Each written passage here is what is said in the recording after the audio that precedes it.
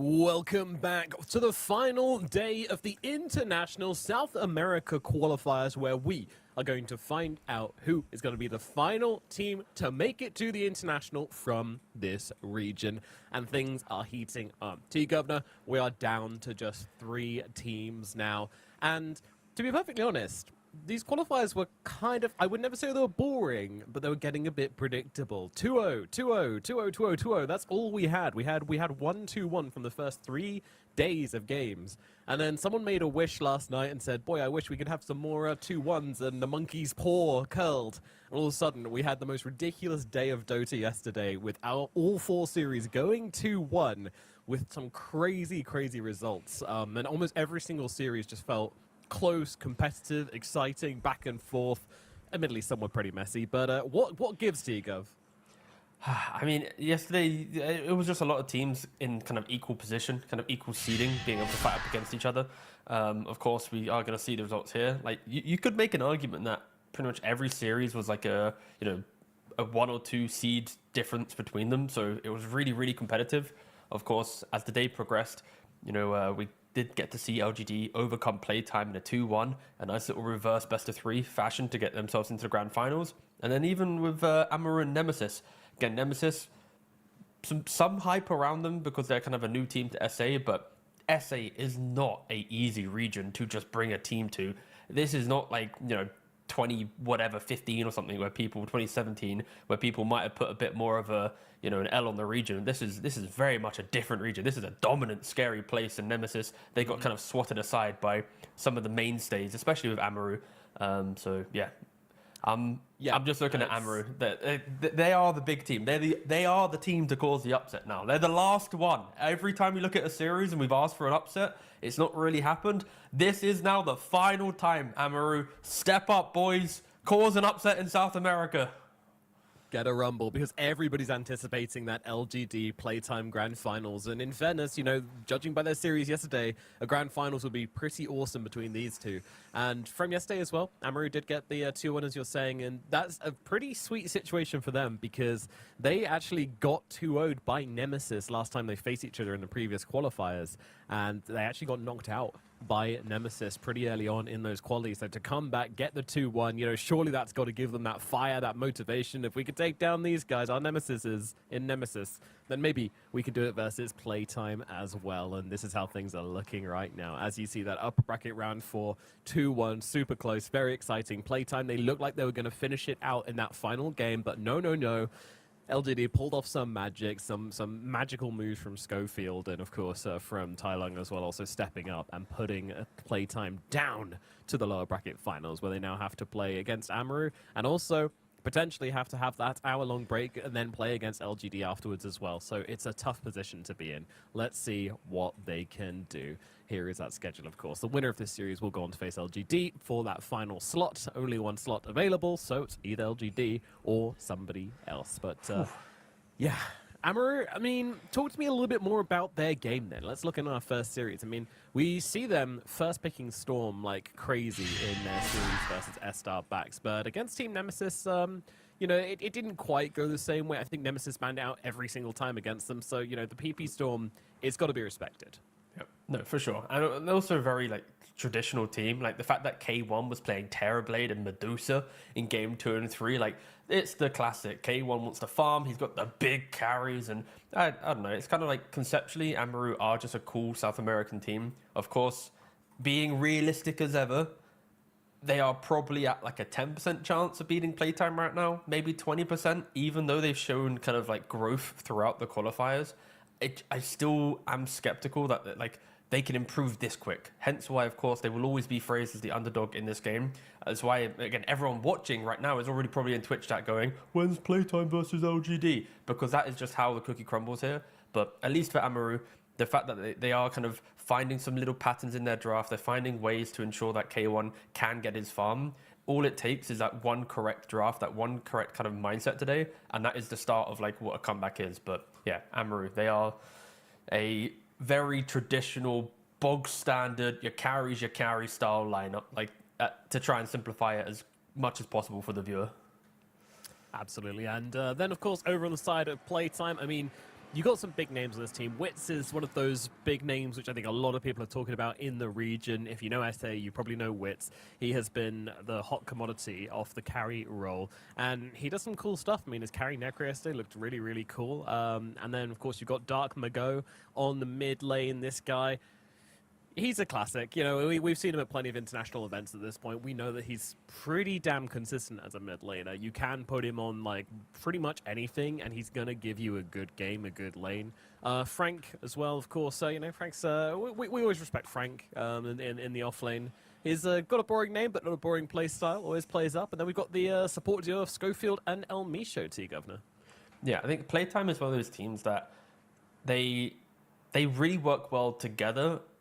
But like individually, you might have like Dark Mago in the past, right? He wasn't like a player that you would always go, wow, like what can this guy do? But I feel like them on this roster over the last like half the year to a year, they've kind of like morphed to be this like really just dominant team. Again, like it's not a individual thing, it's more just the combination of all. And that's a really cool thing to see in a team that is like you have just like matured together. And I like the fact as well that I think Playtime, they identify problems and then they just full send a solution. Like they don't second guess themselves. Like even like yesterday, they had like the SF carry. He's like running around with like top net worth, contesting ancient stacks. Like he's just being really like forward thinking. And I think that is why Playtime often is a favorite in any matchup, outside of course of the LGD kind of 50-50, because they are always just like, they have that aura of they can be competitive at a tier 1 level. Where like when you look towards the other teams, you see kind of like the mistakes, the fumbles, the lack of like identity, but Playtime, they have it with absolute spades, be it from Kunkens and whatnot from the mid lane, or Wits just being a really just, you know, star carry player, something that, you know, everyone should be talking about, honestly, even though he's, you know, Tai Lung has stole the spotlight for South America this year with like standout player. Wits easily is in contention for standout player of the year as well. Yeah, for this region, absolutely. He's just put in some crazy performances and absolutely gives the aura you want from your carry. You know, just someone young, someone scary who's going to come in. It really is the old versus the new in this matchup. K1 Hector, this old carry player who's just been around for so long now and been a staple of the SA region versus Wits, the younger blood, and we'll see who comes out on top in this occasion. Amaru. Unfortunately, not the favored matchup here. A lot of people will be expecting Playtime to take this one as we head into a rematch for the grand finals. But who knows? Amaru, they're able to kind of learn something from yesterday, then that's kind of key. But hopefully, I mean, there was a lot of Dota played yesterday. You know, they played 6 games of Dota 2 yesterday. So surely they've picked something up. They've managed to kind of refine their style after all of that. Yeah, I'm also just trying to quickly double check what... Before Playtime, what was the team called again? They were sponsored very briefly, right, by... 5 seconds remaining. Radiant team I'm trying to think off the top of my head. Was it... Radiant team Pain. That's it. South American Regions Pain. Cool. Yeah, nice. Got there in the end. I just wanted to double check the head-to-head matchup between these two teams. Because, of course, with multiple name changes, at least with the orgs, they've not faced, but 100% they have played before. I will just need to double check that. Meanwhile, in the draft, we do not have a Storm ban, but Playtime, they are going to grab the Hoodwink. So, Amaru, do they want to just lock in the Storm straight away, or will they go down another path? 5 seconds I'm expecting it, I won't lie. Interesting. You just haven't played for so long. Interesting. Kind of expected Playtime and Amaru to have some games under their belt, but based on my quick Wikipedia search for Pain Gaming, South American Rejects, and Playtime, at least Amaru as an org hasn't faced Again, that does feel like I'm missed. That has to be close to impossible, surely. Either way, stats would never lie. Hoodwink first pick into Storm Spirit. Is indeed, yeah. I mean, nobody's surprised to see the Storm Spirit first pick. You know, it was first pick every single game they played. And then first banned every single game by Nemesis. Nemesis did not want to give it to them. So, well, I'm interested now to see if they what they banned to protect the Storm Spirit. If there's any particular matchup which PP just says, absolutely not, I'm not playing that one. They didn't really respect the Viper when they were picking it in the Estevac series, but into Dark Mago, I feel like you might want to respect it a tad more. He's very much like a system mid laner player. Like he's not playing mid to be the star. Like he's not like, guys, I'm gonna dominate every game and you have to put focus on me. Like he very much kind of slots into, you know, a little piece of the puzzle to help his team. So at least for me, I'd be thinking about Viper. And the thing as well is like when you first phase Storm like this, you reveal your hand so early and there's no flexibility that it also kind of invites playtime to just like pick their mid on 14-15. Like as much as you might go, maybe they want to hide it a bit more, you don't have to hide it. And the Ember does get banned out. That was a hero that was getting banned in previous series. Again, a very good pick into Storm, just plays quicker onto the map. You farm fine. You just kind of, you do like 5 actions in the first 10 minutes compared to Storm, who does maybe like 1 action, which is like TP. Ember will run around and do stuff. So I respect that ban for sure. 5 seconds remaining. Lane itself isn't too bad, but yeah, you just cannot match his speed of rotation. Even regardless of the Storm Spirit, it's just a Storm. Ember is just very, very good at the moment. Ta-da! Nyx and Viper does come out for you. All right. Happy Tea, Governor. Yeah, they've actually drafted it in kind of a cool way as well, because Hoodwink will probably be 5 here, and then Nyx is your 4, and Viper is kind of... 10 seconds remaining. You're getting 2 more picks of information, and then Viper might still go to offlane and instead of mid. Like, as much as I said the mid matchup's cool, they have drafted in a way that they're kind of keeping it a little open, mainly because of the type of hero that you've picked in regards to Nyx Assassin. And then Amaru, of course, with the Wind Ranger pick. I mean, a little bit of respect. These South American carry players are absolute menaces on Wind Ranger. Even the imported South American carry players are menaces on Wind Ranger. Yes. Always got to make sure you've got a plan in place to deal with the wind. Otherwise, she can just run you over. And don't feed her. That's definitely what we learned from the one of the games yesterday. Just don't feed Wind Ranger. She will just run you over. Such a deadly hero to kind of snowball against you. Yeah, But Viper should stop that happening. Yeah, Amaru's kind of in an awkward spot in the draft because they've picked heroes that are good for them, but right now there's no hero that kind of glues the draft together. And it doesn't really kind of like, it doesn't make sense at the moment, right? It's like if Wind Ranger carry and Storm mid, they need to find farm, they need to do their thing. Now you need to find supports that can bring some fight. Supports that might even need to be able to rotate and kill the Viper. Because sure, Wind Ranger carry has Wind Run against a Viper, but outside of it, you're still going to have that kind of constant pressure of Viper existing and that nuisance.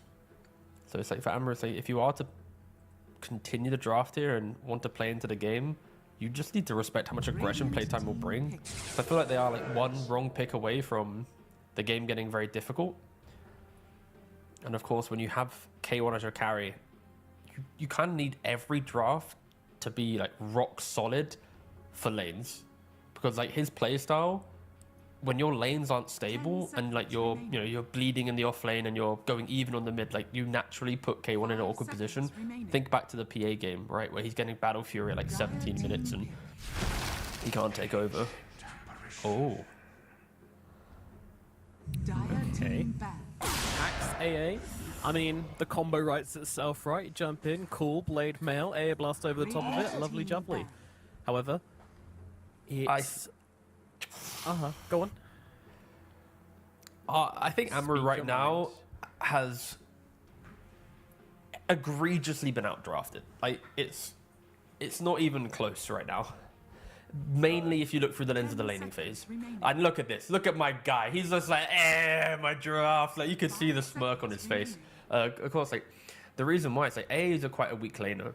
And you're playing into an Enigma. Sure, on paper, in the mid to late game, you know, people watching this game will go, of course, Axe and AA, the Storm, that's great pickoff. 100%, I agree. The pickoff potential is beautiful. My fear is, like, getting these heroes online takes a lot of, like, understanding of, you know, just matchups and what you want to do. And unless you pick a big anti-Enigma carry hero, which are getting banned out by playtime, the Gyro, the Bristleback, Enigma will take your tower. Viper will beat Storm mid. And I'm going to guess Wits will play some super generic carry, like some... Maybe not Kez, but just some dude to exist top. It doesn't have to be anything special. Like, as long as you can just go even 5 with Axe, seconds remaining. I think Playtime's going to be very happy. But the lanes are a major problem right now for Amaru. Yes, yeah. You're going to struggle to get out of them. It's also an amazing Viper game as well. Like, this is Viper, which has the Storm Spirit matchup, the Axe matchup as well, which is also really good. You got to find a way to deal with this hero, and I'm not sure they have it.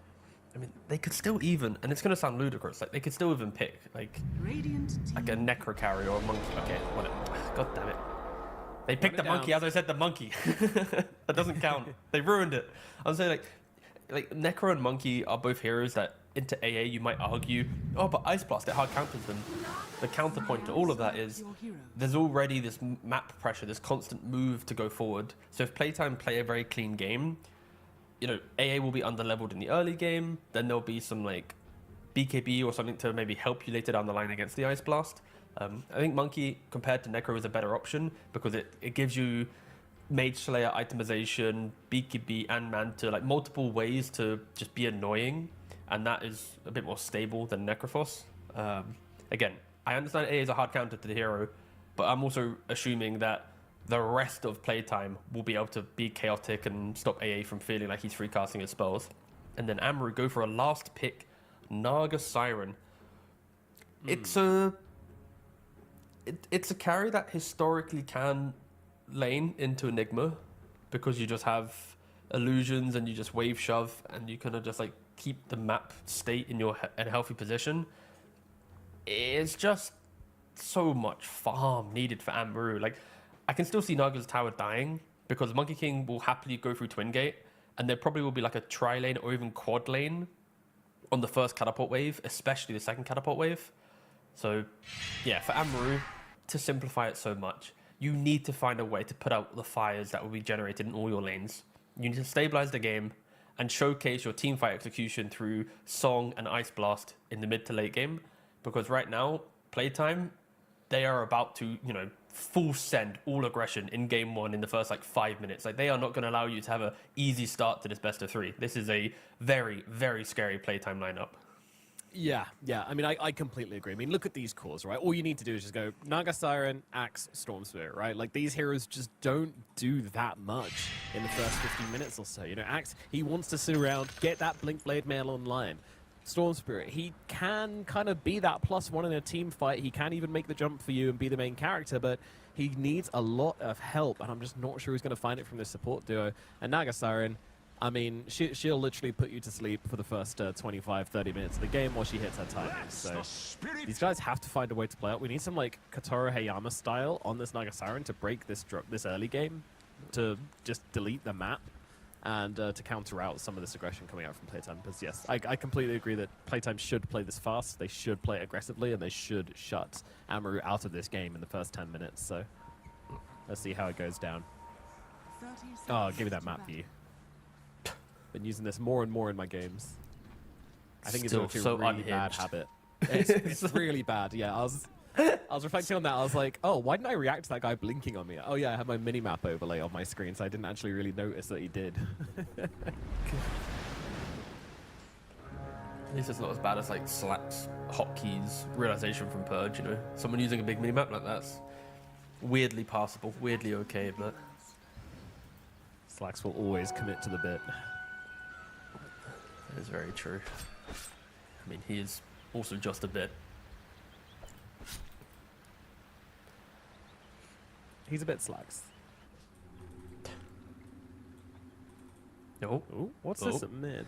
They're doing the old let's kill Viper because it's a really scary lane. But Dark Mago, he's not aware of this. He's still stepping up. Oh, this could be bad. Panda wrapped in behind. In comes the Axe as well. Good damage out onto Dark Mago. Can they get the first blood here? I think they can.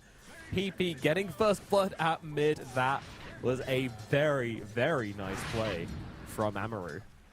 Really, really important. Like, we've already stated how how strong the lanes are. The matchups across pretty much 2 out of the 3 lanes are just advantageous for Playtime. And I'm a bit surprised that Playtime weren't thinking about this. You know, they're one of the teams that used to do this themselves. They used to like to run heroes around, and Elmisha was in a pretty good spot, but was unable to break the smoke on the Axe. Yeah, I don't think he was even looking, to be fair. But I have a question though. Do they?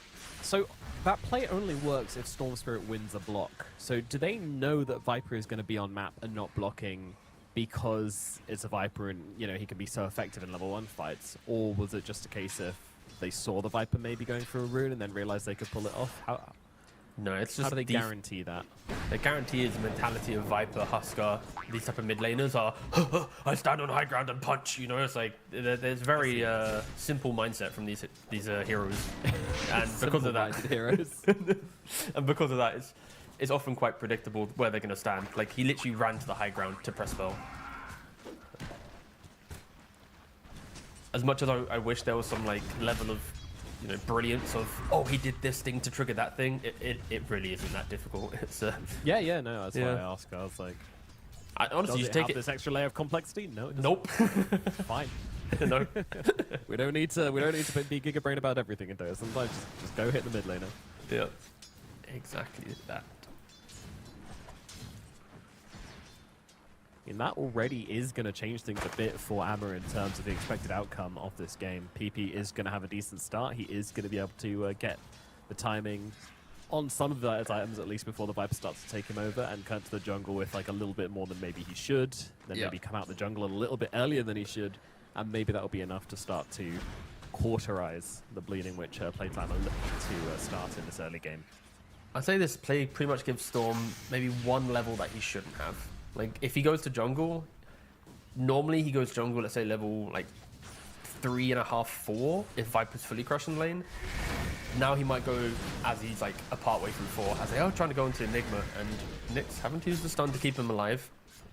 Yeah. Very good pressure, though. Schofield, though, making sure that Mr. Frank is absolutely fine, and he is trying to play up here into the Lotus. I don't think Schofield's going to win this one, though. But there's a ton of Eidolons here just bullying poor old K1, so the trade isn't that great. And, Blood Grenade comes out, but K1 lands the net out onto Schofield as Panda runs away from the Eidolons, but K1 gets a kill, and they will not take down the Panda Ancient Apparition. So, all in all, big win for Amaru, again, down in the bottom lane, 2-0. Yeah, I mean, fair play, right, to Panda and K1. Like, the way that they've put their skill build, they are utilizing the fact that Ancient Apparition, the reason why he's not that strong of a laner is getting a cold feet connection early on is quite difficult. But K1 goes for the early point in the ensnare. And as you see here, Panda does go down, but maybe Frank... Yeah, there you go, he does that. Yeah, Frank will die to that. Meanwhile, El Misho falling up in the top side as well, so yet another kill going the way of Amaru. Playtime are playing a little fast and loose in this laning phase. It's very, very good from Playtime. Just didn't anticipate this this level of aggression from them, honestly, from seeing some of their previous games. So, yeah, just really happy to see it. They are just keeping themselves topped up, but they are also throwing a lot of resources for the fight. And the Viper and the Monkey, they're not the ones to stop that. I mean, Schofield is just absolutely just pesky. Boots win, and go crazy. And maybe die to Illusion? Nope. Panda is going to die to the rotation from El Misho. Genek comes in, but El Misho's already on top and immediately throws a blood grenade in his face, trying to kill off Schofield. Will not find him. Genek, that is a poor rotation from you, buddy. Punished by Frank. Amaru, they overplayed their way into these lanes, but now they might be overplaying their way out of them. Less than ideal. Oh, it's such a shame as well, because like they got like the correct kills to be able to stand their ground. Again, the Monkey Viper, like I was saying, like, they've not been shut down. It's just like kind of the other little pieces of playtime that were getting punished. But now when you get this kind of like chaotic death bottom, now Axe by himself top, El Misho goes back top, you know, one mistake just really creates this domino effect, and teams like Playtime, they instantly capitalize on it. You know, unlike your Nemesises, your X5s, all the other teams in the qualifier, you kind of look at Amaru's play there, and it probably would have been just net positive for the team, right? But it isn't the case. Their TP's bottom, all these things instantly punished. I mean, I kind of respect the idea from Genek there about basically saying, Schofield, this kid's going to die here, so I'll get something in return. I think trying to save both of these side lanes would have been a pretty fateful mistake. You just need to double down on winning one of these lanes, so coming down to the bottom, probably carry forward of that sort of concept. But yeah, the execution, you know, turning up with no abilities, no mana, and half health is pretty ideal. Now in the mid lane, Genek dares to try to get a little bit of farm, and Misho and Muggo will bring him down.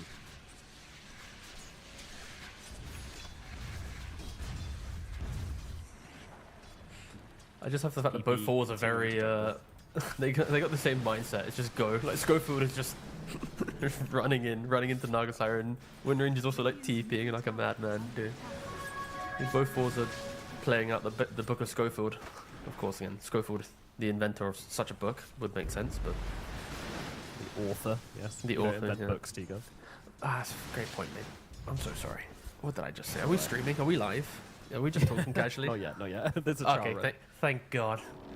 I know that when we scrim our casts, I say stupid shit. Inventing a book, though, that would be kind of hype. Inventing a new form of book. I guess Yeah. that's what they did with a Kindle, I suppose. See? Yep. nice. Wits did steal the Shrine of Wisdom with the Wukong's command there. Nice move from the Monkey King, utilizing the power of this hero in the early game and the area denial to just go and steal a Wisdom. So even more sadness for Amaru. Things starting to pull back as expected. Naga Siren in the jungle. Storm Spirit in the jungle. Axe in the jungle. Hell yeah. It's probably not great, yeah. No. Yeah.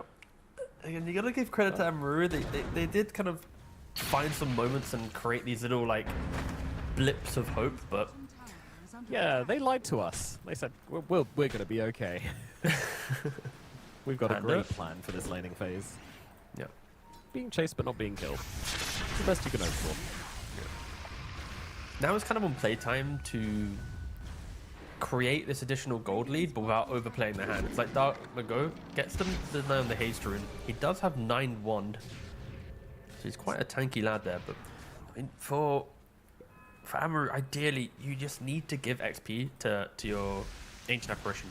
Like, he was very sacrificial in lane. He was level 2 quite early on when Naga Siren was level 5. But if Panda, sure, also lost double wisdom. But if he can get level 6, it's a very simple kind of get back into the game, right? It's a smoke kill monkey one time, smoke kill viper one time. You know, get some gold back on your side, and then hope that Naga Siren just keeps farming up the jungle. Bushwhack Oh, what a on 2. bushwhack, man. Panda's going to fall here. Genek as well, not looking too great. Might even black hole this? Ah, don't need to. Click him down. Genek is gone. Back to farming we go. Back to dominating these lanes. I'm actually even surprised this tier 1 at bottom still standing, honestly. Dire's middle tower is under attack. Radiant's bottom tower is under attack. And that's where kind of like the Naga Siren value comes into play. You can hold the wave up a bit. Again, delaying the inevitable. Like, unless you have like perfect laning Radiant's bottom and you're never rotated on, like Naga can keep the tower alive, but in reality it is so difficult for Naga Siren to truly hold her ground. She's not like Gyrocopter Bristle level of I park myself in front of tower. It's also about efficiency. Like Naga Siren level, like, you know, 5+, you also kind of want to hit the jungle and lane. You don't want to just be doing one thing. Yeah. Net worth. Very healthy for playtime. Lane. Big jump in onto Mr. Wits here. Wits, though, going to be able to pull off the Wukong's command, but it might not save his life. Although Dark Mago coming in from the side with the boots of travel. PP desperately trying to finish off this Monkey King and will be able to do, though. Gets him down. Zips him through. Gets a kill, and no one's going to die in response. So, all in all, good move from Amaru. Again, little plays, just small moments, but it's pretty big impact. This is their best thing to do, right? You can feel the greed just exuding playtime, right? Like, they're showing on all lanes. They don't give a shit. Like, they're just literally just like, we are going to get as many creeps as possible, and if you kill us, you kill us. Because of, like, I feel like how they TP'd. They didn't over-rotate on playtime. They weren't like, oh no, our Monkey King's dying. It was like, oh, yeah, he's dead. Meanwhile, Enigma farms bottom, and, you know, they kind of lap up all the other areas on the map. Kind of feels like they're just chilling, waiting for the kind of the sync of the first items. Of course, Boots of Travel on the Viper so he can be present. The Mage Slayer about to be complete once the courier gets the Monkey King. Uh-oh. The Eidolon Viper delivery service is not something which Panda would ever subscribe to. But nevertheless, here he's on the receiving end. Got a lifetime subscription. It's a very naughty combo. Structures are fortified. I mean, Viper is such an immobile hero. So as soon as you get boosted travel and there's a clean way to make the move, you're always going to want to go for it. As Genic gets jumped by the monkey and Nyx Assassin top into sharpshooter, and he is dead. Also, I think credit to Dark Mago in this style of game where they are progressing the map really nicely. I really rate the idea of Orchid. Kind of, it's like an underbought item, but like realistically, let's say he gets it by minute 15. Axe, Storm, Wind, A8, like none of them are going to have a Dispel at that stage of the game. Of course, Naga Siren will have a Manta, but you know, the Viper's buying it to shut down the Storms, the Axe who jumps in with a Blink Dagger, to further help that aggression. Yeah, just a little bit more utility for the Viper, and make sure that whoever he drops that Viper Strike on, they are definitely going to drop. And of course, the natural Storm counter when you don't have any sort of stun or any sort of silence on your team. It's always going to feel really nice, especially if you see that he's not going for that Greaves build. You can take advantage of that. Yeah. No, he very quickly showed treads in this game, and yeah, just further kind of amplifies the item choice from the Viper. Yeah, really big fan. Orchid's such an awkward item because sometimes you buy it like 2 minutes too late, you don't gank with it, and you look at your inventory and go, why do I have this? But if you buy it at the right time and your team is fully understanding of this type of game you're playing, it should be respected more. It also helps that Viper with Shard, you can progress the map. Enigma with Eidolons, you progress the map. Like, it's not as if they're missing any way to actually close out a game if they are to get, you know, 10, 20 kills from this sweeping map pressure that they are slowly trying to start applying. Yeah. To continue on the Orchid situation, though, do you remember we were talking about like old Dota games the other day, and that Anti-Mage one with the bug timing and everything? Yeah. I ended up K1. actually watching that game. Oh, big gank in the jungle onto K1. Misha going to scoop up the kill once again, and immediately they're looking to connect now. The back and Frank gets a beautiful one there, catching out both PP and Panda. Bye-bye. Wits will take them both down, and that'll be a double kill for the Monkey King, but set up beautifully by Frank. Blink Dagger reveal. It's just a team that you just know, like the way that they play, like they just should be at TI, you know. Like there's no other way to word it. It's sad, isn't it? Yeah. I mean, it's sad the fact that we're not going to see them and LGD. Ooh. He is getting hit by a call. Wits making some mistakes here. He's going to try and use a change of the guard to keep himself alive, but Panda's going to be here as well. Lotus? Blood Grenade even coming out here, and in comes K1 from the sidelines to take off the kill. Axe will get the credit, and it did die on the side. PP with a long jump, looking at El Misho here. El Misho would be a great target, has that streak upon him, but the stun comes through, doesn't matter though. PP brings him down, and that's a 5 times kill streak, going to the Storm Spirit. Now he's looking in for more. Damago still healthy on the side, looking to try to help out on this one, and he's got an Orchid on the courier coming to him, which could surprise them. Schofield trying to get out here, does actually get out of the vision range. The song's gonna come in. He's trying. Oh, they think they have him, but they don't. Schofield, he's still gonna just straight up leave.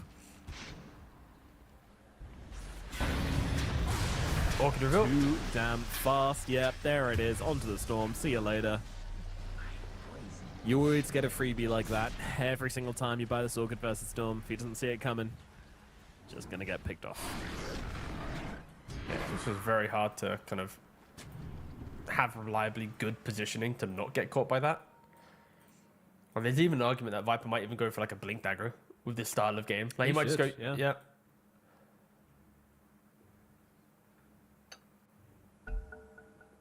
Viper Blink has not been that uncommon in some of the MMR games I've been able to watch. Oh yeah, they removed being able to watch friends now. It's so sad. Yeah, it's even worse. I mean, I literally have no way now. Basically, I have to like beg people to stream on Discord, and that's about it. Like with the loss of the seeing the high rank games, it's like it was kind of okay for me. It's like I have like a lot of friends in like the lobbies and stuff, little pros. So I was like kind of chill, and now it's like no, I'm affected. I'm like no, please. I was again very privileged and very lucky. So you know, cool, but.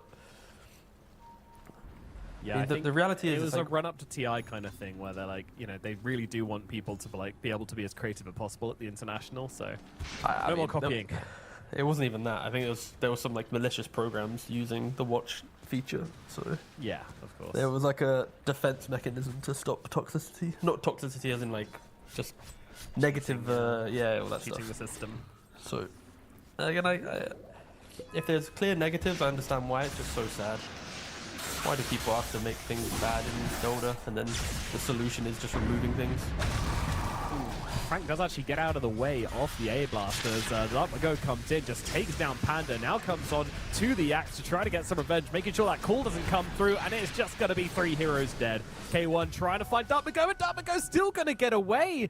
And meanwhile, Denek is dead elsewhere on the map, just to the Monkey King. So all in all, 4 heroes dead on the side of Amaru.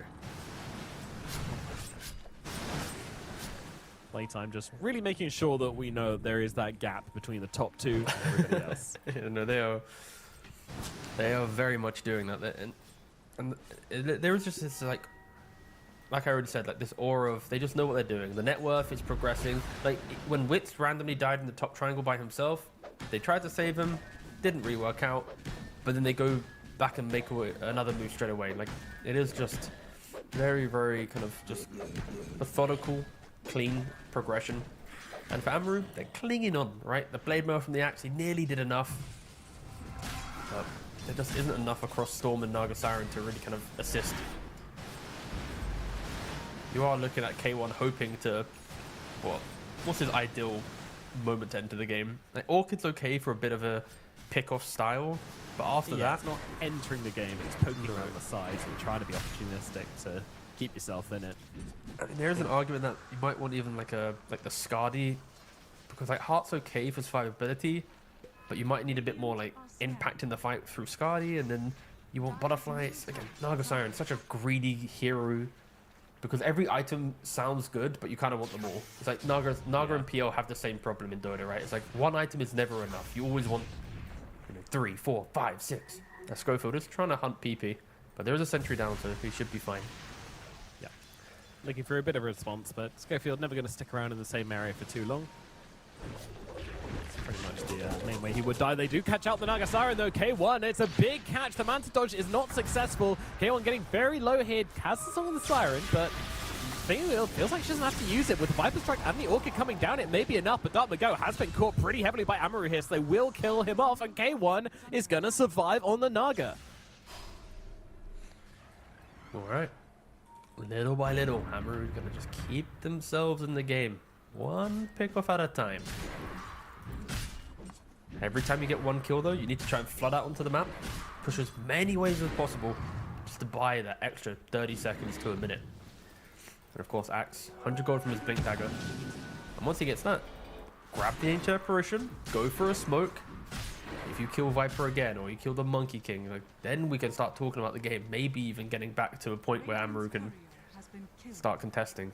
But they need to play out the macro game. Shove waves and pick off. On a 5-on-5, that's a whole nother debate. That's Wits dancing with death here. Blink Dagger on the Courier. Focus Fire coming out. Misha looking for a moment here. Wits, he's going to pull off the Wukong's command. Makes it awkward for the Axe. Axe, he's just going to go on the backlines. Does find both Dartmago and El Misho, but he may have bitten off more than he can chew. Not really able to finish off either of them, and is going to die on the Axe. Now everybody else, it is time to scatter, run to the trees, but Wits, he is looking to punish Mr. Janek. You dare focus fire me? Well, I'm frozen solid, so nothing I can do about it. But Panda will get gunned down instead. Dartmago getting off the poison. They will run down the Ice Cube. Kind of look like maybe even a moment for Amaru. It's just a shame that I think they just got excited at the prospect of like, we can actually take a fight, and they started throwing their spells out so early. You know, the Axe Call, the Ice Blast. Hero's not really in position to follow up. Ice Blast I think only connects with the Viper anyways. But at least for Amaru, as these little kind of skirmishes progress, they are going, that's how we do it. It's not as if it's just playtime, crushing kills, getting like 30 kill lead, you know, some insane like dominant performance. There is like little, and like they said, these little things aren't going Amaru's way. They're stalling out the game. That is all they can do right now.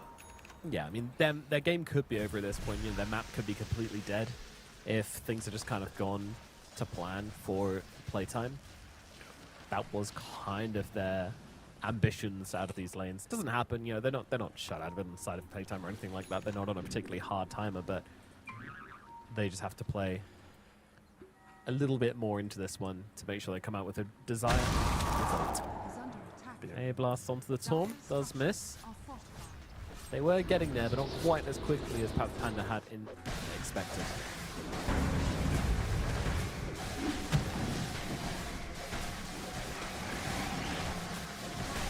Now Enigma with BKB. Yeah, the team fight is so scary from playtime. Like the fight construct, it's like the Nyx or the Viper will start the fight with some kind of Viper random Orchid entry or Nyx with the Vendetta. You clump up to try and kill him because Naga acts, of course. Even Storm Spirit to some degree, they all want to get in melee range, right? Which will then just open up for Frank to find his entry.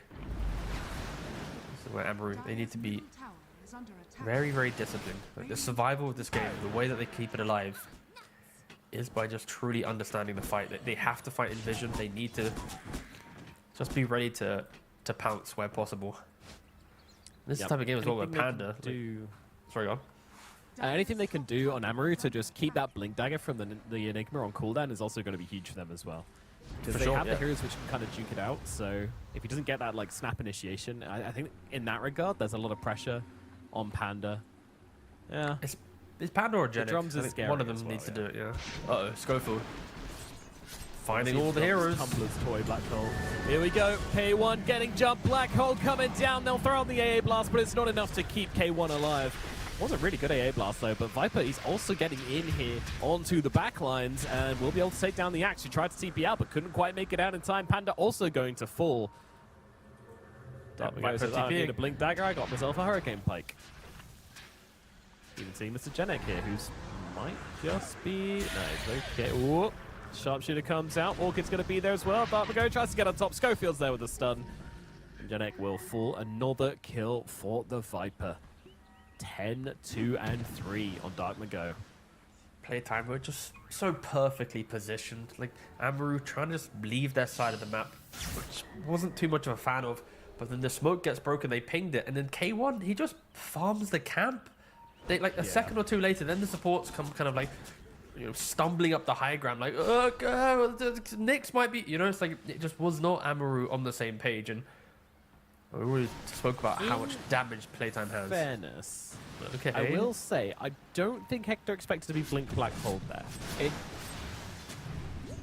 there. There may be a world where he's expecting to get like silenced by the Viper or something and just be like, yeah, you know, kind of gonna take the risk and then get the counter initiation with the Axe, the AA, etc. Like they were setting up for a bait there, you know. It wasn't K1 just completely ignoring the threat. Like the Axe was in position, the AA was in position, the Wind Ranger was in position. The problem was they just blinked back on. There's nothing they could do. It was a bait which, yeah, it did not work. It's also, they probably shouldn't have just been walking around there. Like, if you are to make a move out onto the map, you're looking for quick picks, you're looking for recruit waves to die, heroes to fall, so you just need to respect playtime more. Like, with Monkey King Nyx in the game, even Hoodwink, these are some of the best heroes at breaking smokes.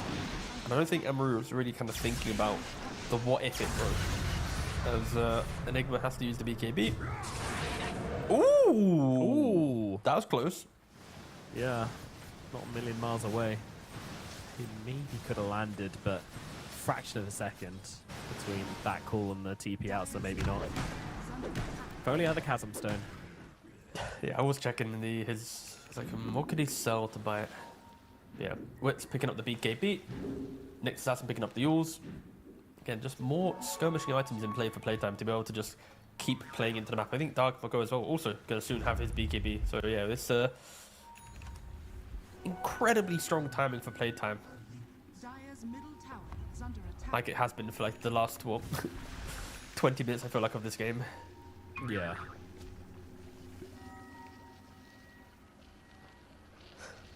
Dire's top tower is under When all we know is that Dota Plus really does favor certain heroes, you know what I'm saying? I didn't watch the video that was on Reddit, but there's some 50-50. There's a Anybody's Okay, game. all right. Think about Storm Axe late game. Axe, ever annoying. Naga Siren. Whew. They are just forgetting how do you get to the late game. That's maybe the thing that Dota Yes, Plus is that not is the factoring in. Yeah. Yeah. is under attack. But if you close your eyes for the next 20 minutes and playtime don't do anything, technically it is 50-50.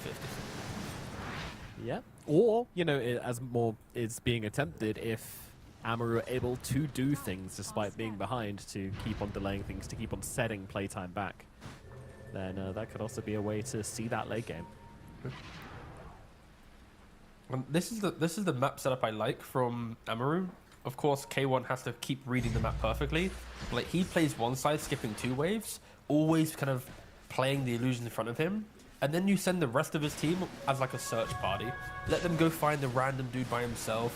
Maybe you smoke down to your Naga if you need to, but as the game progresses, I think Amaru are just improving their kind of general positioning. As Enigma goes for a 26-minute Midas. He did have it in his quick fight, to be fair, while buying the BKB, so he was never hiding the fact he wanted this. Wow. He feels the game. That is a surprise. Yeah. I mean, he went for high pacing in the early game, and I think he's realizing that the game is just slowing down. Like, he's level 14 compared to level 13 on supports. Of course, it doesn't give him XP, but I think just the level difference between offlane to mid does kind of show that he's not farming as much, right, to get as much gold. Just goes ripping through the map into the Roshan's pit, revealing that Wits is up to no good. Furious George smacking away at Roche and then hit with an ice ball.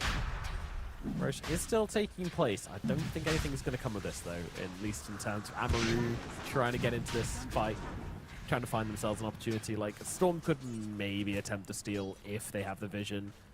They'll have to take another 25 seconds to take Roche, though. Which, to be fair, they are scouting out, making sure that there's nobody around.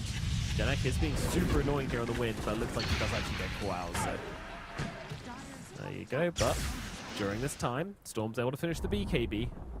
He did actually catch the sharpshooter for absolutely, like, they're completely blind. He was just behind there and ended up getting hit by that stray spell. Let's see. Okay, another blast coming towards the pit here. It will give them the information, but a little too late. It was a fraction early. The Storm could have made a zip over, but maybe not actually, as he's got an Omnisho on him at the moment.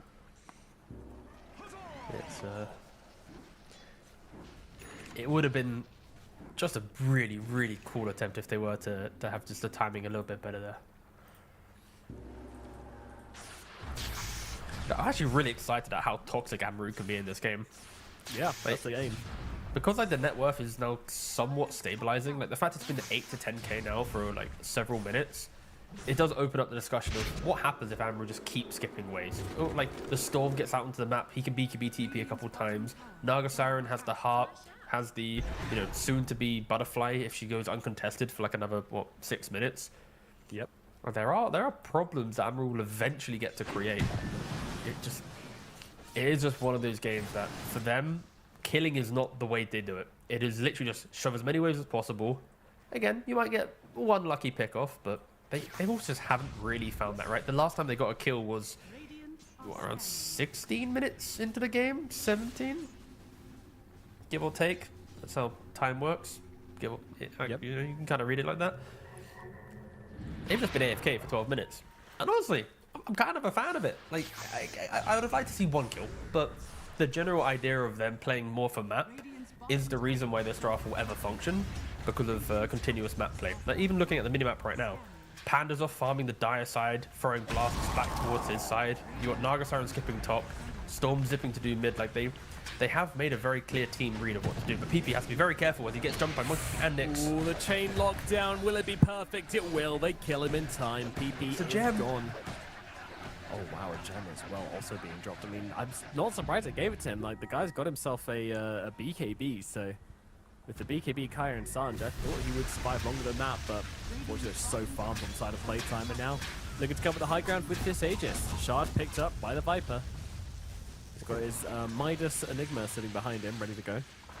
Interesting that I was expecting K1 to at least try and twin gate one time to grab a couple of the bot wave, because Panda never opted to move from lane to skipping.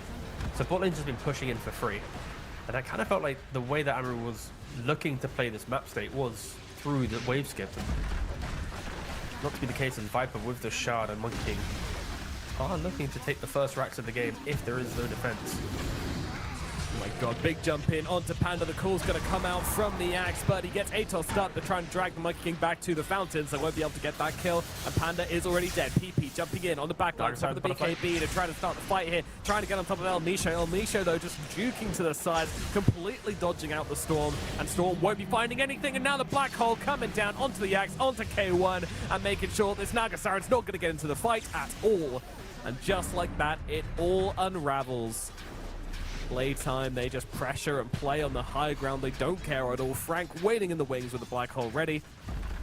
And there you go. Yeah, just such a simple move from Playtime. They see the creep waves just not get skipped and go, all right, thank you very much, walk down the lane.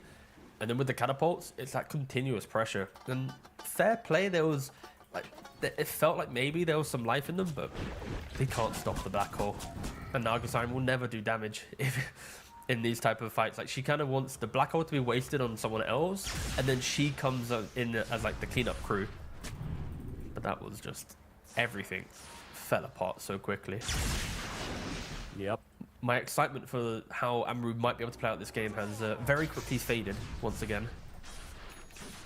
Yeah, I would be inclined to agree, unfortunately.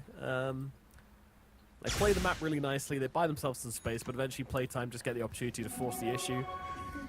And Amaru just did not look like they could play into them at the moment.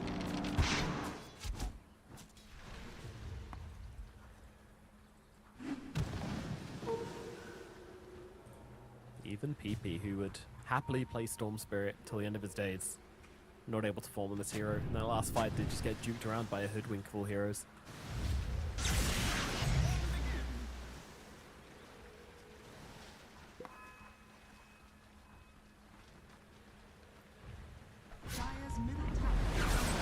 K1 down in the middle lane, just going to straight up show himself under the tier 2 tower, so they should know that the team's behind him, and there's just absolutely no way that K1 does this without a lot of teammates behind.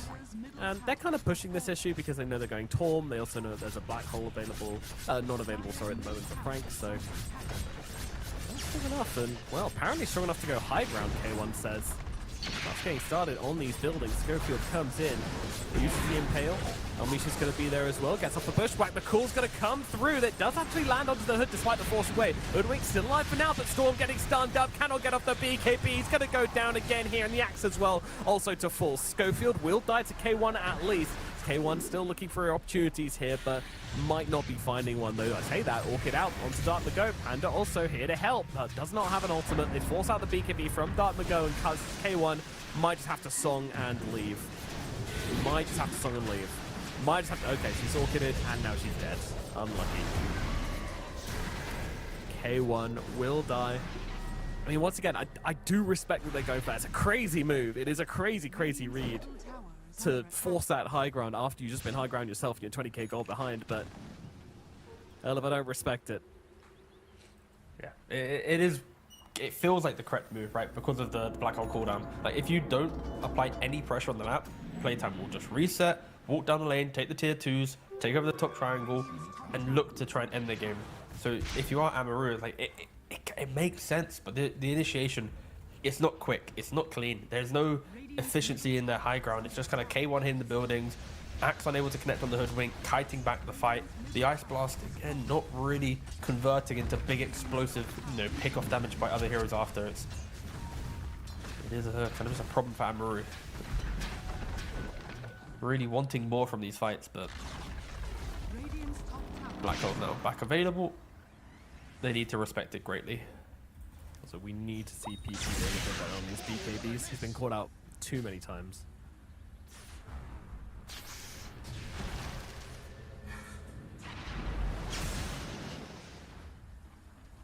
Just getting chain locked down in the enemy base like that is just not ideal. Witchblade going to come up shortly for Storm to accompany his BKB and his Kaya and Surge.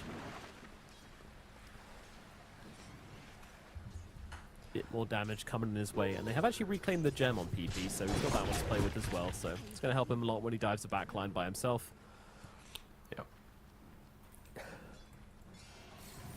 And in true Nagasaren fashion, the game has very much become Naga with the net worth, and everyone else just kind of like, get what you can. I'm just kind of stealing it all. Which also just further hurts the game, right? Like, at this stage of the game, normally Axe is looking towards having already, you know, progressing to refreshers or lotuses or like, his next big item. But with how despair the game's been, with how kind of desperate the style of play Amaru has come to, all your net worth is just injected into a single hero. As I have just lagged. Oh, also they have really lagged. has. Wonderful. Yep. Well, thought, okay, I was worried it was just me. Little team effort there. No, you're all good. You are. We're all in it together. Perfect. Yeah. So, Viper got the Skadi. That's a scary one. The next assassin actually Schofield going for Wind Waker, which is really cool. So, hoping to, at the very least, use the axe. At the most, save somebody who is getting jumped by the axe. Or potentially the Naga Siren with the net into Orchid as well. Also pretty devastating. Skadi also finished up by the Monkey King, so double Skadi on the side of playtime. Close, but not quite. Going to be a problem inside that Wukong's command. Now moving in towards the MKB, the Monkey King. Enigma, meanwhile, he's moving for a Shiva's Guard, so... Shivas, of course, nice little burst of damage, and also gives you that extra AoE, which will be very useful for, you know, if you got any spell you like, which you like getting a bit of extra AoE on. I'm sure Enigma does. Gee, sorry, says K1 as we're back into it.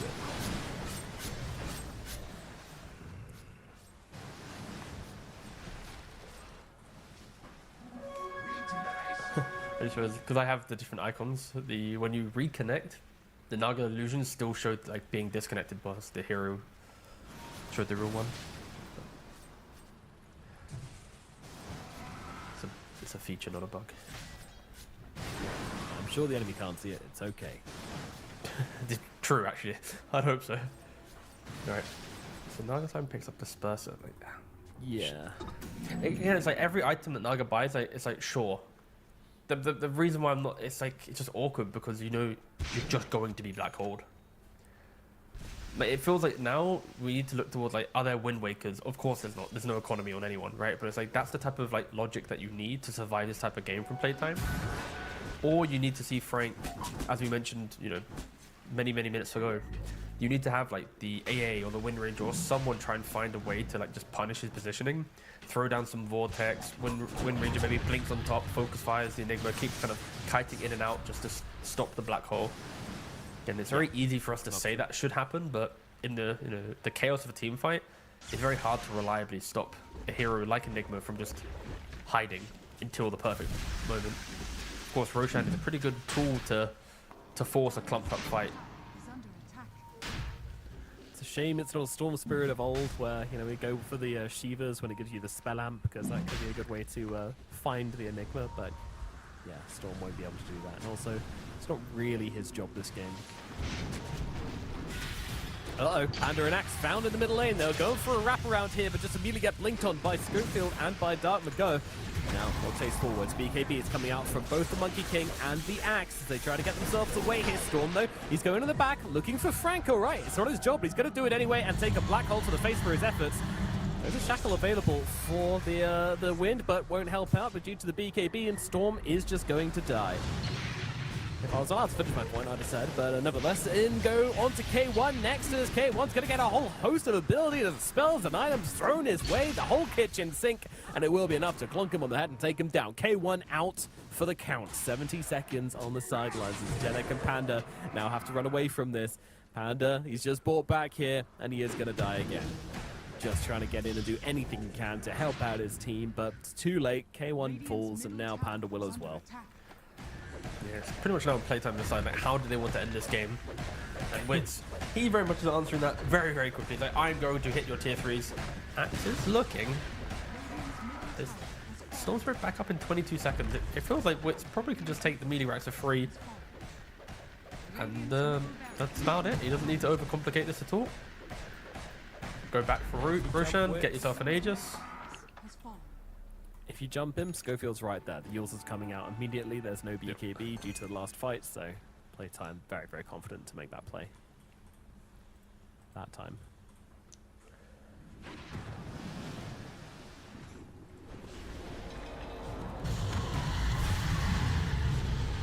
Ocean Roars. It's so uncomfortable for Amaru. The problem is as well, it's like, it's really hard to even kind of think about a way in which through gameplay they can win now because of all the weaknesses throughout their draft. Like, just their early to mid game was as predictable as possible and so difficult to overcome. And then you're also playing into Enigma that will just black hole the guy who's most important, right? It's a real shame that Amaru has kind of put this upon themselves, especially in such an important best of 3 for both the organizations, right? To be able to get themselves into the best of 5 against LGD. You cannot have drafts like this. This is not the day to be off your game. It felt like Playtime really handed it to them on the plate. You know, they're like, sure, take the Storm. Oh, the Axe is available as well. Go for it. And then, of course, K1's going to take that greedy hero. Just really, really does leave the doors wide open for Playtime to just sort of walk in with this aggression. You mentioned the Viper from way downtown.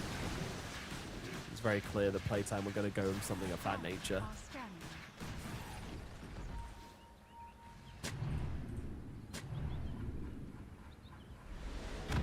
Go deal. Looking for an opportunity here to get on top of Panda, and he finds it. Panda is gone in the black hole, coming down onto the Axe and onto the Naga Siren, and they are just completely eliminated, removed from the game, and maybe removed from this entire game 1, as it looks like it is time. Yeah, GG is called. I was gonna say, there's not much coming back from that one. There's no buybacks available. Wukong's gonna come down just to make sure Genek falls as well, but game number 1, oh my goodness, Playtime. They were all over it. It did take 41 minutes. I'm surprised that the clock is showing 41 minutes, because I didn't feel like this game took that long, because Playtime were just kind of constantly just furthering their own game, you know, never really took a big step back, just the occasional core death, which didn't make too much impact. I'm guessing Dark Mago, Frank, and Schofield's cameras have frozen, or they really are locked into this ancient fallen. Yeah. They're like, No one's moving until the next game. You know, they're just locked in, ready for the next one. Very good, T Governor. Very good. You would fool me. You would fool me if it were another day. Imagine if he did disconnect here. That would be a pretty awesome boy who called wolf moment. But yeah, game number 1 for Amaru looking absolutely crispy. Yes, your plan was indeed moving, T Governor. oh, It gave the game away. spoil it, man. know, I I'm actually sorry. thought I looked pretty good. I think my eyes were It was watering. close. But It was yeah, close. nice, Yeah, nice, you're nice. doing well. You're doing well. Thanks. I was on the rocks. Good. Yeah, okay. Yeah, let's look at some highlights because this game, as much as Playtime just dominated, you can at least look at some moments for Amaru, which was like the none. Playtime just dominated this game. It was just an absolute outclass, and I am looking at Playtime pretty much trying to replicate it again. They look to be able to break down lanes, they break down the map, and they just know exactly what they want to do. And I think the sign of a good team is when you're an aggressive team, you're never going to have, 0 deaths. It is inevitable. The caliber of players in any qualifier, you will always have some deaths. The good teams bounce back from those deaths and make it feel like they didn't even mean anything. And I think that's what really put Playtime in such a dominant position. Sure, the game lasted 40 minutes, but it's like there wasn't like a single death in this game where you're like, now Amaru is 100% going to win this game. It was always like, and now Amaru have to claw themselves back in. They have to do this thing, and they have to skip this wave, and they have to smoke kill this guy. And everything always felt so complicated because of how efficient Playtime were, again, through draft and play. So I'm really hoping for Amaru, they respect the laning and general map play that Playtime bring, because I think it is just, putting it bluntly, it's unacceptable to pick Naga, Axe, and Storm and try and beat Playtime through like map play and efficiency. Like the reason why Playtime is a team that gets to international tournaments and contends with all the big dogs is because of this aggression they bring. So I think it's just a strategical major misread from the drafting of Amaru, and I'm hoping they have that kind of like wake up call, because they are, again, 2 games away potentially from getting to the best of 5. Like no one thinks that they can do it. They potentially can. Again, they are the underdog. It's Dota 2. Anyone can do it, but they have to really improve going into game 2 because Playtime are damn clean. Yeah, they are doing extremely well, and they will not let you get away with a draft like this. So I'm actually excited to see. I do feel like, Amaru, there's no way they just run this again. They're absolutely going to try to find a bit more tempo and a bit more control in their game, Will that involve PP moving to another hero where he can be a little bit more active a little bit early on, or will they just ban out the Viper and try to run the Storm again? I don't know. I'm excited to find out, though. But yeah, this is your score line, and who's going to be the MVP? I mean, you could obviously give it to anybody on the side of Playtime. Everybody did their job. Everybody kind of locked in and got it done. I think, trying to think, get inside the minds of the MVP chooser. They do like the big moves. They do like the black holes, but then Dark Mago just kind of rocking on the Viper maybe might have clinched it for him. So who would your MVP be, T? Oh, who would my MVP be? Whoever they show me, because everyone played quite well on Playtime. So I'm happy for production to choose, because I don't want to have to show and pick a favorite. But I would have never picked Frank. My God, that was so obvious. Like, Awful. please. No. Nah, Enigma was a good shout, to be fair. Again, I think just like there are Enigma players competitively that can make Black Hole look like it's a difficult spell to connect on, because they always overthink it. And I think Frank just played a very, very simple game where it's like, I know what I need to do. It's just like, this is the guy every fight. He didn't try and do more than he needed. He just stayed in his lane and he kind of slotted into the aggression that Playtime brought. So yeah, very, very stable Enigma player. That is such a creative way to flame somebody, which I'm absolutely going to adopt. You make that hero look really, really hard. You make that hero look very, very skillful. They're playing something like Snapfire. Such a subtle way to flame someone. I love that. But yeah, no, Frank, he made it look easy. Just chilling in the trees, sitting there with his blink BKB, ready to go. Axe jumps in. No, you don't, buddy. Into the black hole you go. Enjoy your event horizon. It lasts and stretches on forever.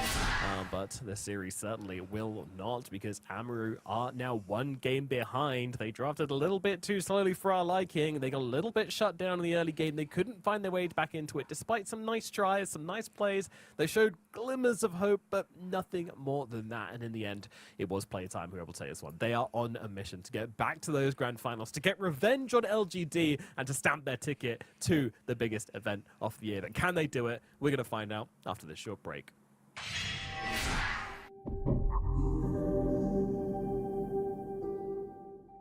The human body was built to move. Not trapped at a desk in one singular posture for 12 hours a day. It's time your chair evolved. This is Secret Lab Titan Evo. Ergonomically engineered for you, gamers, hybrid workers, artists, backing your every move.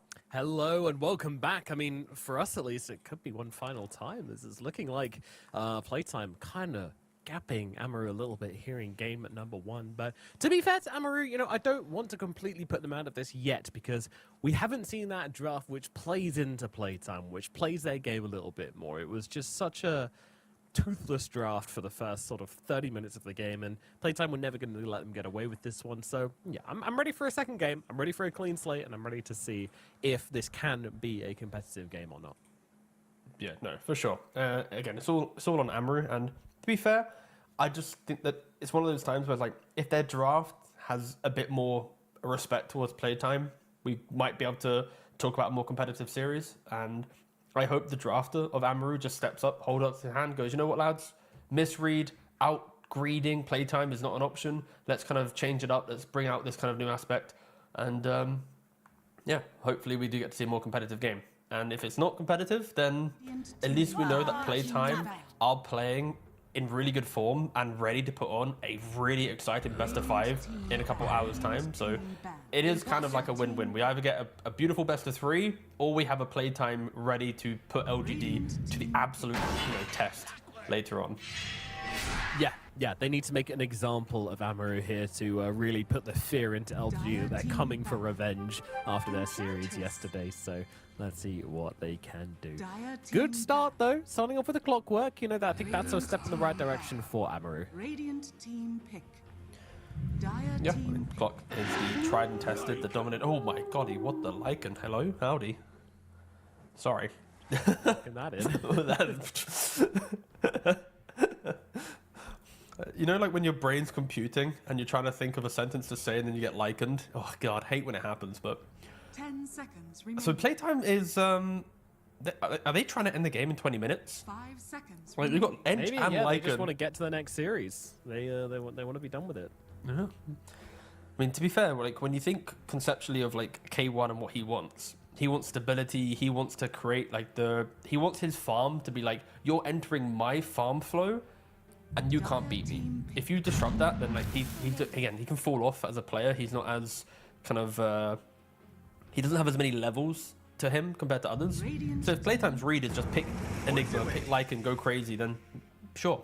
But Amaru, very responsive to the Lycan pick. Crystal Maiden, again, a hero we don't see often, but Frostbite into Enchantress, also into Lycan in the laning phase can be pretty good. But of course, as the game progresses, they will inevitably not care. It's more like an early game pick. And even Pangolier, another early game pick. With Swashbuckle and those moves, you can try and deal with this aggression and defend your towers.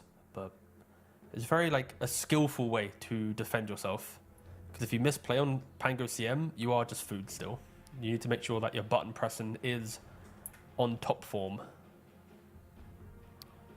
Yeah, absolutely. I mean, it's something which can outplay around the Lycan at the right points in the game. Of course, there will also be other points in the game where he runs you with like a nullifier and a BKB and just go, well, my time on this earth is done. Goodbye.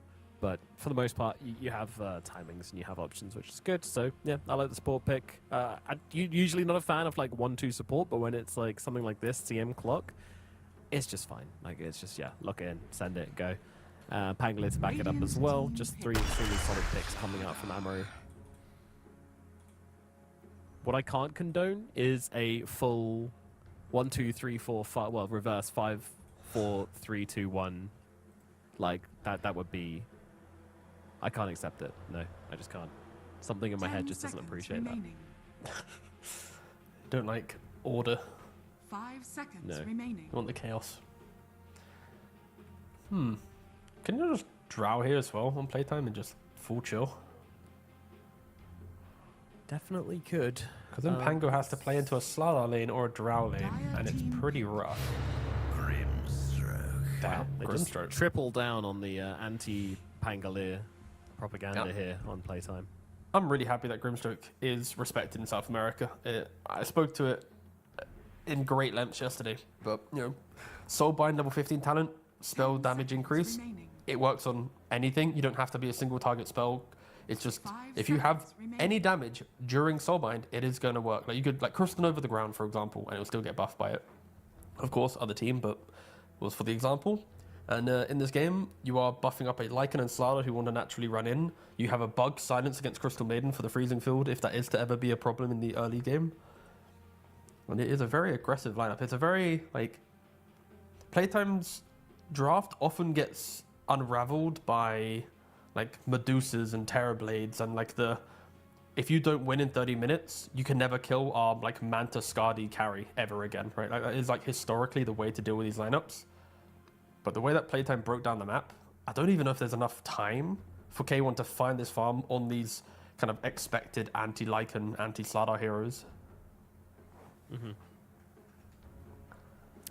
Well, let's see what their answer is, Amaru. Gonna pull something out here. It's time to show what you got. 4th pick. Plenty of reserve time, though. Plenty of time to chat, to chill, to discuss. Will it be a last pick for PP? No, it will not. Oh, yes, it will. Sorry. That'll be K1 grabbing the TB. Makes a lot of sense this game, has to be said. There is very little magic damage. In fact, almost 0 magic damage coming out from Playtime at this draft at the moment. Yeah. 10 The problem, as already stated, is the fact that the Terrorblade needs time to get online, and Amaru has to hold a good defensive kind of positioning with the other heroes. And if that crumbles, we are just going to see a repeat of the last game where it's like Terrorblade skipping waves and having farm, and then everyone else kind of going, please, I hope every meta is like good enough to keep the game going and keep carrying me. So we'll see if they can do it. Like, you can even see from Playtime with like the Underlord ban, it's like, what one hero can they just keep the game like hostage with? Like, whilst Terrorblade's out on map, like what offlane can they play around? Like, maybe Tidehunter is going to be another ban for them, right? Because it's like Tide with Ags, you just gush the wave, you're chilling. Underlord with Firestorm, with Crimson, you're defending the towers, you're keeping the game, just progressing longer and longer, buying time for Terrorblade. That's, of course, with the assumption that Pango is going to mid here. Yes, yeah, which Playtime seems to be assuming, or at least they're just banning out the best between both roles. But yeah, there is a Tide gone. Final pick now for Amaru. Mid or off lane, both open to them. You can choose what they want to do. I mean, for them, I mean, I wouldn't mind I know Pango does pack a punch, but something with just a little bit more damage would probably help out. 5 seconds. Radiant team pick.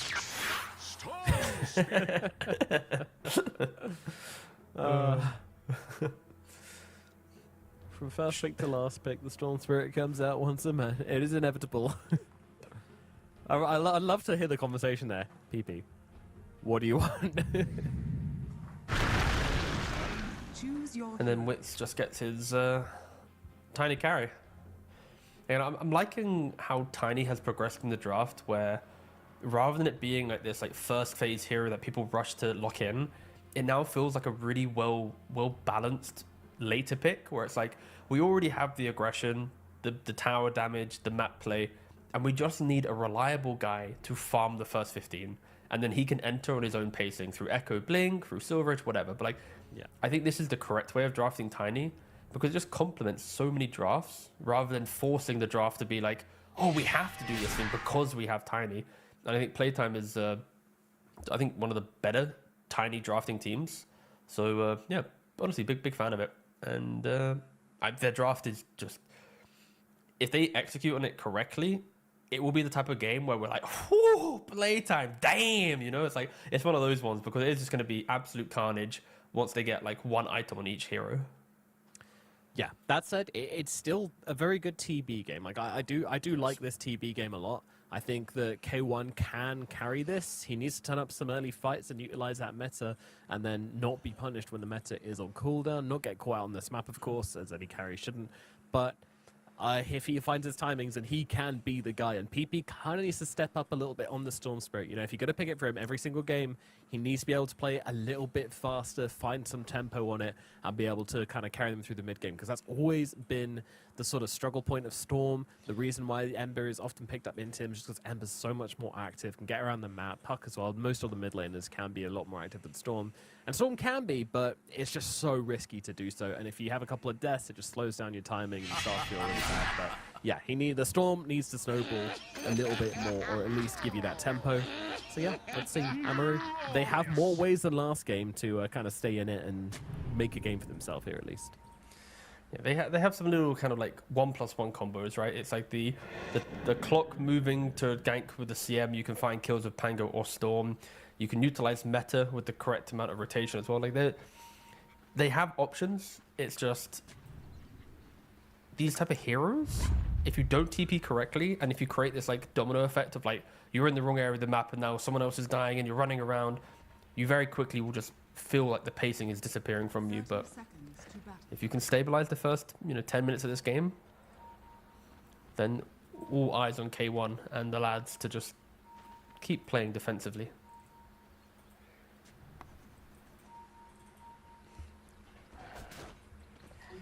They are looking to walk up into the high ground, but met by an inch.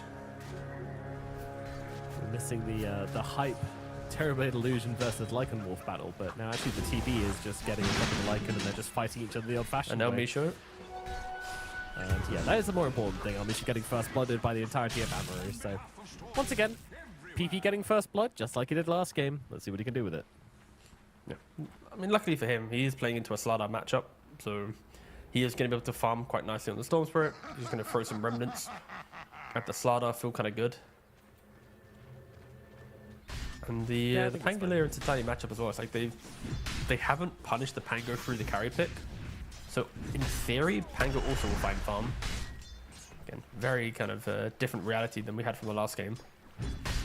You want your mid and off lane to find farm to kind of create this space that we're expecting to see for the Terrorblade. And pretty much if you are an Amaru fan, just need to set a timer for when does Terrorblade have Manta Skadi. Once he hits those two items, it's like they're in their game. They are cooking. They're ready to compete. So set your clocks, keep looking, keep updating. Utilize the the PGL HUD on Twitch and just keep an eye on K1's items. Yeah, I think he should get there at some point this game. Unless Playtime have an extremely good laning phase and can completely crush this one, but maybe not. Yeah, we should be playing quite close attention to this top lane as well. Because both of these players, like Frank and K1, if either of them comes out of this lane with too much, then they can kind of control a game. It feels like very much a farm lane. It's on Schofield and Panda. I think if their positioning is too far up the lane, that's when the kind of the chaos can start. But in reality, Terrorblade versus Lycan, it's just two dudes hitting creeps. I think some other motions coming into play. Like, is the pos 4 going to rotate to this lane? Is there maybe a mid rotation if they see either of them stepping up too far? And of course, in bot lane, Ench Tiny. Very, very kind of simple lane. It's pull the waves, push the creeps, feel good. We are just looking at very, very farm intense side lanes for both teams pretty much. Yeah, of course, kill potential will eventually be there for both side lanes, but yeah, as you say, someone needs to step up or someone needs to make a mistake to be capitalized on. Of course, one of the reasons why we always seem to have some sort of fight happening and some sort of battle happening in the side lanes is often due to the Lotuses just forcing aggression. It's a very intentional thing. It's not just a coincidence that that ends up being the case.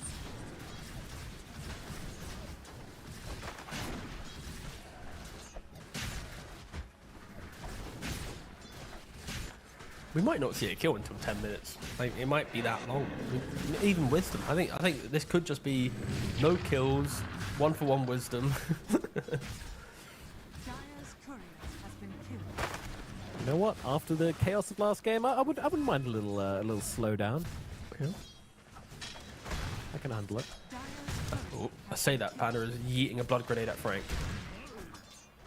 Yeah, showing the aggression here, but not really finding it. Meta used, kill not gained. Didn't get in range for the frostbite. Was trying to hold that. I didn't want to use Crystal Nova. Maybe could have killed if they used the spells, but in reality it was very forced from Amaru. They were just trying to probably get more than they could have. Misha also getting run at. Yeah, he might not be so lucky. Yep. Genek chasing along with Pango. He does have 20 And more that move speed than. should just miss this kill. Oh. Yeah. Boo! How dare you? Should. Oh, PP. Wait, what? Ooh. Goodness me.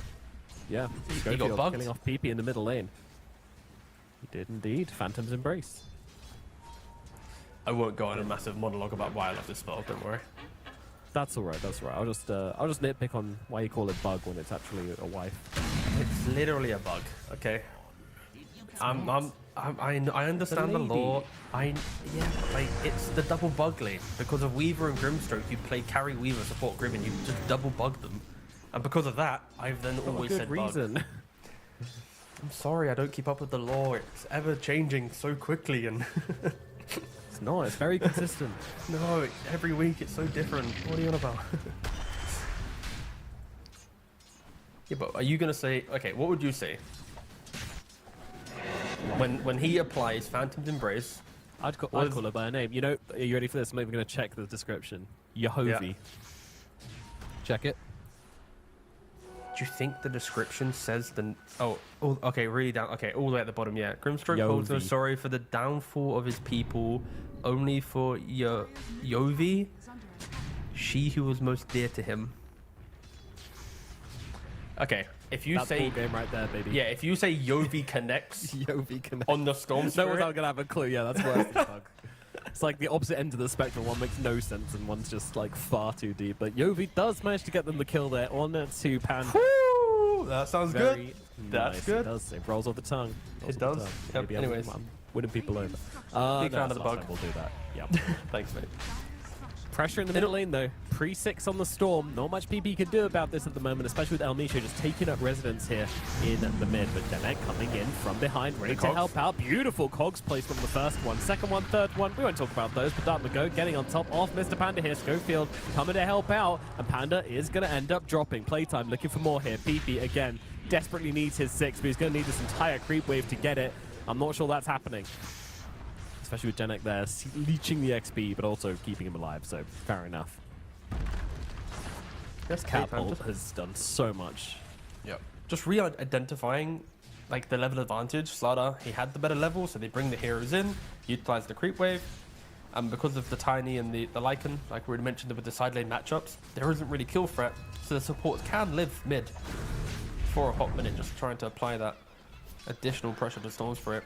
And the best thing you can do against a Storm Spirit is take his tower, you know, relegate him to the jungle, feel like he can always get smoke ganked. He hates that shit. Yep. Not a fan at all. K1 though, trying to make a statement top. Still has his catapult alive. Utilizing the illusions, tanking up the tower. That's very good damage onto the building. Elmisha will come in and kill off the illusion. If he makes another one, he's ready with the enchants. So K1 can't really use a conjure image here. Looking at the... He's going for it. He's not going to reach it in time, though, so K1 might now be in some trouble as Frank's going to get on top of him. The Sunder is available here. Going to use it here onto Frank. Frank now needs to get away. Panda comes in. Frostbite is out. Double keep on chasing on the Lycan. There's a whole load of TPs coming in here. Playtime. They're looking to punish this, but a TP out from K1's going to get him out of danger. Panda, though, probably not quite so lucky. Goes in, tries to look for Frank here, but he's not going to get him. Dartmouth will get the kill with the AD. Yeah. Kind of look like it could be a really cool move for Amory there, but yeah, with the meta expiring, they just didn't have the damage. I mean, even level Sunder, like some Terrorblades don't level Sunder, so K1 had the mindset for this, and they are going on to Wits. With all this move top, it does open up the opportunity to try and put pressure onto Tiny, knowing that, you know, TPs were wasted in the hope to kill off Terrorblade. But Panda, he needs to be careful. He's just TP'd up top by himself, and this will be the Helm of Dom timing for Frank, which will naturally put pressure onto tier 1 tower. Luckily it's only a centaur, no troll summoners or anything like that. And mid tower of course falls during all this shenanigans. Dartmouth he's got the Embers room activated. What can he find? Looking through the jungle, but meanwhile Elmisha has taken down Panda up in the top side. The whole menagerie up here, as well as the stolen K1 clone. K1 just going to take a trip down to bottom. It's going to be scanned out, so Wits will know that there's going to be a TB down here. Meta is available.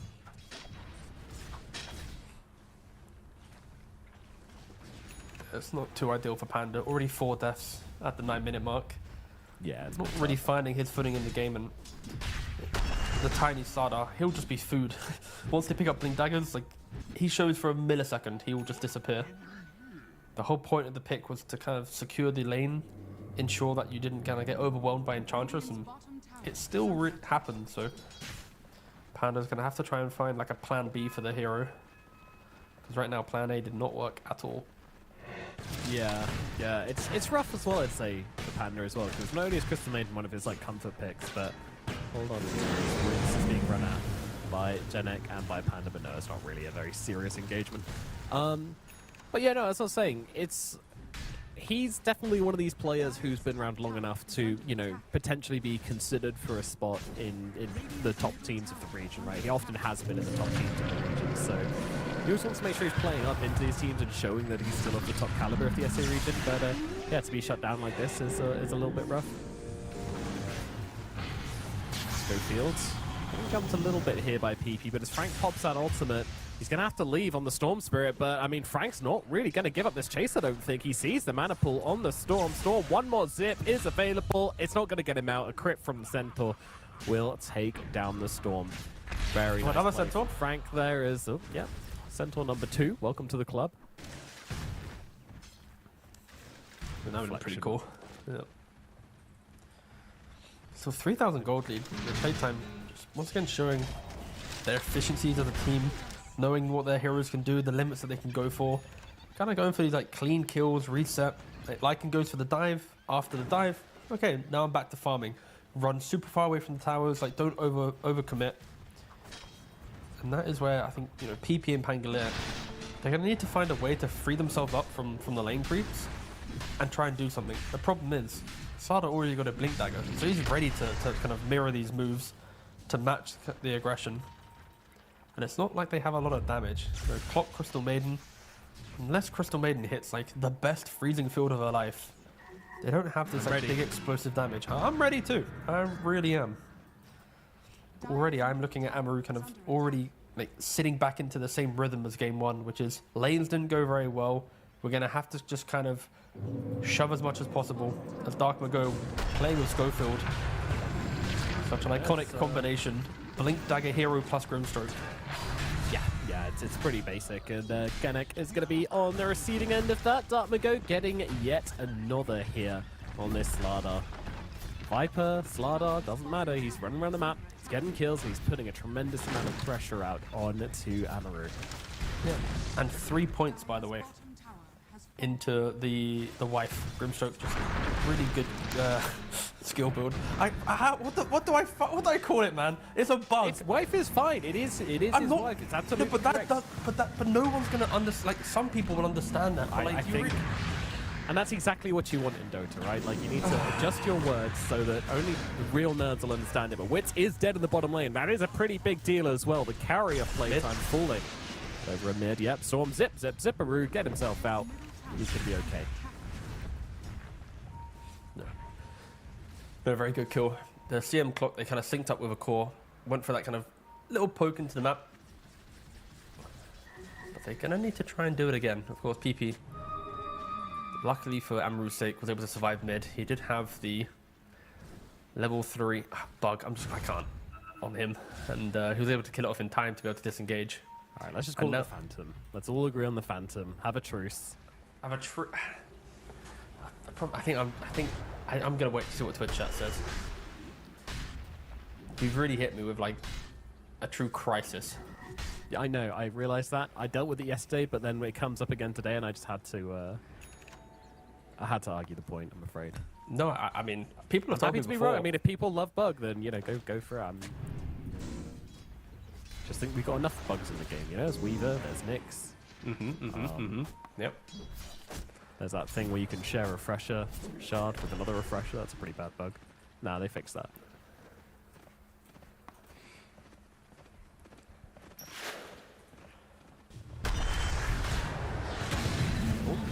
Again.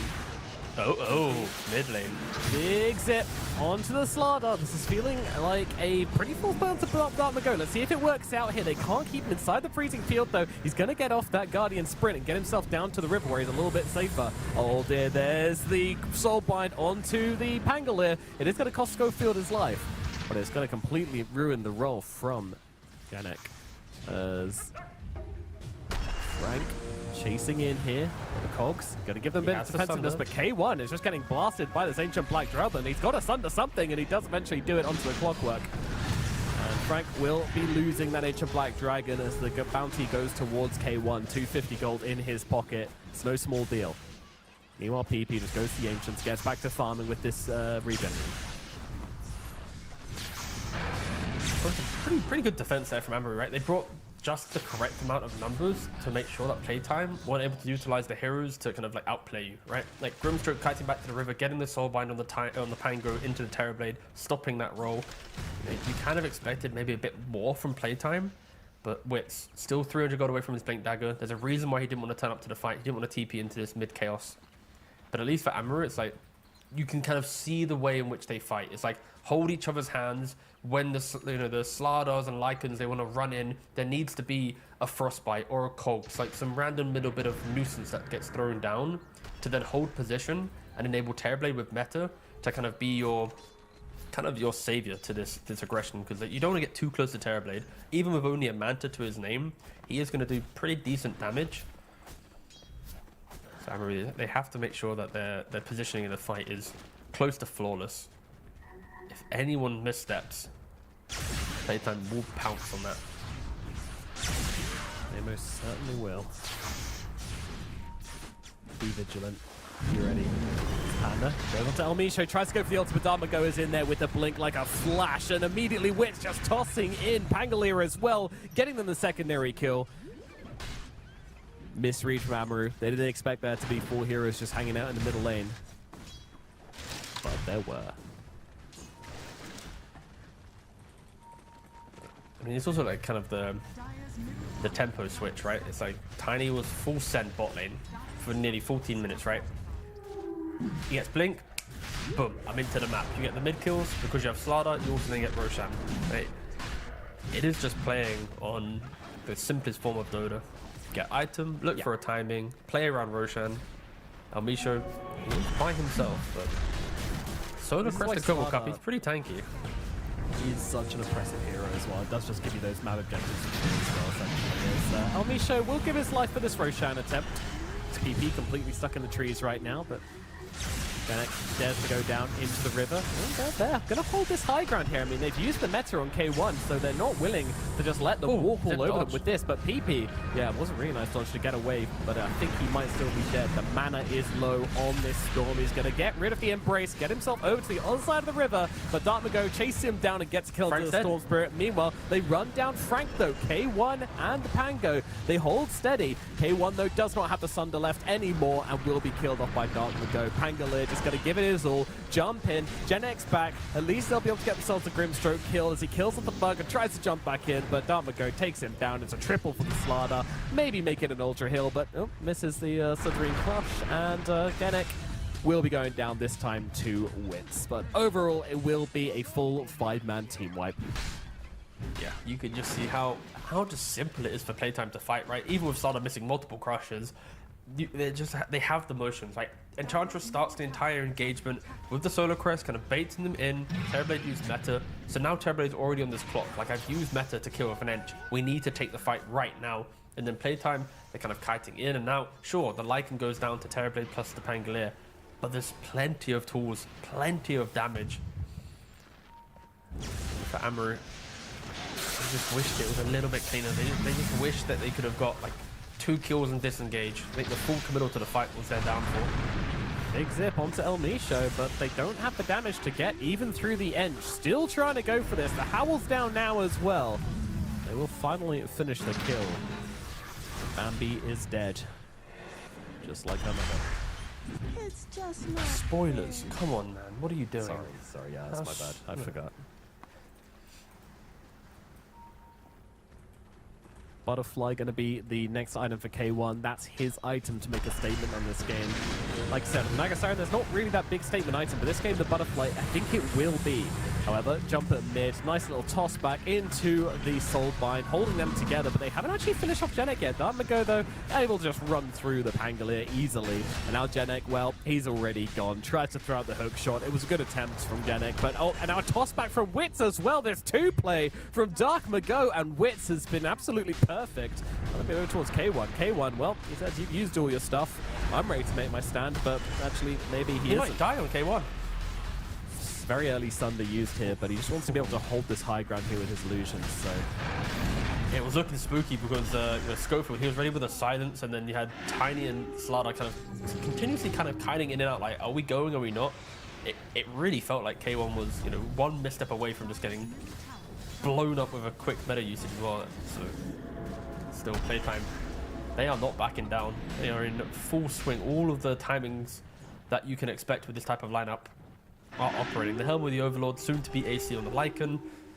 I think just the way that Dartmago has played this game is exactly what you want to see from mid Slada. Just constantly kind of throwing himself into the fights, poking out spells, disengaging, knowing that his team's behind him, and still yet to die as well. With this style of initiation, 9-0-6. Frank is getting jumped, but another Soulbind to hold the Pangolier in place. Still should be a kill like though. It is big, and it will come through. They get that one down, and forcing them back as well with the CM ulti. PP immediately looking in for more here, and will be finding it. Schofield's gonna die. It's a double kill for PP, but oh my god, Dartmago and Wiz just turn them into dust.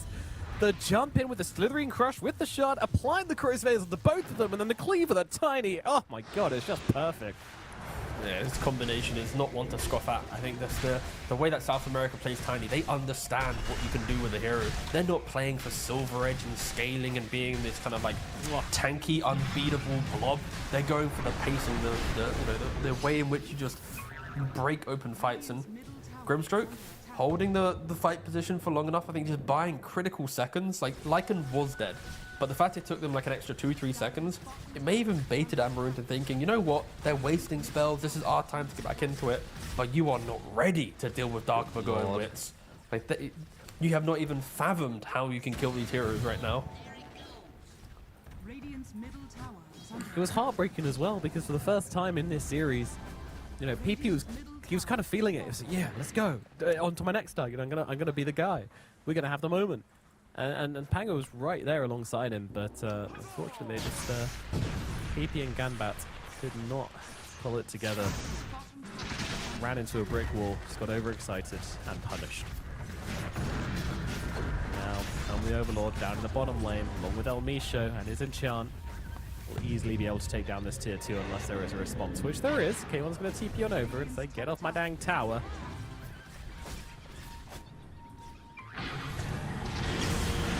Here we go. They're going pretty heavily here. Big commitment onto the clockwork. K1, he pops a meta and starts blasting Frank. Frank's in trouble here, but both the supports on the side of Amaru are already dead, and now they'll move onto the TB, and TB cannot get off that Sunder. K1 to fall, and down goes the Pangolier as well. No showing out from PP there. He zipped himself away, wanted nothing to do with that one, and fair enough considering the state of that fight. Frank, he's got so much armor now with the plate mare, with the buckler, throws down a howl. The team just cannot burst him down like he wants to.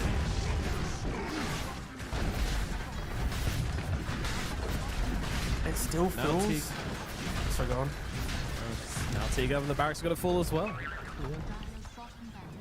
I'm just still so... I'm like, for playtime, I'm still kind of upset for them. Why is that? Because just knowing that there's a chance that they may not be able to bring this style of Dota to LGD. If they are to lose the LGD, they're not going to TI. Like, we've said it multiple times, like, I want to see this team at TI. I also want to see LGD at TI. Like, yeah. Like having such dominant performances in your region, like normally you can see the path, like, they'll get there. So it just feels like there's a little part of me that it is sad to see Playtime play so well. Even if they're in the lower bracket, it's sad to see LGD play so well through the upper bracket. They have dominated this series. It's a rough one. It is.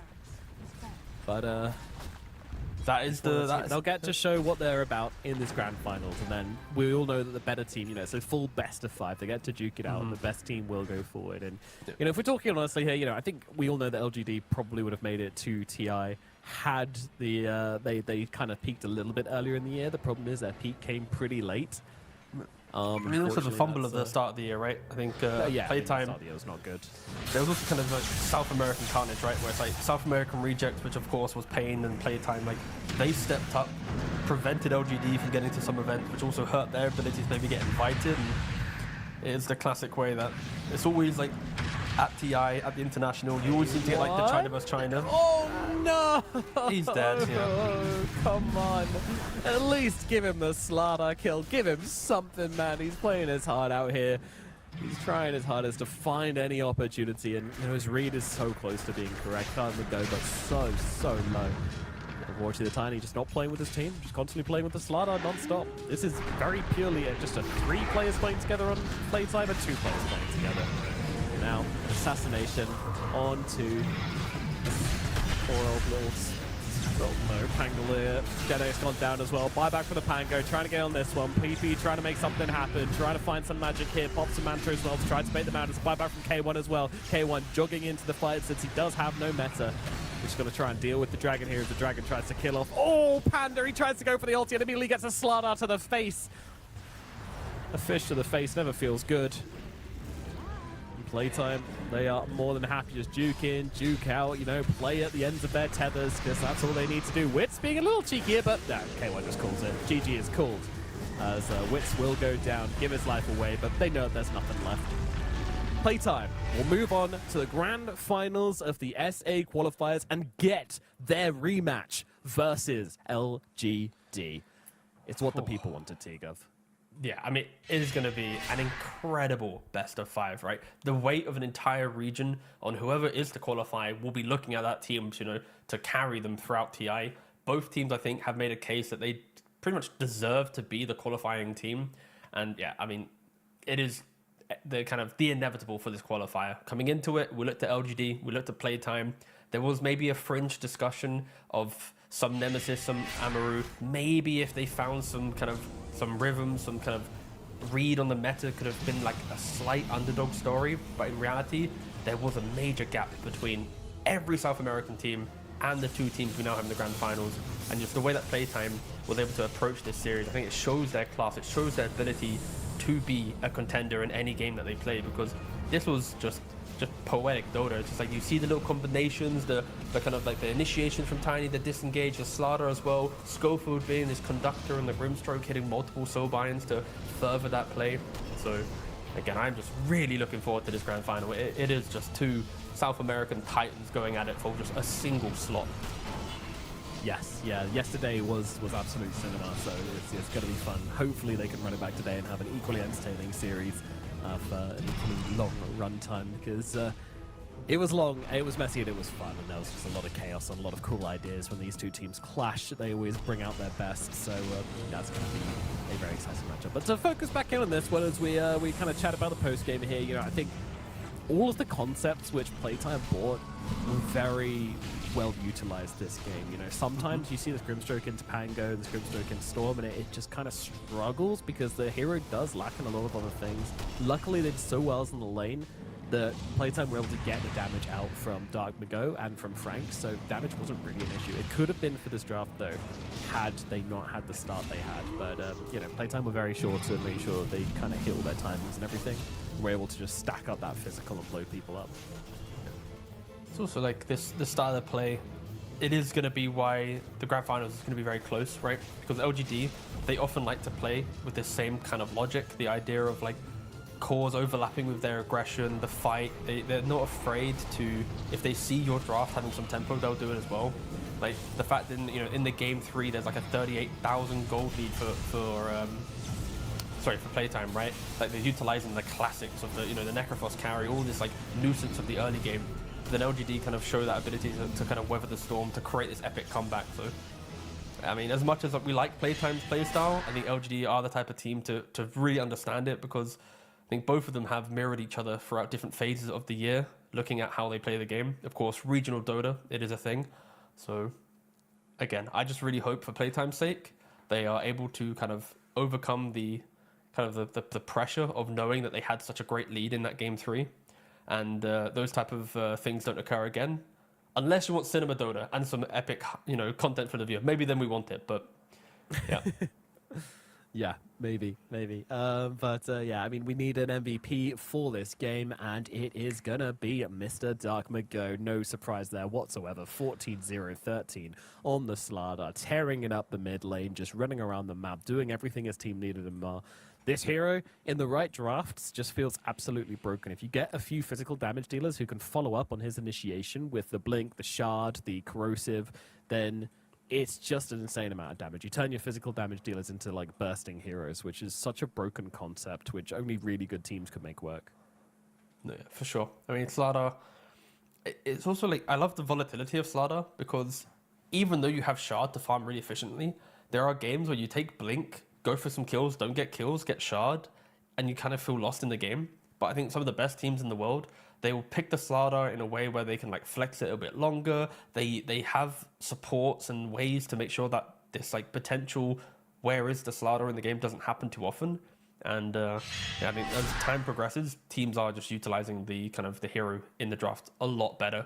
I think beforehand it felt more kind of just forced, and now it's just like it is just a really, really great pick. But yeah, I cannot wait for this best of 5. It's probably, I think out of all the qualifiers, I think it's probably like, of course, Europe has its hype, but I think South America probably has like probably the most eyes on it for this grand finals. I think like the entire world talks about these two teams, and the entire world really just wants to know like who is going to be the South American team.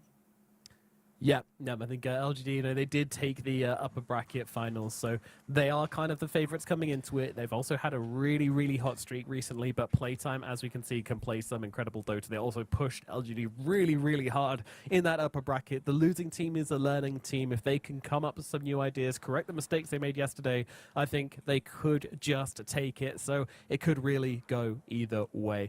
That grand finals is coming up in about an hour's time. We are going to give the players a chance to have a break. We don't want to just force them to do a best of 3 into a best of 5. That could be kind of messed up. So they got a little bit of time to relax, unwind, or do whatever they want to do. Probably queue a pub, maybe lock in, and discuss some strategy for this final game of the qualifiers. And then it's over to Cap and SVG for those grand finals. From me and T Governor, it is goodbye. We've loved bringing you these games. It's nice to have a holiday over in SA for a change. And yeah, I mean, what a region. I mean, final thoughts on the region as a whole, T Governor, from like all of these smaller teams like Lindorfitos and all these little guys we've seen around the place, S-Star backs as well.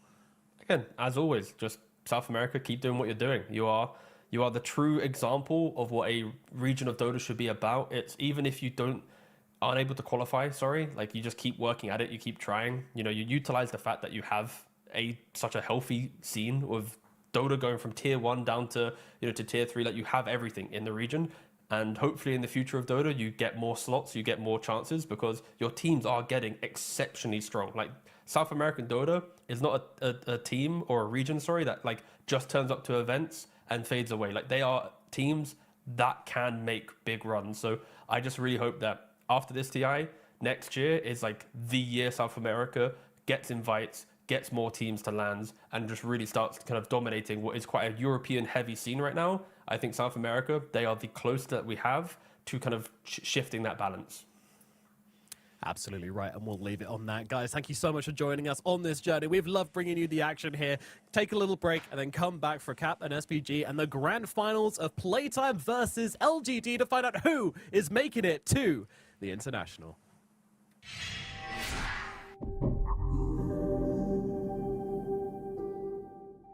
The human body was built to move.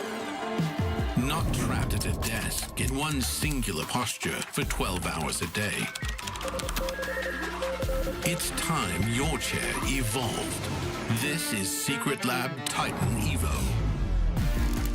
Ergonomically engineered for you, gamers, hybrid workers, artists, backing your every move.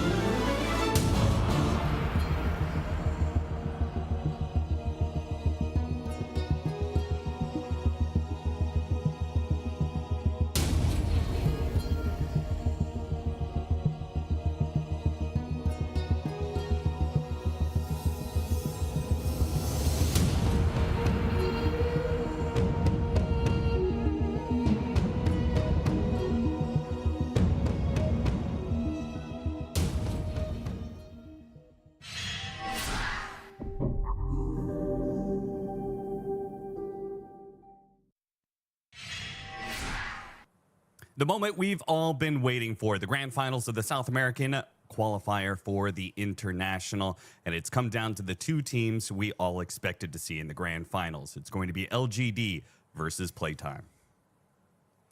It has arrived after many series, many short days, one mega long day, and now another quick 2-0, which we kind of felt was going to happen after that series last night. We were like, one of these teams, whoever makes it, is just going to get 2-0 tomorrow in like 40 minutes. And that is exactly how it went. They got stomped. So it is indeed the case that Playtime and LGD are on another level here. No one came close to them in this qualifier. And now they only have each other. And one series between them that was a very close series. So not a lot to take away from that other than this is truly like a 50-50. Anybody's to take here in a long best of 5 ahead of us. Oh, yeah. Considering how close that game 3 was, we had a very stompy game 1, ran it back, very stompy game 2, and then a very clutch game 3 that went into the late game scenario. We could see that Playtime is not really shifting their playstyle whatsoever in this lower bracket finals. They just ran over their opponents. Again, high execution, just incredible play that they're bringing to the table here. But will it be good enough to beat LGD, who are a bit of a slower and more methodical team? I think a lot's going to come down to the support gameplay, honestly. I think that has been the deciding factor for a lot of these teams in this playoffs, and particularly in this matchup. I think KJ has maybe suffered the most out of these 4 support players in terms of finding his heroes, his impact compared to what we're used to. And I think Schofield has looked like an absolute monster. So if Schofield and Elmisho can play their chaotic, skirmish-heavy playmaking style, they're tough to beat. But on the flip side, if KJ and Theo can kind of hold their own, hold the early game together, and find some heroes that they're gelling on, then I kind of favor LGD going later and later in terms of scaling in the late game team fighting. Like, that is where they will shine. So you're going to try and bounce that out here, and I'm looking at these supports, and I would not be surprised to see more and more supports get banned over this series potentially as we try and just stop these players from getting on some of their comfort picks. And it is rather fitting that it comes down to the supports given the history between these two teams, as Schofield used to play with these LGD guys back on Heroic and ended up getting replaced, and a replacement that I feel like anybody inside of South America would have been considered a lesser player, right? I mean, Schofield is an incredibly good 4 position. Within South America, I think he is easily the best 4 position that South America has maybe ever produced. And so him being replaced with Theolacor, Playtime then finding their own success with their own squad, initially with Parker and then now with Witz, who has proven to be quite the prodigy. I mean, him and Tai Lung, everything, all the praise that has been heaped on them early on and about their potential, it's kind of proven true. They're delivering. Only one of them can deliver here, though. You got to step up on the last day, the last series, to book your ticket to Shanghai here. There's a lot on the line, and perhaps that's where we will see who crumbles or who doesn't, right? It's kind of easy to perform when you've got some backup series, some comfortability, but when it's all on the line, that's where we find out who the top dogs are. Got to have that dog in you know what I'm saying? That is true, especially in a best of 5. And going into this opening draft here, Avery, we'll see what the teams feel like were the standout heroes from their previous series. But what do you think before we see some of these picks? What were the standout heroes? What were the key heroes that you took from that upper bracket finals? From that series specifically, I was going to name some of the supports. I'm kind of happy to see the Phoenix because that is a KJ hero that's been working well for him. Pango definitely rising up there. From that upper bracket series, I think we got a lot of Beastmaster against Largo, which I think we could see those heroes here again. The Beastmaster's been on the rise. Hoodwink won all 3 games in that series. Yeah. Clockwork also looked pretty solid. Had a very good game 3. So again, I'm looking at these supports and teams trying to prioritize. We see the Hoodwink banned, but no surprise to see this Phoenix come out. It was a very strong hero in some of these games. Worked really well for LGD, and Playtime tried to play it in that game 3, which they almost won. And it looked good in that game too, honestly. I think the other big core that stands out is the Shadow Fiend, which also gets banned. I think the SF has looked kind of better than the Drow in some ways. Yeah. For these teams at least. So to me, that ban makes sense. And I think both these teams they're kind of coming in prepared. I don't see a lot of throwaway bans here. The Enchantress was also a really important hero for tempo. Bat Rider for El Misho. Like, all of these bans are on point so far. Even the Ringmaster. This was a hero that Playtime, they'll play on either lane because El Misho will likely take it, but Schofield can play it. But they'll send El Misho on this Ringmaster to the off lane if they really want to. So that's there. There's the Schofield. Nick's gone. Yeah, there's a lot of supports being prioritized here, unsurprisingly. Yeah. I think there's a couple other heroes that didn't get mentioned by you, and I think I'm going to mention them as heroes that were proven maybe they're not so strong. Maybe we won't see them in this best of 5, which is the Necro, which is what Playtime, they made their mark at Dream League off of this safe lane Necrophos, and other teams were adopting it, but I think they were the best team with this safe lane Necrophos. They pull it out in game 3, and it almost won the game, but ultimately LGD did win that. And so we'll see whether or not Playtime still has confidence in this strategy. That is kind of a bit of their bread and butter. I think the Necro's still strong. It just can't. It's not a hero that is going to carry the ultra late. The hero falls off eventually. And so you need to understand that and either win with a strong 30, 40 minute timing or pair him with a mid carry that can help distribute the load. You just can't all in on this Necro scale. But otherwise, I think the hero is still quite strong and you have to respect it. A lot of familiar faces coming out here. They did pick the clock into the Phoenix, which sucks a little bit, but it's a Schofield clock, so you're going to be happy playing it into pretty much anything. Sure. At the end of the day. And LGD continue their faith in the Tai Lung Beastmaster, even though they lost the initial game in the upper bracket finals with the Beastmaster. Tai Lung went 0-5-1. A big fat nothing out of him. They kept the faith, picked it again in game 2. He did well. They won with it, and didn't get seen in game 3. I don't remember if it got banned. Oh no, sorry. Frank took it. That's right. Playtime had to take the Beastmaster away from him, because we had that swap off, right? Both of the offlaners on the opposing team took very key heroes. Whisper took the Kunkka away from Dark Mago, who had a strong game 2, and Frank took the offlane Beastmaster away from Tai Lungs. Priorities going up on some of these initiating cores.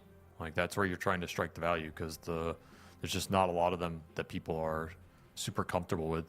And again, if you're LGD, if you're going to play a Phoenix Grimstroke, a lot of teamfight damage, they do have some solid synergy with the attack speed slow and the Phantom.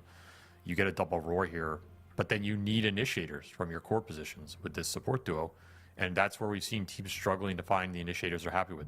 That's why I always go back to the Storm Spirit in these later phases, because Storm has been overperforming partially because I think he's such a consistent initiator. I think the Tiny can also fill that role. And so Playtime will grab that. They'll grab the Skywrath as well, which 2 Schofield heroes right now in the clock in the sky. He will have his pick. I do think El Misho has played the Skywrath a bit, but it really is a Schofield signature. 5 seconds He had a remaining. ridiculously good game on it earlier in this playoff run, so be surprised if he doesn't pick it up here again. But it doesn't strike me as a Skywrath game in the sense of it's not really hard countering anything too much here. It's not like you needed the magic damage. In that other game, they kind of needed it for a Embrace. It's an interesting pickup. I mean, it's good against Timber, so I guess they get a little value there. But it's good against Phoenix too, right? It's fine. I'll say I think Phoenix can most of the time play the fights without Skywrath interacting with him. 10 seconds Okay. So you remaining. outrange him. I'm not too afraid of this matchup. The lane can be a little annoying, 5 but seconds remaining. it's like whatever. Someone wants to pick a hero for a lane in a grand final, that's fine by me. Interesting draft so far. I kind of like. I always like favoring Timbersaw. I think this hero's just stupid. Yeah. But Playtime do have decent tools against him. They have a lot of magic bursts. They have 2 supports that are pretty good at messing with him. They have a Pangolier that's just rolling in the fight. Pango's always doing Pango things. But in theory, LGD have some answers. So Just a question of can they slow the early game down here and get to the farm on their cores. If they do, I think they're pretty confident scaling right now, as they usually try to put themselves in that position. I mean, I look at it, I just think LGD's lineup is so much easier to take fights with, right? You jump in on Beastmaster, roar somebody, you egg behind it.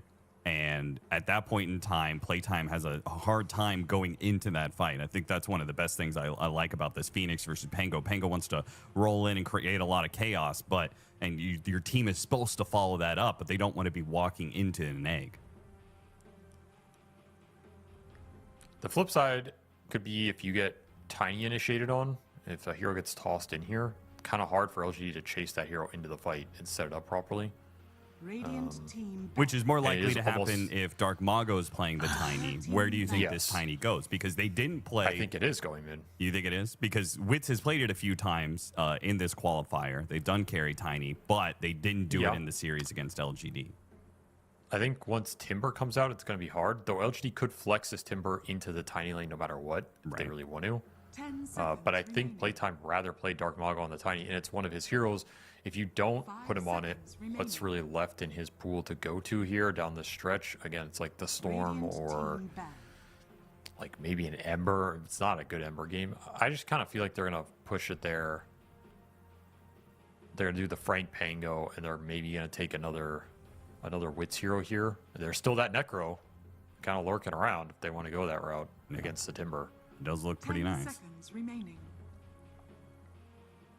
Wouldn't mind it here. They are very 5 magic heavy seconds though, remaining. because if you were going to play offlane Pango mid Tiny Necrophos, that Tricore is pretty one-dimensional. You don't really have good physical. You don't have a Roche killer. That's the only aspect I don't like about it here. Dark team pick. I think Luna could also be strong for them if they want to bust that hero out, but we haven't seen a lot of people play Luna. Well, Playtime seems to feel it's a carry Tiny mid Pango.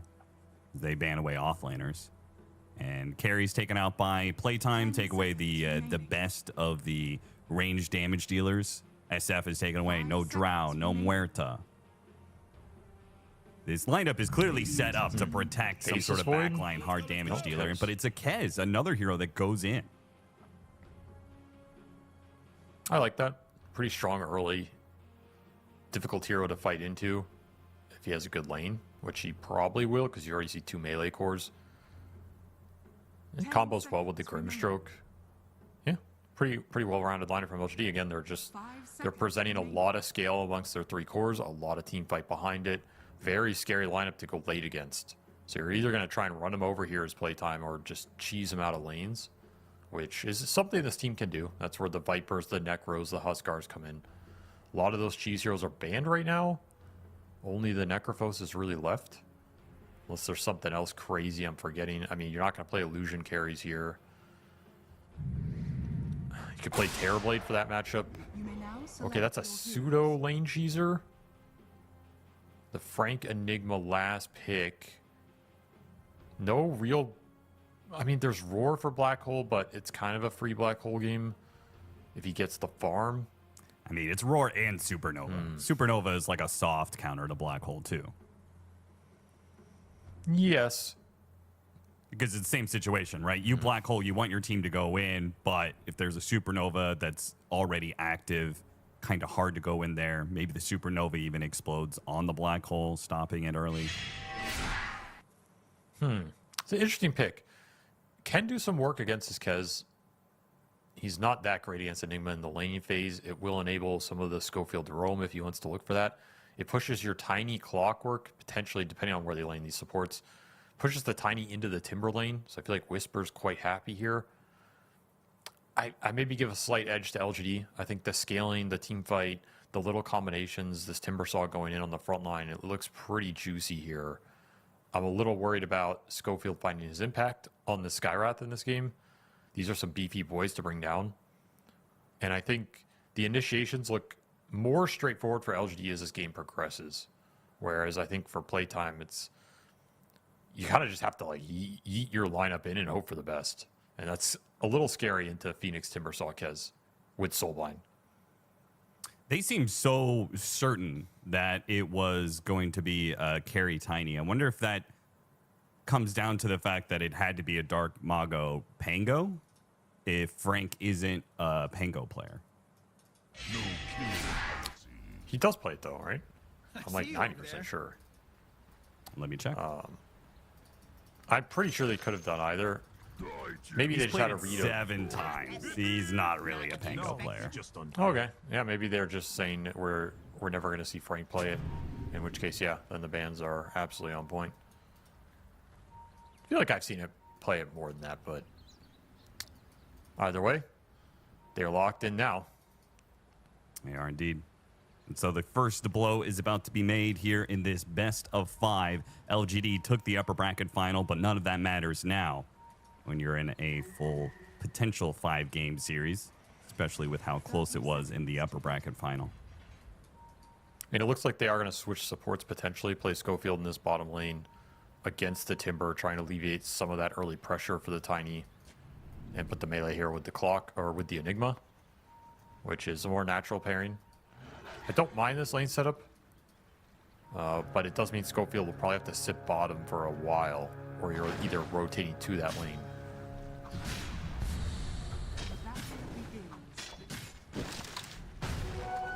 Early little 3 scramble runes? over the bounty runes, but it's Playtime who have the better positioning and maybe the better level 1. They're easily able to secure sure. 3. Nice little gold injection for them. Can get some extra regen here on this bottom lane in particular. Could be pretty nice. Let's see how these two side lanes go. Mid's just going to be a farm fiesta wash, but I think a lot can be determined if, for these two offlaners in the Timber and the Enigma, if they both can have a good laning phase here, they have potential to do a lot of work in this game. Oh, nice stroke bottom hit both. Spicy. Yeah, this early game for the Enigma is not going to be totally free. You've got the Kez with the Echo Slash and the Phoenix Fire Spirits, so they might be able to farm a little bit of Eidolons in the early levels. Timbersaw should have a much more guaranteed game, I feel. I don't see Whisper getting pressure too much. Yeah. Maybe off of a gank rotation, you could kill him with the overwhelming early magic damage. That's kind of it, though. Theo is getting the business. Some early Schofield's just concussive saying shots. this is not a 2v2. This is a 1v1. I'm just gonna play against the Grimstroke and ignore the Timbersaw entirely.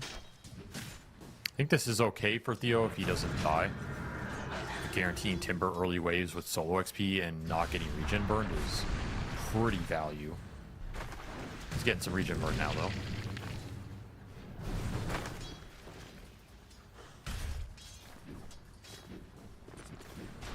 And then our mid matchup, Pango versus the Beastmaster, which Pango is adept at being able to kill boars. 2 different spells to be able to do so, and you can see Dark Mago certainly making an effort to take that out of the equation. One of the boars denied the other boar. That's boar on boar violence. Nice little play. Theo getting low again. Okay for now. Spell damage is ramping up in this lane. LGD may have to buy a bit more regen to survive through this lane. As you said, without a rotation, not expecting a kill. Maybe Skyrath level 2 all in Timber? Could be close down here.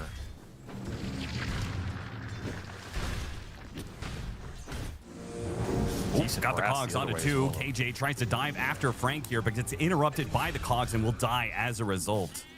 Damn. Gets a bit too Nice aggressive. find. Both of them going for the Eidolons, but 2 of them survived. A really good cogs from El Misho set that up. Clock continuing to prove his worth here. Having himself a nice start with that early kill. It is Dark Mago suffering, though, across the board. 11 denies on the Beast. Pretty ridiculous start for Tai Lung. Yeah, Has this we got some server lag or what? Yeah, maybe. This may be a repeat problem, right? Because the Beastmaster, they tried to pick up they tried to play the Kunkka against the Beastmaster, didn't really work. And then they tried to play now the Pango against the Beastmaster. It's not working in lane either. No. He's getting waffle stomped. Yeah. In fact, it's looking real rough. Might not even get an extra water rune. If the lane gets shoved in, you can kill one with the boar, take the other. He's falling really far behind in CS.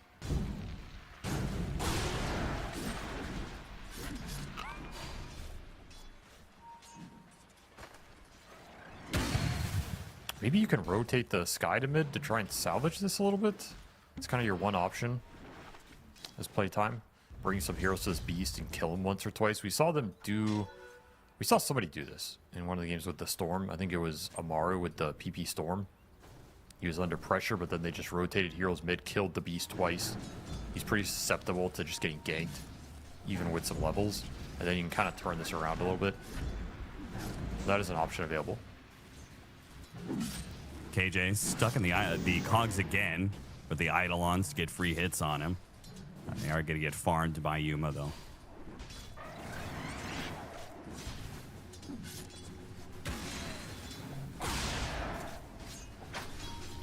LGD probably happy with this status quo right now.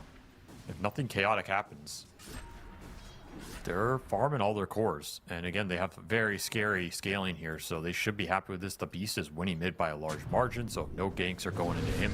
You're also happy there. You can stack jungle. Schofield's going to do a little scouting. He's going to see some stacks being built up here, block one of them. But he's not really creating pressure on the lanes with this Skywrath Mage. I really thought he would have looked for this mid kill.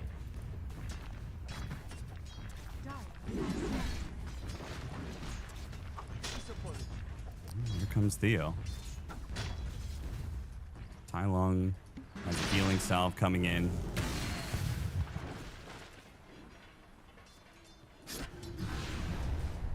Schofield shows himself, kills that healing salve, so Tai Lung's going to stay low. And that may still be an opportunity when Dark Mago hits his level 6 if he can get it before Tai Lung does. He's going to have to go back for bounty rune here for the resource refill. KJ, another cogs, trouble. another kill. KJ will die yet again. Throws out a blood grenade in vain as El Micho has the stick charges to survive and in tranquil boots to heal himself entirely back up. This Clockwork has just been a menace in the lane. KJ, they thought the answer was going to be the Phoenix. It's clearly not. Haste Rune going to be grabbed by Schofield, and now Theo's going to be dying here unless Tai Lung can do something about it. Roar out on Dark Mago, but no damage to follow it up, so this is just going to be a wasted ult. Oof. Nice rotation for Schofield. Gets a little something extra for Dark Mago. Whisper almost got him there. He could have hit that Whirling Death, but Wits hits him with the Avalanche just in the nick of time. Resets, gets off a healing salve, and still has 18 Magic Wand charges. Almost level 6 on this Timber. That's when that kill threat opens up. Does have Lotus to play with. So there's a bit more resources than it would appear. He's going to get another Lotus, in fact. Pretty nice. As Wisdom Shrines are spawning, looks like an even split here. No ability for LGD to invade. Very even laning phase across the board. And playtime See who just try and breaks this down. I would assume playtime want to break this lane phase down by going to the Enigma lane. It's usually what you want to have happen with this hero is be able to fight around the Eidolons, kick people out of this lane, take the tower, abuse the early drum. So if you go to Frank here, you should have a strong fight out of it. And especially given you want to move away from the Timber Saw typically at this point. As we can see, Wits is getting abused here. Thinks well silence right before the Avalanche goes out, stalls him up, and might have just saved his life. Whisper's going to hit him with another Chakram, though, slowing him down. And it looks like Wits is caught. Not much he can do about it. Doesn't even have a toss leveled up yet. Throw away the Timber Saw. Damn. Maybe he could have TP'd out there after the Inkswell. I think that was the play. Nonetheless, he goes down. I'm surprised they stuck around in that lane for as long as they did. Kind of felt like that kill was coming. Whisper going to try and steal some of the stacks here. Schofield not happy about that. As all of a sudden this Timber getting quite fat off of that big gold injection. And we can see exactly why you were making the call about moving to the Enigma lane. Now, the Timber Saw has gotten a kill on your carry, taken the tower, and you haven't pressured this Kez at all. Nope. I think playtime supports look a little lost in terms of where they want to go and what they want to do. They're going to make the mid move now. Tylung gets silenced up. See if it lasts long enough. Nope. He can get off some spells here, but he already used the roar earlier. Maybe another round of axes. Ooh, and maybe he can just get out. Chilling. As with the Inkswell, the help from his friends, he stays alive, and it's going to be all of playtime getting wiped out in this mid lane move. El Misho. Oh, he actually maybe lives here. There is no long range spells to catch him, so it's only just the 2, but still 2 for nothing. Nice response from LGD. Very ready to counteract this mid move. Bring the Keza and the Timbers, even kind of rotating. He's going to get some tier 1 tower damage. Bringing numbers to that fight. Not a lot of early damage from this playtime support duo, especially with Schofield out of mana. We kind of need some more levels right now. They're going to bring Frank into this. Short Looking timber for a chain black down hole. to the river. Frank just can't quite get close enough for the black hole. They're going to have to go for Theo. Take the smaller kill. Dire's middle tower is under attack. Everybody getting involved in this mid lane. A true brawl fest. Radiant's Space for the carries, I guess. Be surprised if Frank doesn't try and pressure this tier 1. You have Drum, you have Eidolon's level 4. The Beast can clear it a little bit, but this should be a tier 1 tower. Yeah, without level 6 on the Phoenix, Kez, I don't think really wants to. Well, maybe they will. They're actually both going to smoke in. This feels like a very risky move, right? You could just chill out, let Yuma keep on free farming, trying to take this fight without having the overwhelming team fight with the Phoenix A. But they get the roar onto Dark Mago. Playtime had backed away from this play. They no longer win for the tower, but they still put Dark Mago forward, and he gets ganked. They didn't even need the 2-man smoke from Yuma and KJ. Just Tylung and Theo had it well in hand. middle tower is under So it is a max Phantom. So you have a lot of extra disable time to play with against these cores. And just easy walk up and roar him. He had an amp damage in the bottle. Radiant's middle tower. Doing nothing with it.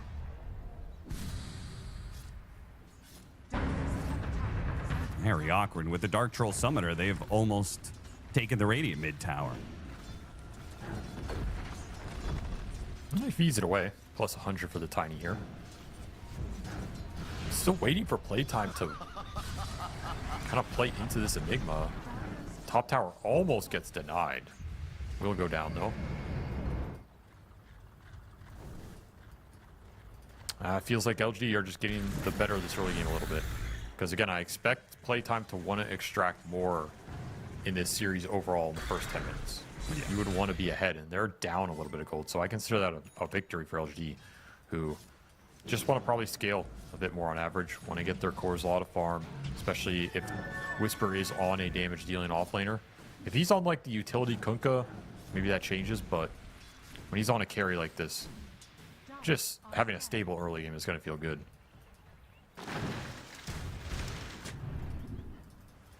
We have LTs too. Soulbind plus Egg available. The team fight's online. A lot harder for this Pango to just roll in and assert dominance. Mid tower will be denied by Theo's. He knew the push was going to be coming eventually, especially with an Enigma on the field. But it feels like this has been plenty of time. Whisper clearing out the stacks. He's now got a Kaya. If he can get to his full Kaya Sange, he starts becoming the tanky beast that does a lot of damage. That's going to be tough for playtime to push into.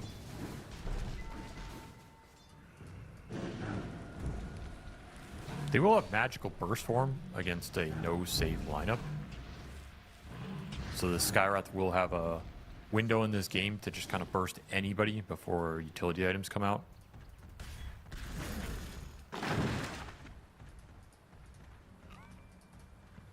Will they be able to find those opportunities, though, is another question. LG Another very roar, disciplined Tylung.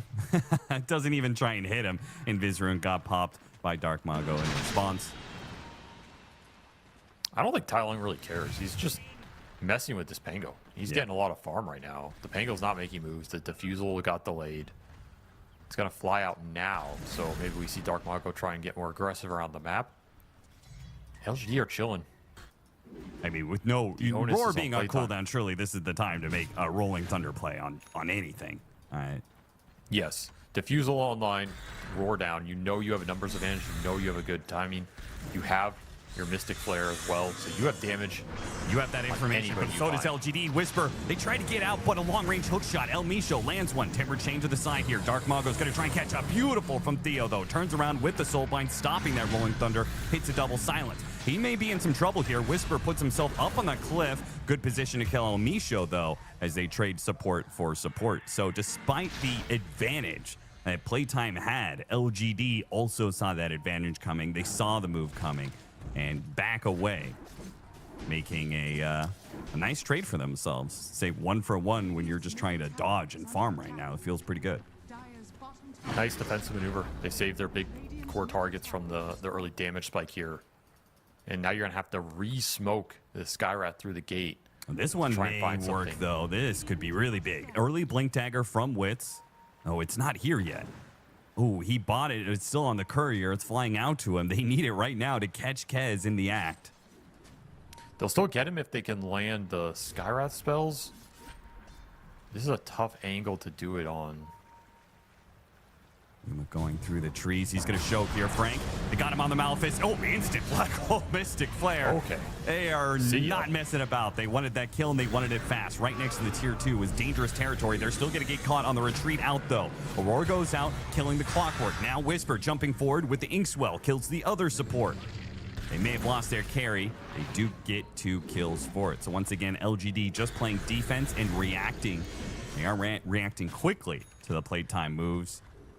Losing your Kaz has still got to hurt. That's worth it for playtime, honestly. Big reaction. Kez goes down. Tiny is continuing to farm. Honestly, I'm surprised at how fat Wits is, given the lane wasn't that free for him. He's pretty jacked.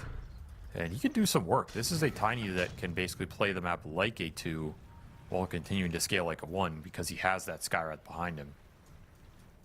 Like, you don't have to worry about, oh, can I jump this guy to have the damage? If Schofield's near you, yeah, you have the damage. So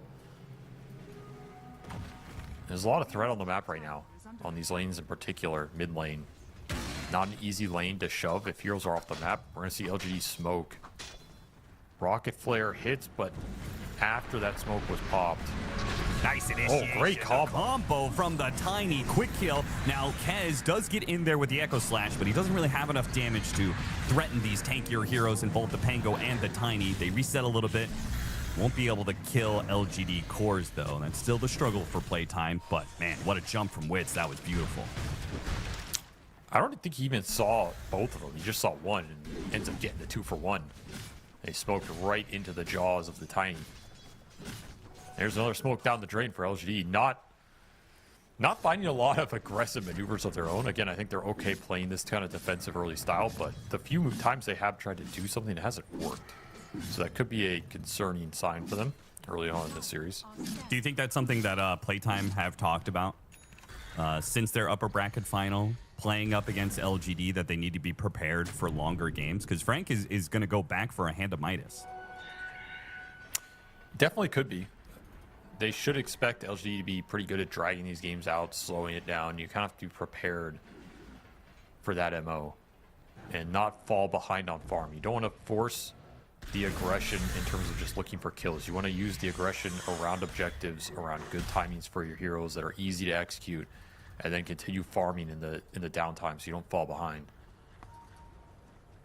Yeah, I would almost like to see, I like the hand of Midas here. I would almost want to see like Schofield pick up a shard. They're going to go for the Timber Saw, see if their damage is enough. It's a lot, but the double silence came out from Theo Lacour, and that's going to make things really awkward. The Inkswell didn't actually hit a stun here. Wits dies to the Chakram that came out from Whisper, clips him. Now he's going to try and run away. It's mostly physical damage chasing after him, though, so he's rather tanky. They finally drop the Black Hole on him, though. The 40 reactive armor stacks do not match up against the pure damage of the Black Hole, so he does die for it. But another move from Playtime that doesn't allow them to just take over, right? It's another 1-for-1 trade-off, another core trade-off that they experience. While the Kez is farming. So Yeah. you're not too happy about that. You lose your Tiny, your biggest presence on the map. You use Black Hole. Timber was worth a decent amount of gold because he had the streak. Radiant's top tower Technically a true. higher gold kill. There's a little something for you. There's your Midas on the Enigma. So they are going to scale this Enigma up. but not the momentum you're looking for in this game, that's for sure. I mean, there's definitely nothing wrong with playtime in their late game, right? All three of their cores scale. You see, For sure. Pango is an absolute monster late game. Tiny carry can match up to Kez, I think, pretty well. And they've got supports that can scale, particularly the Skyrath Mage. It's just the difficulty is usually getting the gold to scale on this hero. El Misho tries to dare into the triangle and ends up finding LGD lying in wait. Damn. Got messed up by the lizard. And they're going to go for an early Roshan on LGD. They think this is an opportunity here. But no black hole, and now no clockwork. Yeah, what are you afraid of? Yeah. Black hole on cooldown does give LGD big openings in this game in terms of taking 5-on-5 fights. Yeah, so done for the Kez speeds this up a lot too. Nice little grab. Game is progressing for them. Yeah, Playtime are finding some kill openings, but they're not progressing the map. They're not progressing objectives. That is all LGD right now. Probably will get this Tormentor too. Very natural transition to kill this Roche before 20 and then just go down here.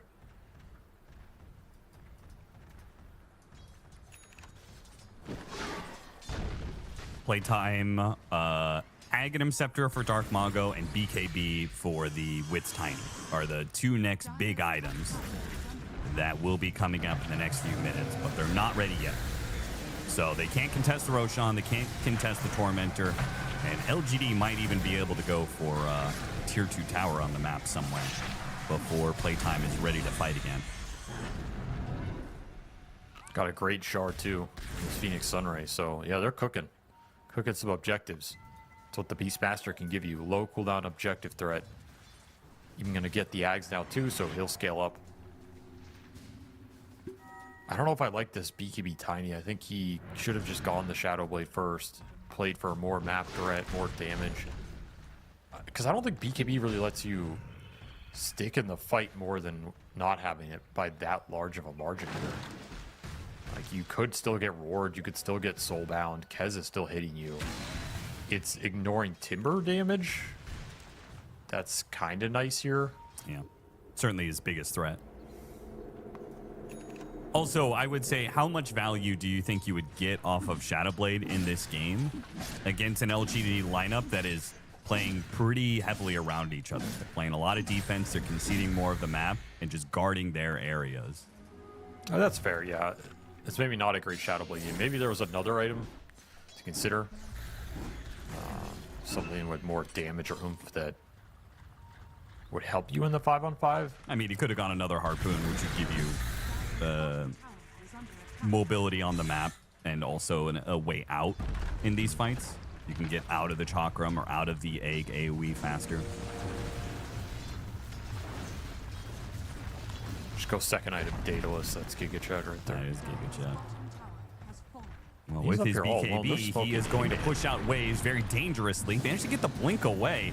This would be sick if he gets out without having to use the BKB, and sure enough, he does. That was really fast on the blink. Yeah. He got hit by the spirit. He got hit by the Phoenix ticks, but not the damage tick.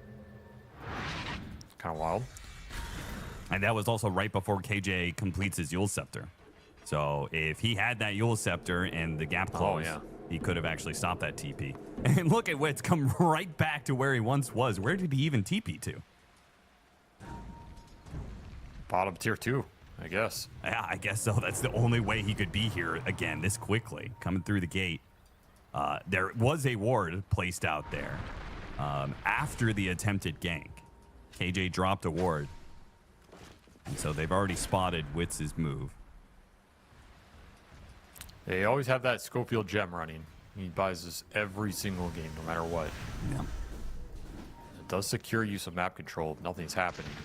Pushing you towards the BKB on the Enigma will be a big timing in this game. Playtime not falling behind here. Like, it feels like LGD have more map control. They got that nice objective sequence, but unable to stop these cores from finding farm. And now it is Playtime smoking up into the Aegis. Got a scan on him. Risky proposition. So they may make the read here that this is a smoke through, or maybe not. Timbersaw gets jumped, and blown up without being able to Damn. cast a single spell. Theo gets the blink back, though. An early blink dagger for this Grimstroke. Frank almost got another one. Ooh, long-range swashbuckle hits Theo. They spotted him. Shield crash lands. Got him on the silence, but it doesn't matter. They just run down the supports. One pick leads to two. And Playtime take over the area. What are they going to be able to do with this, though? Nothing objective-wise, just get lanes out. Deward the map. That's a big kill in Timber, though. Get the helmet He over went as Ags. well. Yeah, there's some gold. This Skyrath giving some value. Unable to get the Ags off. Timber needs a Dispel item or some sort of defensive proc so he can like BKB into this Ags. Even against all the spell damage. Even if he gets low, he can then still take the fight. Right now, he is susceptible.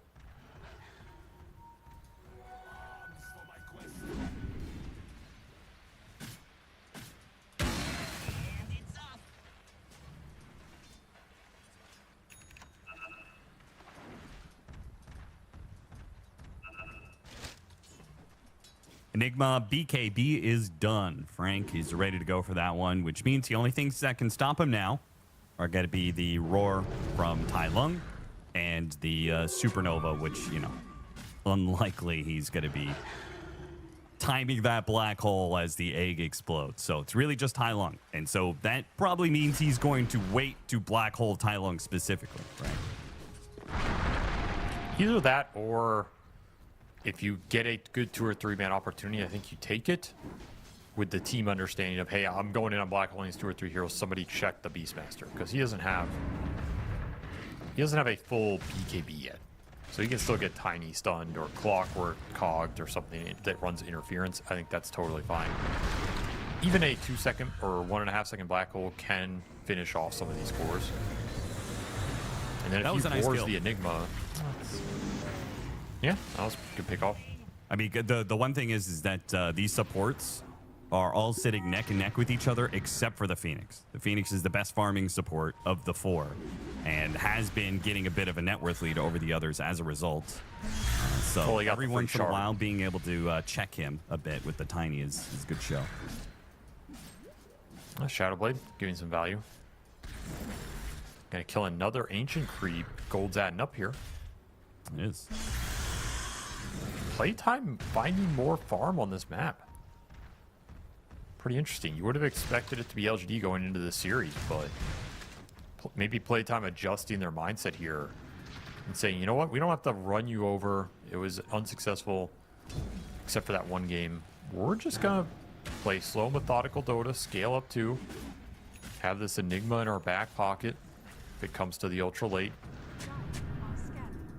Yeah, if we don't break away with a big lane lead, or we don't have heroes like, you know, the Viper or whatever, like we won't be able to assert mastery over the game in that first 20-25 minutes. So if that happens, we play it slow. I kind of like it. It shows some discipline here. Some multi-dimensional style from Playtime. Yeah, Playtime isn't just a, you know, go all in or bust sort of team. And they're not panicking right now, you know, that's the biggest thing. Like, oh man, we didn't win early game. This game is going to shit. We got to make some bad moves to try and salvage it. They're pretty calm. They're just farming. They understand that they have a large window to win this game before it maybe becomes impossible in like the super late, but even that's a big question mark. Whisper is back to kind of an untouchable state with the fresh BKB picked up alongside the Aghanim Scepter. They have given him the gem, and he's leading the charge into enemy territory, checking out for wards, hitting the tier 2. It feels like every 2 or 3 minutes, the state of the game shifts a little bit. One team feels stronger, the other team goes to dodging. Well, how strong does LGD feel right now is the question, because Roche is available. Theo's sitting in the pit. Are you confident enough to force that objective a second time with your BKB timings? You absolutely should, right? You've got Phoenix, one of the best, best supports to play around that Roshan pit, and it's a level 2 egg. Playtime will contest this, though. This is not a Roche you give up without a fight when you have Clockwork and Scout, you have BKB Black Hole. Radiant's bottom tower is under attack. It does mean that they are going to be pushed into walking into a ward. They spot that ward, and Schofield very wisely sees the ward, hits it once, but realizes he shouldn't stick around. He doesn't want to get picked off trying to kill this ward. He backs away. So they probably know they're either going to have to push through mid and wrap down river, or go for a smoke. Trying to get mid lane in with the Eidolons to give them a bit more map control and vision going into this fight. So they won't have to show anybody here, and they're going to make the large wrap around. Not sure where this is coming. Okay, the Clockwork Rocket Flare definitely gives them an idea of what's happening here. They wrap through mid and have now taken your triangle area. LGD retreat to the Radiant jungle side of things. Radiant are scanning. Radiant's courier has It's been very cool that Dark Mago managed to push through bottom, though, because it means he's going to push in this wave, which helps keep some pressure on him. Timbersaw just goes straight in. Cogs push back. Whisper, he gets Yules, losing his Aghanim Scepter immediately. Meanwhile, the Yuma tried to find an initiation. So did Tai Lung. BKB goes off. The best they're going to get is Schofield here, while KJ has already been picked off. Both supports are dead, and LGD just did not find the initiation there. We're looking for it now. Playing off of buybacks, though.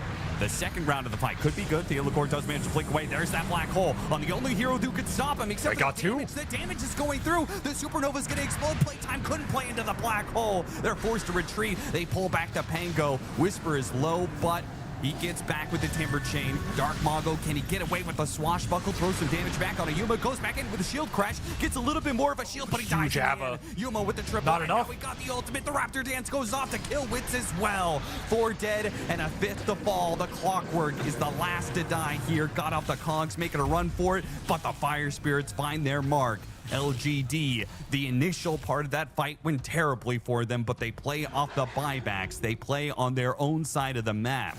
And Playtime got lured in just a bit too deep.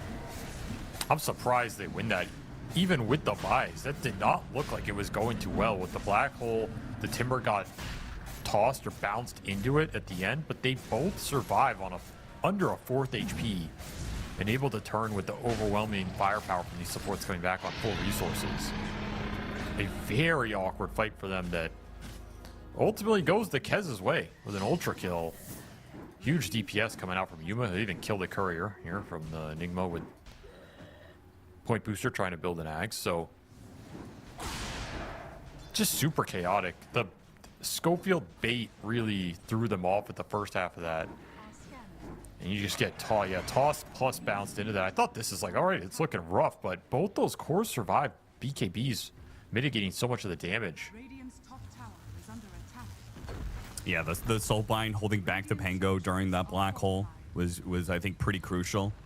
Part of the momentum there, right? If Dark Mago is still rolling around and he rolls into the black hole, then maybe Wits feels like he can commit into the Supernova in order to get those kills. But instead, the call was made to retreat. They have to back out of the Supernova. That gives time for LGD to strike.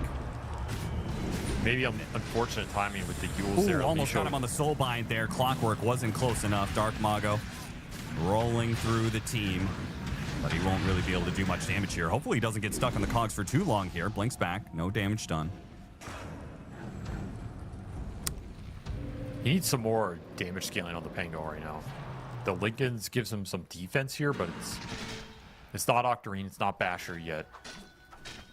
He needs to continue to up his DPS in the fight. They need more damage into these cores. Simple as that, especially if the black hole doesn't connect on multiple big targets, or if it gets canceled, which is a very big option right now with this Blink Roar Beastmaster coming into play.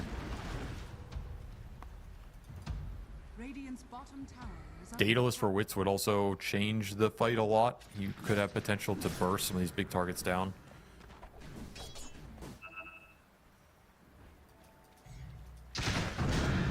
Well, I mean, it's playtime. You need a bit of a break to farm for a while. LGD took a lot of map control with that Aegis. Took a tier 2. Dark Mago swashbuckle away, but he's not getting out of here. Another big pick for LGD. Kez just Schofield goes chasing him straight down. into the Beastmaster. Nice response with the silence, though. He was really quick with it. KJ is there with the Eagle Scepter, though. The silence will wear thin, and the roar will be the death of Schofield. Map is shrinking right now for playtime. Tiny can't influence these lanes the same way when the cores just aren't afraid of him. There's still this gem on the ground. Wits thought for a second there he was going to go collect it.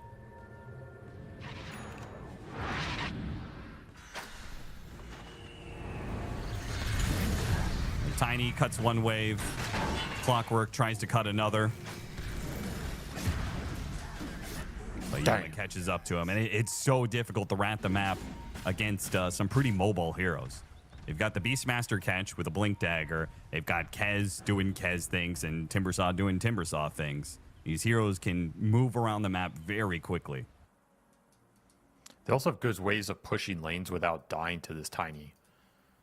The Timber and the Beast are both shoving in waves while not really being threatened. That's a big deal here. It's forcing Wits to kind of clean up lanes instead of aggressively pushing lanes into LGD and finding pickoffs. Slowing down this Tiny's map pressure a lot. And it's letting them set these kills up. We're also seeing the lead finally start to grow for LGD this Aegis period. A lot more successful. Particularly for Tai Lung here, who is yet to die in this game, 3-0-9. Yeah, it was an important hero in the upper bracket final, and it seems like it will be a threat that Playtime may have to start banning away in the first phase, hero's which just is doing going to work. open up something else. I don't even think this hero's broken, but what it's doing in these games, in this qualifier at least, is invaluable. With the lane pressure from the Helm of the Overlord, the objective taking, the initiation, it's really valuable to these drafts. Yeah, it's like what we talked about before, right? If Beastmaster is viable, it just kind of always feels good to have a Beastmaster. And for LGD specifically, it feels like it builds a strong foundation. They just start the draft off in a way that they feel good. They know they're going to have a guaranteed output from their mid laner almost no matter what, right? They're willing to pick it early because there's very few matchups that can stop them. And one of those matchups is going to be the Viper that they just take away from Dark Mago right off the bat. 100%. It's a hero that you can basically play any two other cores with, and your lineup is still going to be balanced. That's invaluable. Especially when you don't have to worry about his lane. It's another invaluable aspect of taking this hero early. LGD take a Tormentor while still controlling the other side of the map. Like Tai Lung is playing in the triangle with a high ground Nord. Now he's going to back away as the Tormentor gets taken. LGD should know, okay, we can push into the left-hand side of the map, but they seem pretty skittish about it. You're also just not going to get items that change this game too much here. It's pretty much just dataless for Tiny, and you're going to have to make something happen with that. I don't think Pango or Enigma are getting much that changes their damage output in the fight. Maybe you get another Lincoln Sphere or like a couple of Ag Scepters here on supports, but that's really it. Ags for Schofield could be a big impact if there's multiple heroes caught in a black hole and you can throw down like double Mystic Flare or something. Oh, Wits. Not good. They may be a tanky boy, but they've got enough disables between just the two of them to control him forever. Didn't even need Perfect the Timbersaw chain for that kill. Perfect chain stun with the Centaur, providing a little extra stun until the Inkswell hits. You just keep him there forever. I mean, the supports on the side of Playtime were already falling behind because they're worse at farming. But now, with lesser map control, like you're really beginning to see that gap come to fruition. Oh, yeah. These are scary supports in the late game, too. Grim, Phoenix, if they get farmed, they can do a lot with that farm in the middle of the fight.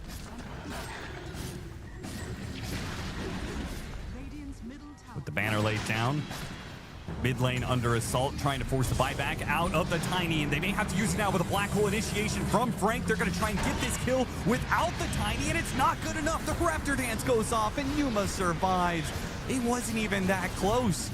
I thought for sure once the black hole was used there, it meant the Tiny was going to buy back and TP in. Not the case at all. What They was thought that they in had general? the damage themselves. I mean, Skyrath was finishing his Ags on bottom lane. He's like 50 gold off of it. So you don't have double Skyrath out there. You don't have your Tiny damage. Why pull the trigger? I don't think a Rax really means that much in any game. To take a super disadvantaged fight, missing your two biggest damage dealers? And now Schofield's Ags is wasted. Instant Yules. What a response there from KJ. Precast on Wits does not save him though. As Dark Mago with the buyback is able to kill the Phoenix. A big pickup. But is it enough for them to hold their second lane of barracks? Because Whisper and Yuma, they still feel like the strongest heroes in this game. He's just sitting there, swinging. An Octarine for one. Yuma is building into a Satanic on the other. No black hole available. You're going to have to make this happen without it. Oh, Tai Lung does not manage to get the roar off. Wits silver edged away. They didn't have the vision for it. And they say the melee barracks just isn't worth it. No reason to take a 4 versus 5. Their Phoenix is dead for quite some time. Don't forget that was a dieback from way back when we had that team fight in the mid lane where both supports used their buybacks. That was just a bizarre play call, honestly. I don't know if that was the pressure getting to playtime or just a severe miscalculation on damage. They rushed that for sure. There's an argument you don't have to wait for the Tiny spawn if you think the Mystic Flares give you enough damage, but then why are you not waiting literally 3 seconds for a Ag Skyrath to be able to join you on that play? Sure. Very, very big misstep here.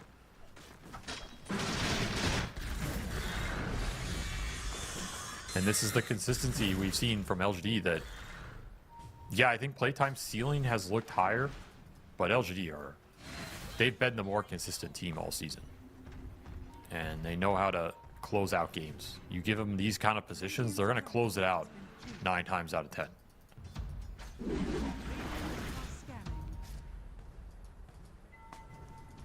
See if Frank can land some big black holes. They're going to need it. And still win a team fight off of some good spell casting here. You have a lot of damage to throw into that black hole with the Ags, Mystic Flare, with the Daedalus Tiny. But it all comes down to this enigma of finding at least 2 heroes. You might need to catch 3. One of them probably has to be the Beast. And to do it while his team is ready. Because it doesn't do you any good if you hit a 5-man black hole if nobody else is ready to make that jump. They did get to Refresher on the Pango, which is kind of nice here. Gives you a lot more time to take a longer fight. Sure, one soul bind doesn't totally ruin you, right? It keeps you out of the fight for a little bit, but you can refresh, roll up, Rolling Thunder again. I'm going to try and take another weird angle here.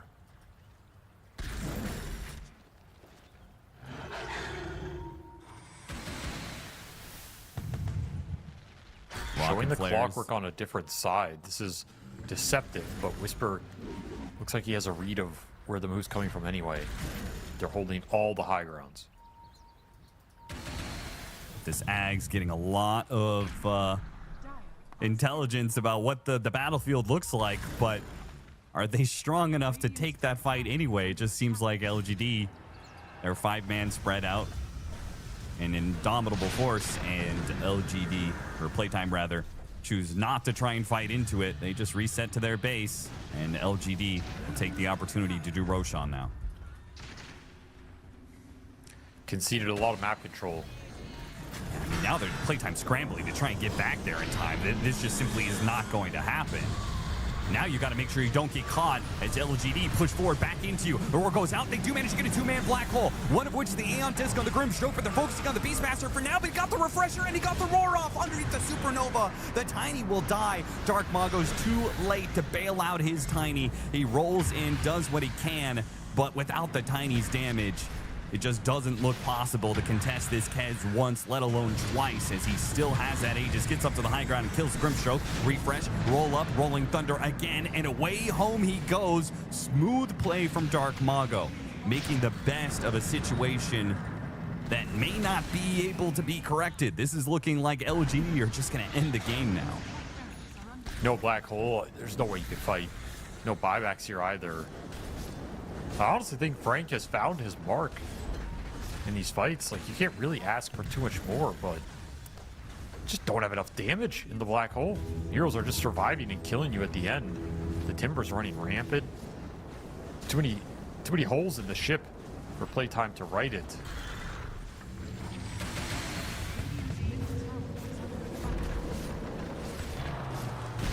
With the banners being dropped and 4 different LGD heroes alongside an Aegis, LGD take Playtime out of this game 1.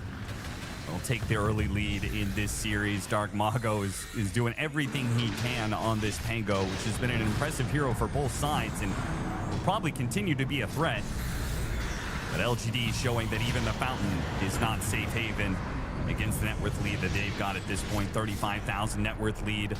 A Kez in the late game, a hard hero to beat. And it goes to the bitter end, but the throne explodes and game 1 is done. A very, very strong game from LG. They got to play their style with the scaling team fight, the strong carry pick for Yuma. That Kez did a lot of work in that game. I kind of forget how good this hero is against Pango in a lot of situations outside of, if you get rolled on chain stun, of course, anybody dies, but just putting Kazurai Katana on that hero, you get ticked down in Rolling Thunder. Like, a lot of times you're just dying to his physical as he chases you while you're balling through. So that matchup looked great. It was a good answer, strong laner. Early Deso with the Helm of Overlord Beastmaster gives you so much early objective taking. He joined some of the early fights around mid. Like, this Kez pick, perfect hero for the game. And, LG, they just felt very comfortable in this one. They had, a couple fights where you have to use some support buybacks and some big black holes land. Like this fight, it's a little sketchy. If there's a little more firepower on Playtime, you might lose the game here. But they're tanky enough. They're scaling enough. They know what they're trying to do in this fight, and it works out for them. And one of the other big factors is I think the Skywrath Mage just fell flat compared to the game we saw Schofield play it earlier. It had a lot more purpose in that other game. This game, like, what is the Skywrath's purpose? Why is it in this draft? What is it doing? It's just not there for me 100%. And I think when Schofield is not on a hero that can control the map or create some threat, you're going to run into some issues. Yeah, certainly. We saw the LGD power. Like, every single time they hit a timing, some fresh item got picked up. They made a move. Those moves were largely successful. I mean, they got all the objectives, right? They got both Tormentors and both Roshans. No problem. Hardly even a contest from Playtime on any of them. I mean, through and through, just LGD systematic victory. And Playtime going to have to rethink how they're going to be able to achieve, some of their signature, which is the momentum in early game. That is the one thing that I could see why they wanted that Skywrath Mage, is it is a lane winner, and it's a hero that Schofield's really good with, and maybe they thought they were just going to pop off in some lane and take that momentum, but they didn't really get that. I think more for lane. I think the lanes are definitely great for Playtime if they can cheese it out and win it. If they get their hands on things like the Viper, the SF, whatever you take them, the Enchantress. I think for me, it's more of where's the mid-game threat? I think what they play off of is creating this situation where they have little kill combos, particularly with Schofield's hero, whether it's the Nyx, the Skywrath, the Hoodwink, whatever it is, that he can combine with Dark Mago, he can combine with Frank, and pose a threat on these lanes where if you're LGD, you don't want to farm that next wave. You don't want to go past the river. You're huddled in your jungle. You're getting out-farmed. We saw that a little bit in this mid-game, but then these heroes just become tanky. The Beast Summons are pushing in some lane. You're getting some Fire Spirits from Fog. The Kez is super mobile. Like, LGD had answers to that map presence, and I think it just threw Playtime's momentum off. They couldn't build the same sort of threats they're used to building and what makes them a really scary team. To me, that is going to be the paradigm of this series. Can you create that threat if you're Playtime? Do you have multiple ways to do it, multiple hero combinations? And for LGD, like get your hands on any of these ghost shovers, any of these really tanky lane push heroes, any of these even defensive saves and supports could become big here. Like you just want to counteract that, and you're probably going to outscale them, and you're probably going to beat them in the late game, as we saw here. So up the priority on those kind of heroes, and LGD could be looking at a convincing series here with a strong start. Yeah, I think that Tai Lung is playing a Helm of the Overlord hero in the mid lane. Does a lot for them, right? There were so many situations where they got farmed, but they were putting pressure on the lanes without actually showing a hero anywhere. And that slowed down Playtime's movement quite a lot. It just sucks for the Skywrath Mage. Like, that entire game was some lizard or dragon pushing in top wave for like 20 minutes, and someone has to go there and react, and there's nothing there to Skywrath hold. Like, you're watching Schofield run around this map with Blink Gem. He doesn't see an enemy hero. He can't find an enemy hero. It's just ghosts, and it kills your momentum. And then all of a sudden, they just do Roche, right? And you're like, oh, well, shit. Because Skywrath isn't that good at just 5v5ing for a Roche or a Torment Durst lane. He doesn't want to have to be forced in that position. So, like, it's just a miserable map for Schofield to play in particular. They really shut him down this game strategically, and that was cool to see. They limited a player for playtime that needs to be a high-impact player, and we'll see if that trend continues. All right, well, this was just game one in our best of five. One of these two teams is going to the international, and the other will be eliminated. Playtime and LGD. LGD strike the first game. We'll come back soon with game two.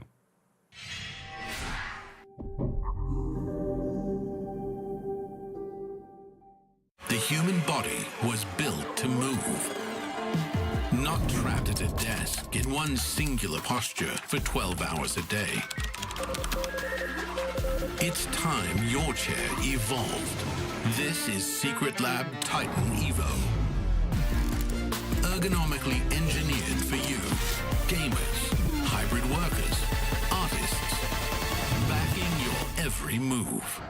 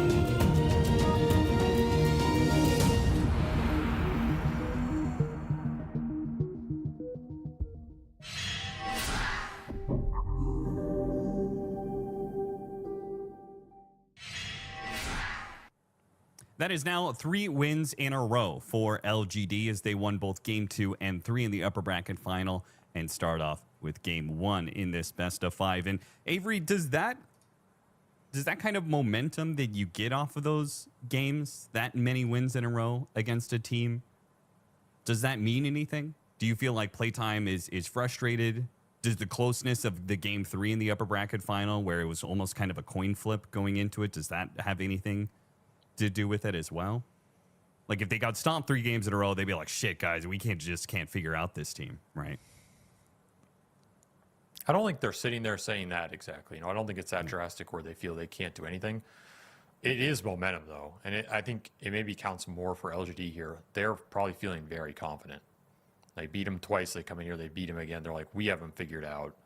We know how to play the map against this team. As long as we don't give Schofield his little tricks, they're not posing any real threat. We're outscaling them. We have the better late game gameplay. Like, I think that's what they're sitting in. They're just feeling calm. So that's not going to change. They're not going to suddenly tilt out or feel some insane pressure. Like, you as Playtime are going to have to upset that status quo. And so that puts a little more on you. And how much you can pull out, how much left you have in the tank. Maybe you're tired, maybe you're a little frustrated, but none of that matters. You gotta play to win right now. You gotta go to TI, because in a couple hours, one of these teams is gonna be really sad. You don't want to be the team that's really sad. Yeah. It's a really rough feeling not going to the international. Maybe Have the you roughest been in the that year. position? No, Austin, because I am a true champion. I've never failed a TI You qualifier. said it with so much empathy that I was like, did Avery ever have a TI qualifier run that they didn't make it? No, I every time I tried to go to TI, I went, and I'm lucky in that sense. But I know what it feels like not to be at ATI, and that is a really bad feeling. I also know what it's like to lose qualifiers for big events. Yeah. And that is pretty much the saddest thing in Dota, is losing qualifiers for big events or not being at a big event and just sitting home and watching it. Yep. And you're just sitting there going like, fuck, what am I doing with my life? This is so bad. And I think it also adds another level to it when, every professional team, they have confidence in themselves, but there's also got to be some realism, right? And we know some teams that qualify, they don't stand a chance.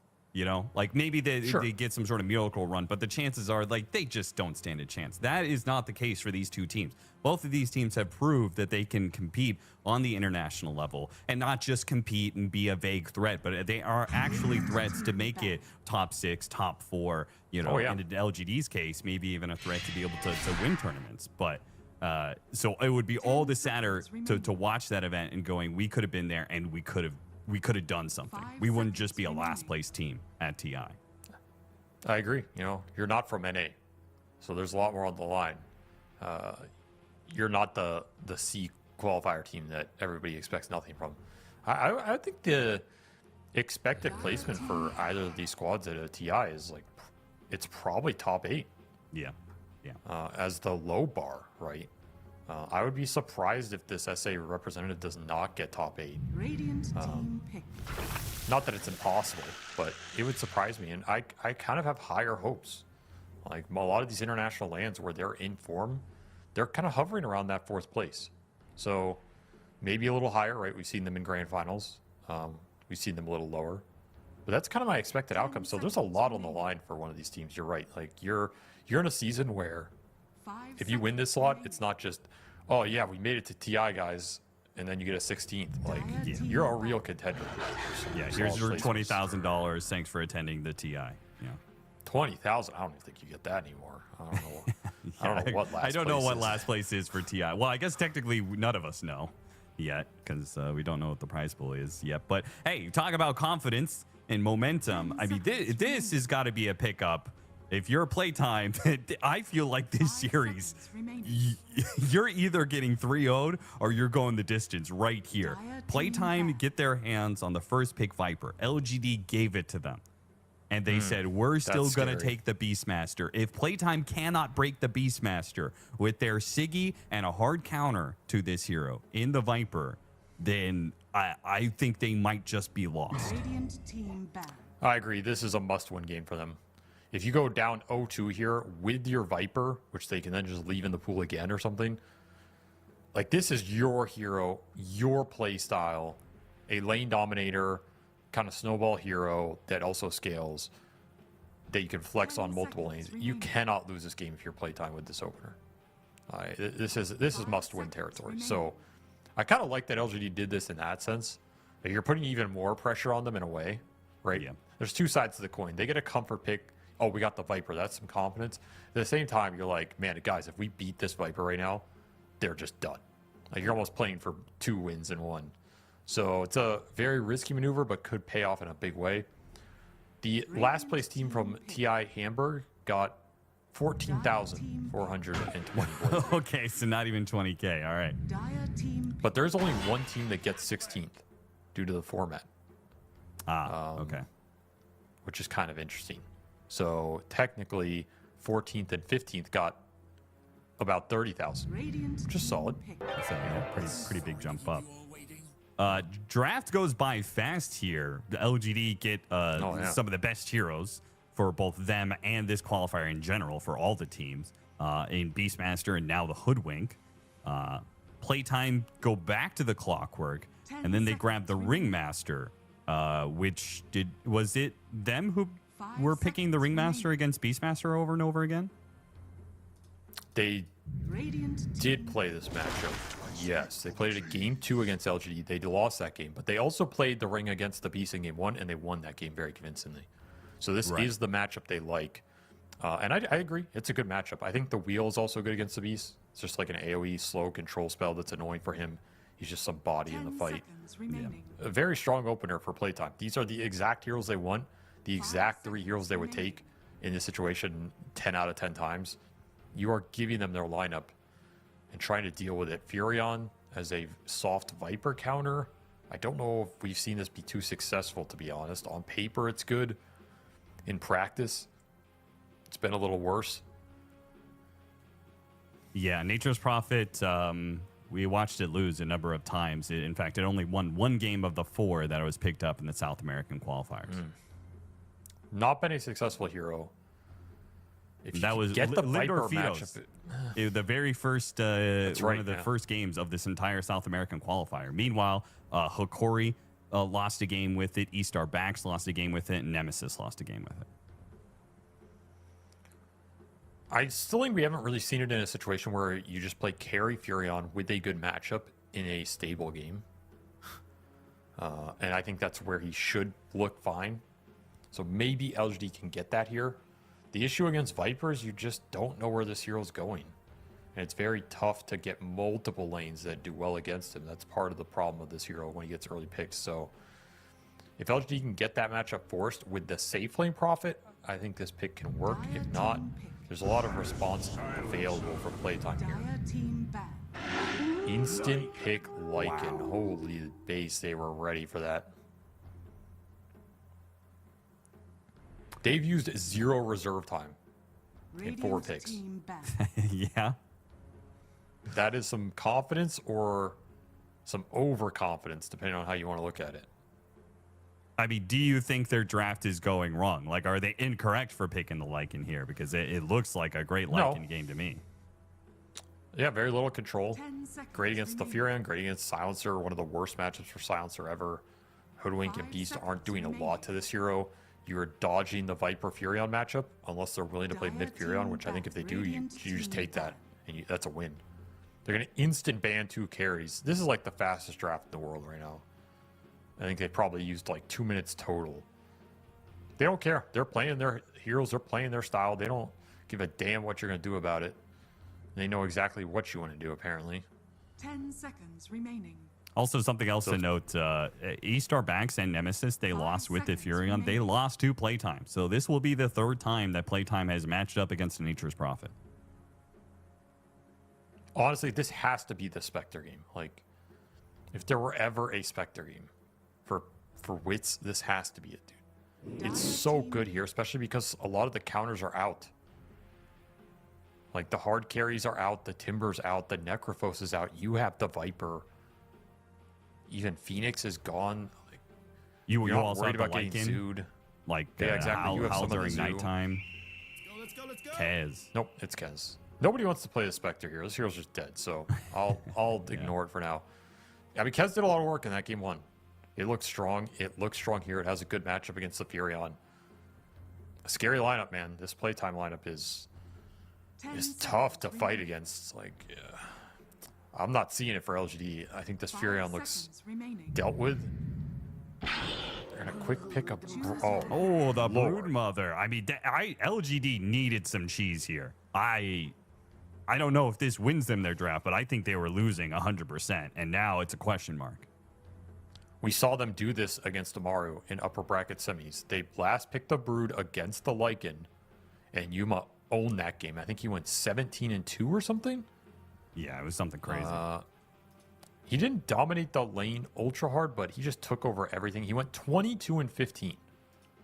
So if that is anything to go by, this Brood could just get completely out of control. It is a pretty good matchup here against most of what Playtime have presented, other than maybe Kez and some really farmed Viper. Does push that Furion into mid. He gets the Viper matchup, but again, I'm not as confident in that. I don't know. This is a really weird draft. I like Playtime's lineup. They got everything they wanted. Is the Brood enough of a wild card cheese pick to throw it all off? It might be. It's a triple zoo lineup. Triple zoo lineup with silencer, though. That can't be good. It does feel like there's a lot of weight on Whisper and Theolacor as a duo. Beastmaster, Hoodwink, they need to win their lane. They also need to get a lot of momentum going for this game. They're the only ones who can really start something for the Furion to play off of. Furion by himself doesn't make moves. He just adds you that extra 10, 20, maybe 25% to a move you're already making, right? So it feels like a game for me that for LGD is all about their offense. We'll see if they can make this lineup work. I think it's a really awkward lineup when you're running triple zoo like this. I just don't see the support duo having a good time when you have no playmakers, nobody to set anything up, no low cooldown damage threat.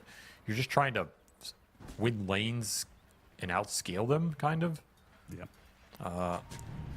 I wonder if part of their philosophy is like, again, we just want to go shove the map so that Schofield can't play this pickoff style. And if that's the case, they really went all in on it. I mean, they have 3 cores that can ghost push the map to some degree. So that's kind of like a giant FU to Clockwork. It's like, yeah, nice pickoff hero, Schofield. You're never going to see a core to pick off. If they can execute that, strategically it could be really obnoxious for playtime in their style. This is a very difficult lineup to execute, though. Triple Zoo with Silencer, that is not a pretty statement. Yeah, I literally don't know what KJ is going to do outside of the laning phase besides hit global every once in a while, you know? Like, I feel like he's going to be more of a spectator than a player in this game. I think this hero has like almost negative purpose in this game. Yeah. And it's a 3 bounty runes start, so if you are already feeling good about playtime and their draft, you got to feel good about the start. Excuse me, Nice 4 gold bounty injection. runes. Oh, yeah.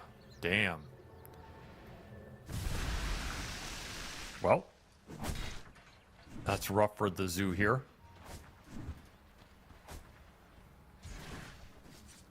And all they got out of it was a D ward on mid. All I got out of it was this lousy t-shirt and a coffee mug. Taking away some couriers. That'll help. I also think Kez is a pretty good carry against Zoo. Out of a lot of the carries you could end up with. Sure. Like, he doesn't mind too much. Yeah, he's not Sven, but he still does AoE. He does AoE. He can man fight a lot of these heroes in the late game with good matchups, and he can play fast. Like, he's not a Spectre or something, or Phantom Lancer where you're worried about just getting run over and never getting to a timing. He can buy early fighting items. He can join early fights, have high impact. He can play against a tempo lineup, so I think if you're going to end up with a Schofield carry, doing? you're pretty comfortable here. He pulled the wave and then he stacked it up. He's creating a mega wave. Why? Why not just pull it? Can pull this behind tower and just full deny next waves from the Brood. Yeah, okay. That is one possibility. Or you can just let it get pulled into the big camp. And Yeah, re-aggro don't it. let that Nice. happen. He wants to win equilibrium permanently down here, I guess so, yeah. which I can understand for this Lycan against the Brood. If you can dodge their interaction as much as possible, you're going to be happier. Look at Tai Lung CS, though. He is owning. 7-11. Took it under the 11 tower. denies against the Viper. Now, some of those are probably He's cooking Treants, him. but still. No, that's good work early, for sure. This is what you want to see out of the matchup. Win the CS battle. It's not about the harass. It's about being able to lane against the hero and get something done with the Treant right clicks.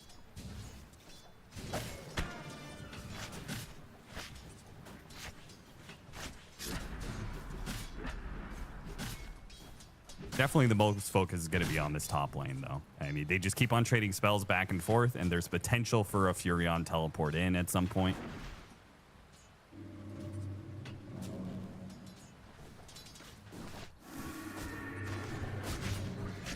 Schofield is kind of crazy here. He's just killed himself trying to contest Lotus Okay. against Yuma. I don't know what he That was not thinking. close.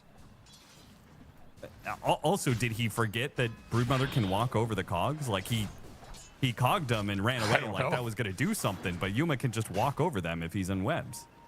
That was bizarre. He just fed a first blood to a Broodmother with a good matchup. And he got the Lotus anyway, so he got nothing out of that exchange. Frank probably sitting here going, what the hell, man?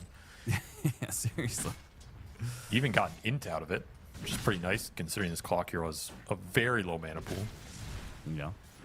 Also, all that stacking, but they got an easy camp stack. Like, they opened up the easy camp and managed to stack it. So you're not winning equilibrium, potentially, for the rest of the lane.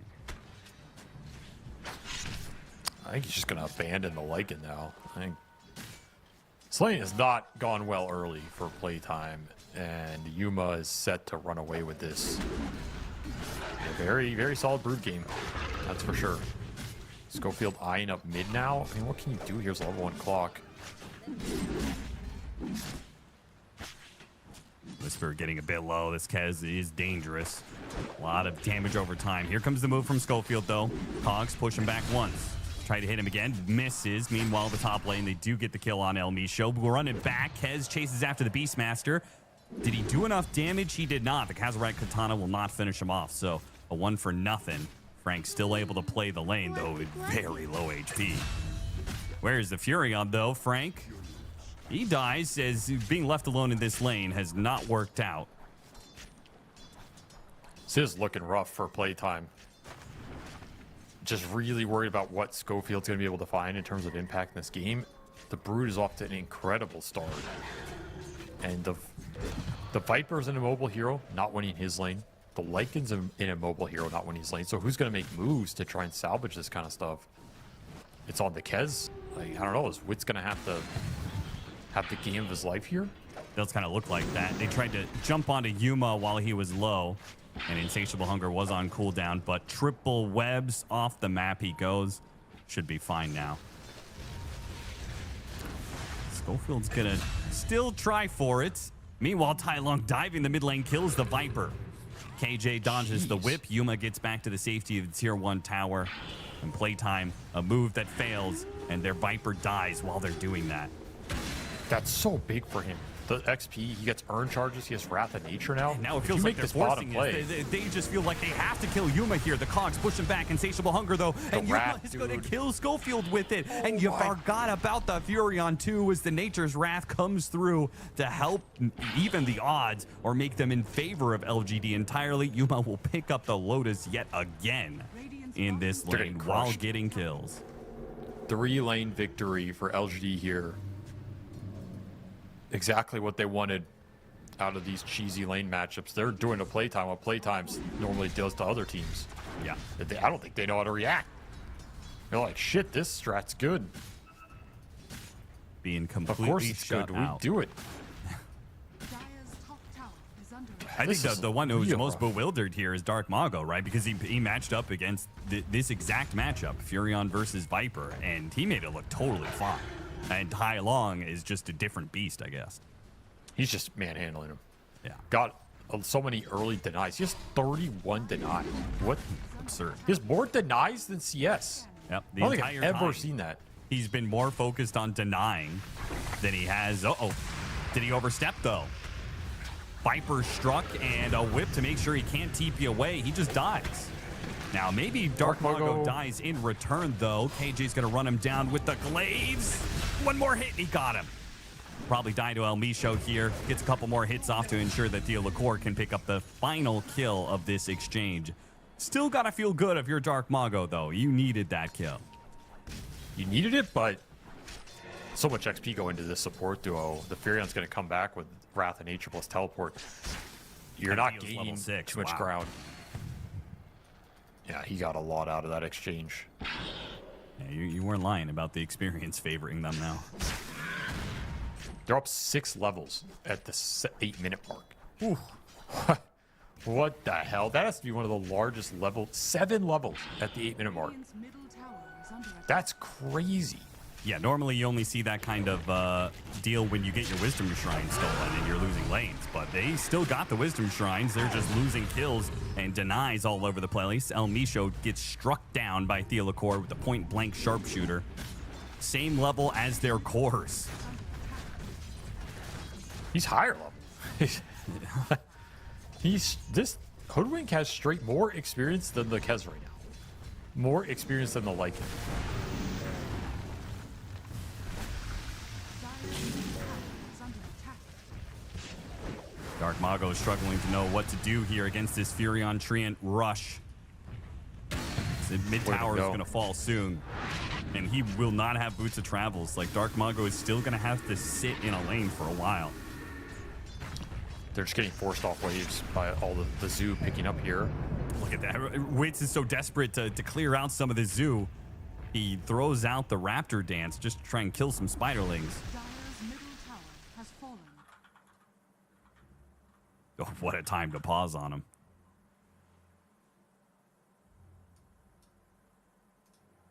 Some server lag, I believe. No? Well, Hotkeys, hotkey fix. okay.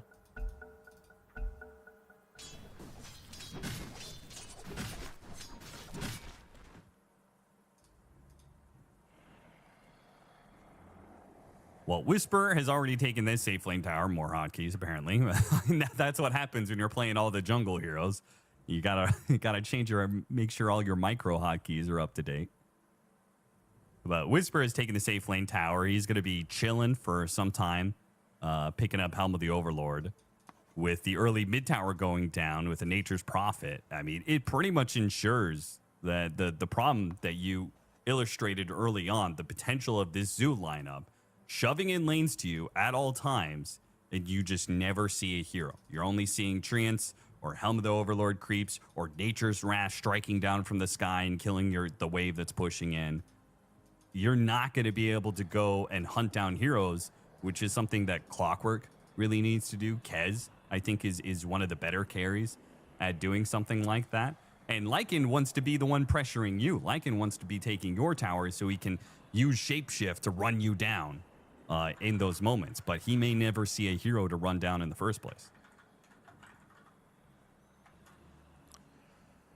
I agree. This map's going to be really tough to play. I think Viper is really going to suffer in this situation, which is what the Zoo's designed to do. Just swarm this hero with summons that he doesn't have the AoE clear for. Yeah, you can get a Boots of Travel here, but what are you Boots of Traveling into? Who's going to set up anything for you to take advantage of?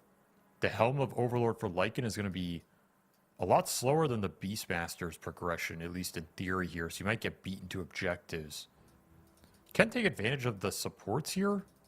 If your playtime, you could just run at the Silencer Hoodwink a little bit, but they got so many early levels. They're kind of beasts on the map because of the early kills, so I'm not as worried for them right now as I was in the draft. It's looking really good for LGD here early, and they have played this situation before in this qualifier with the Brood against the Lycan. So they're confident in this Broodmother scaling here for a long time.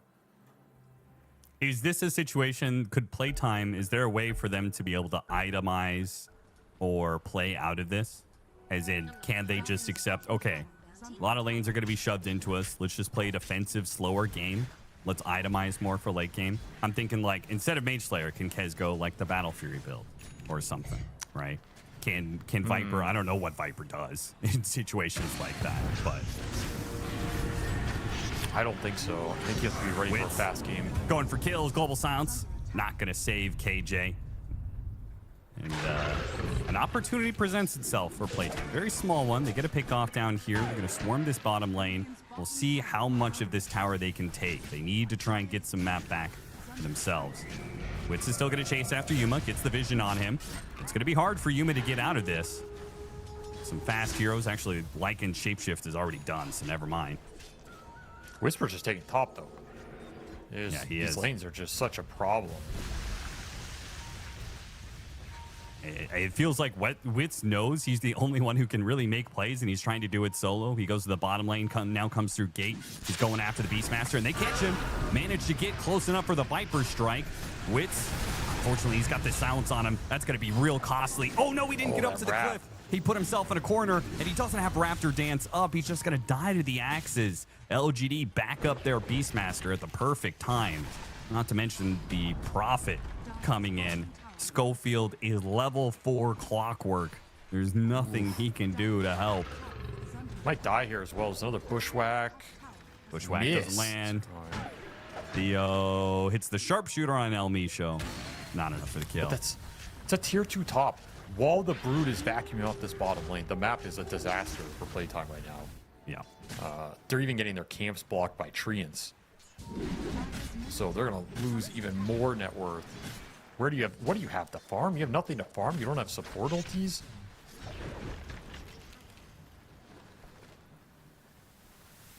And if you try and make a move, Furion can counterplay it. Throw the Wrath out, TP in with Vessel. That's a lot of damage. Too much for this Viper to handle. They blocked the Broodmother's camps, by the way. I feel like that's such desperation, you know? Because Broodmother's a fast hero. You could just move to different parts of the map, right? They blocked the hard camp and the easy camp. Yuma did have a sentry, so he opened up the hard camp, but they're like, this only slows down Yuma a little bit. You got a couple stacks for Frank to clear, but stacking for Lycan, that's like some desperation territory. For sure. Well, with all the early towers, it has led to a 6,000 net worth lead for LGD by 12 minutes. Got to be pretty favored at this point. Assuming Playtime can't find some crazy opening. They do have support ultis now. Managed to get to them. That's big. Maybe a pick off on KJ here. Instantly, Global Silence goes down. The shapeshifted up Lycan will run down KJ. But even when they get the pick off, when they're leading the play, they lose. Beastmaster just solos the Kez while they go after the silencer. And there's a pause while the Brood's just hitting another tower. Every time they make a play somewhere, one of these lanes is just getting assaulted by some zoo monstrosity. There's no easy moves to make in a game like this with so much lane pressure. Very toxic lineup now that we're seeing it play out.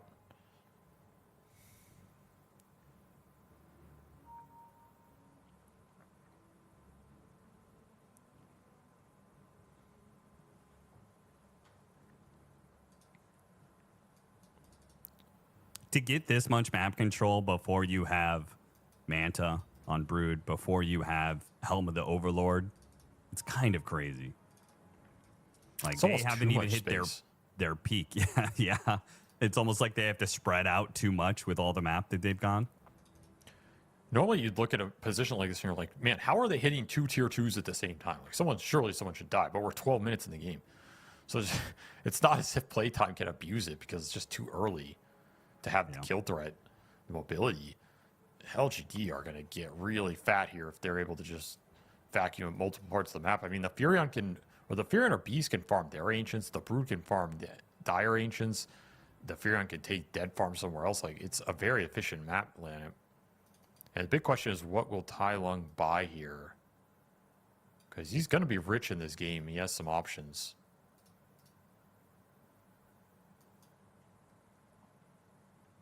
Could just go for like a fast Silver Edge or something. He's looking at Ags. Okay. It is a win more item if you're just snowballing this game out of control. Pretty debilitating for the Kez and the Viper. Good against the Lycan, I guess, too. You get kind of a control spell for him. Yeah, more line catch. of Flax. I kind of like the Ags here if he gets it really fast. Tower is under attack.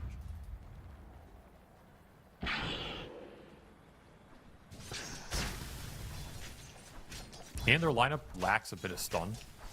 Getting some more soft stun in here is really nice for the Brood to go in and hit people, for the Lycan to go in, or for the Beast to go in and hit people. Helmet Overlord already done for the Beastmaster, by the way.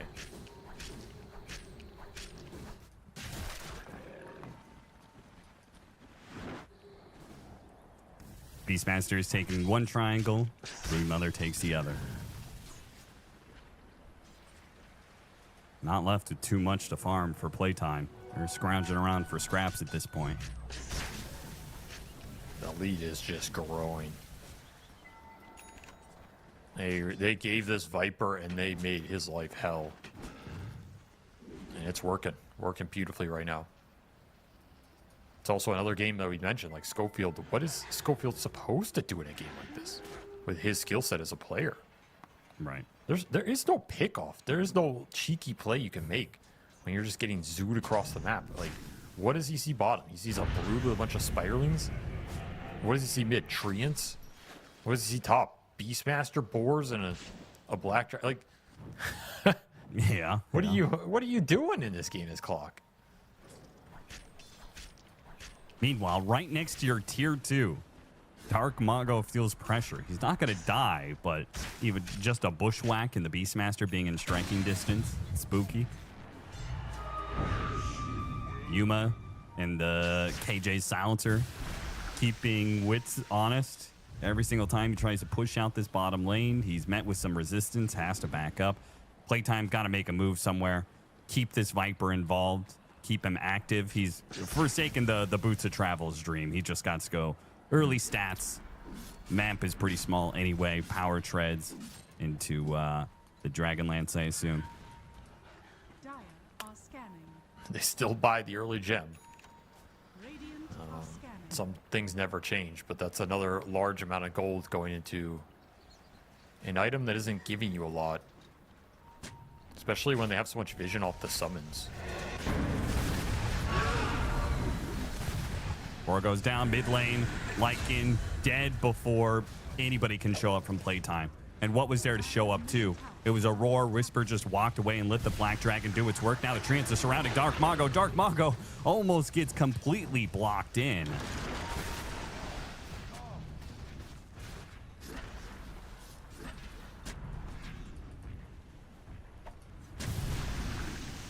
This is pretty disgusting, I'm not gonna lie. I would not want to be in this game if I'm playtime. This is extremely dishonest Dota. All they want to do is just fight LGD, and LGD are giving them... I mean, they showed it in game 1, dodging a lot of playtime's aggression. This is just something worse. It's smart. Honestly, it's smart. If playtime need to fight to win this series, just don't fight them. Radiant's Yeah, it's not tower necessarily entertaining, but it is super effective here at limiting playtime's ability to do whatever they need to be able to win these games. middle tower is under attack. They just look lost, man. They have Yeah, two this is, supports that can't push waves. Like, ugh. It's kind of the difference between just being a good team and a championship team, right? You're a good team. Yes. You're going these group stages. You know, you do well. You play up against a lot of teams. Because you're good, you do well, right? But when you have a specific opponent that you have to beat, you need to be able to have that strategy and that versatility to play and expose the team's weakness that you're matching against. That's a huge deal. And also that you're a team that is flexible enough and plays enough of a wide range style that you can't get exposed like this, right? Yeah. And they're getting exposed right now, for sure. See if they can find a way to bounce back in this game, find some sort of opening. They've just been huddled on their triangle for like 5 minutes doing nothing. And while you're doing nothing, the lead is growing. Yeah, LGD are not going to walk into your triangle and give you a free comeback fight. They're going to grow that net worth lead until they have such a big advantage Dire's middle tower is under attack. that it doesn't matter when or where that team fight happens. They'll just beat you out with net worth. Which They already again, have Ags on the Furion too. it means Playtime have to go out and hunt down heroes, but every single time they've tried, the smokes haven't really landed. A hook shot, well timed there, catches Theo, who was trying to play with this Black Dragon push in the They top got him. lane. They got him. They got the dragon. They got him. It's a killing spree. Dark Mongo gets 300 gold for it, alongside whoever got the Black Dragon bounty. So it's something. Get to control some of the map off of that. That's the real blessing here. And you are at least controlling their vision with the gem. Still have it online. No wards on Dire's side of the map right now, so LGD are flying a little blind.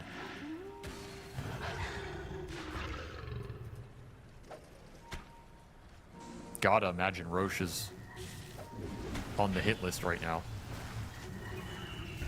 Furion teleports into this mid lane. There's no tier 2 that Playtime can play around here, and they don't have the Kez around.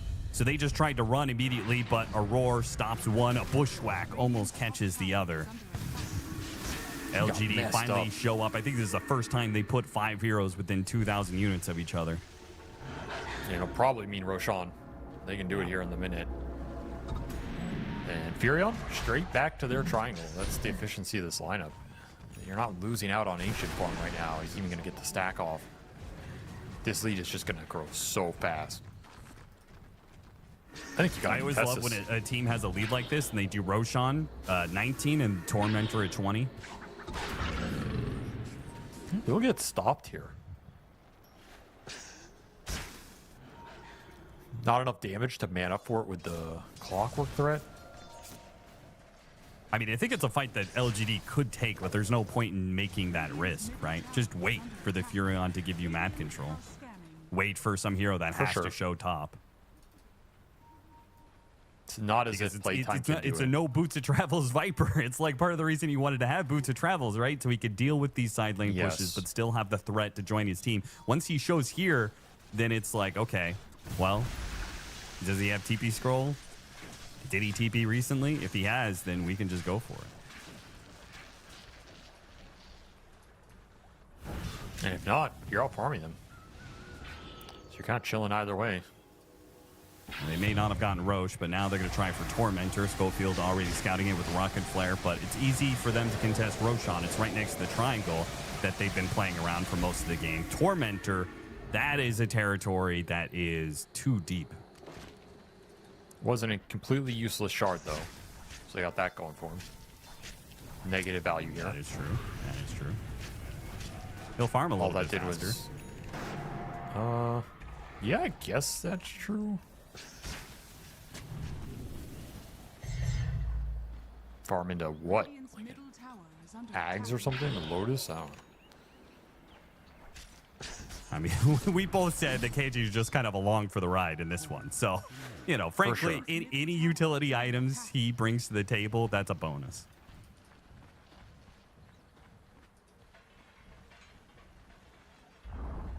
Radiant's middle They got mid tower off the wolf.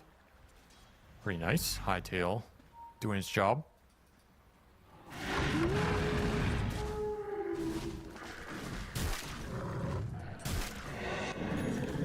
Roche time now, maybe? Kind of surprised that LGD aren't looking more aggressively to speed this game up. There's a full pipe for the Beastmaster. Maybe this is a signal to just start 5-manning a little bit more. Almost have Butterfly on the Brood as well.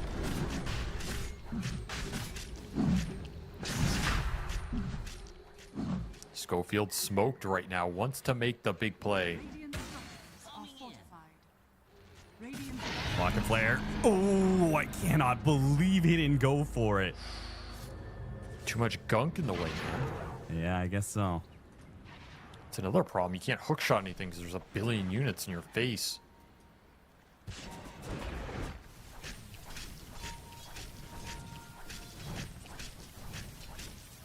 Kez chased away from the bottom lane after the Roche. LGD TP 3 heroes to bottom. Chase Kez out of here. But you are, like, I do think you're right. Like, you've got this Aegis. It's all fine, well, good of just, like, stalling out the game, growing a net worth lead. But at some point, you do need to make a move and actually use that net worth lead that you have. Don't want to let just Kez go into the late game. Global Silence gets used to make sure Wits can get out of here. Raven's Veil, but he got hit by the Nature's Wrath, entangling him. He goes for a parry and a jump away to the high ground. Blocked in by the trees, perhaps. Tai Lung gets pushed by the cogs right next to the Kez, and he's got an amp damage. There's no way Wits can get out of here. Schofield almost helping Tai Lung get to that Kez. Tai Lung is going to die for it, though. Frank had his Helm of the Overlord creep with the Ancient Prowler Shaman. If he hits that Desecrate on you, these heroes do fall pretty quickly to the physical damage. It's just the one, though. They deal with the creep. Shapeshift runs out. Frank has got a hightailing out of here. Okay. That's a solid kill out of a kind of rough situation. Playtime salvaged it better than I thought they would. Some Hopium here. Some time to farm the Viper up a little bit. There's a lack of stuns in this LGD lineup if you can disengage.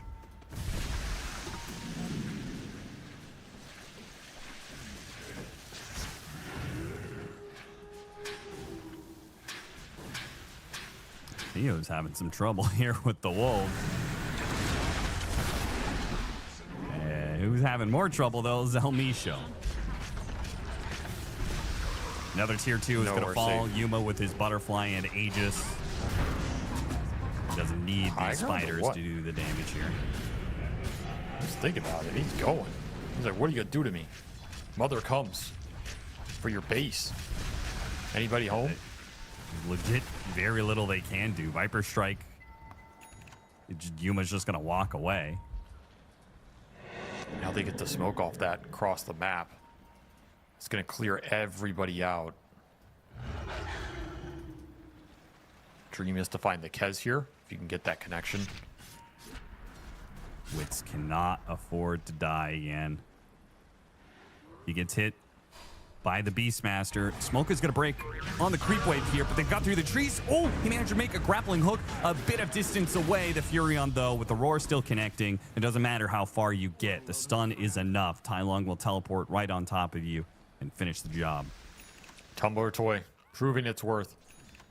Almost broke them on that creep wave, but a successful cross-map smoke brood retains control of their ancient area, so you're not giving up any map control for this. The wards are gone. You have deep wards out. This map is all LGD once again off that single play. You have another Wrath up in 20 seconds.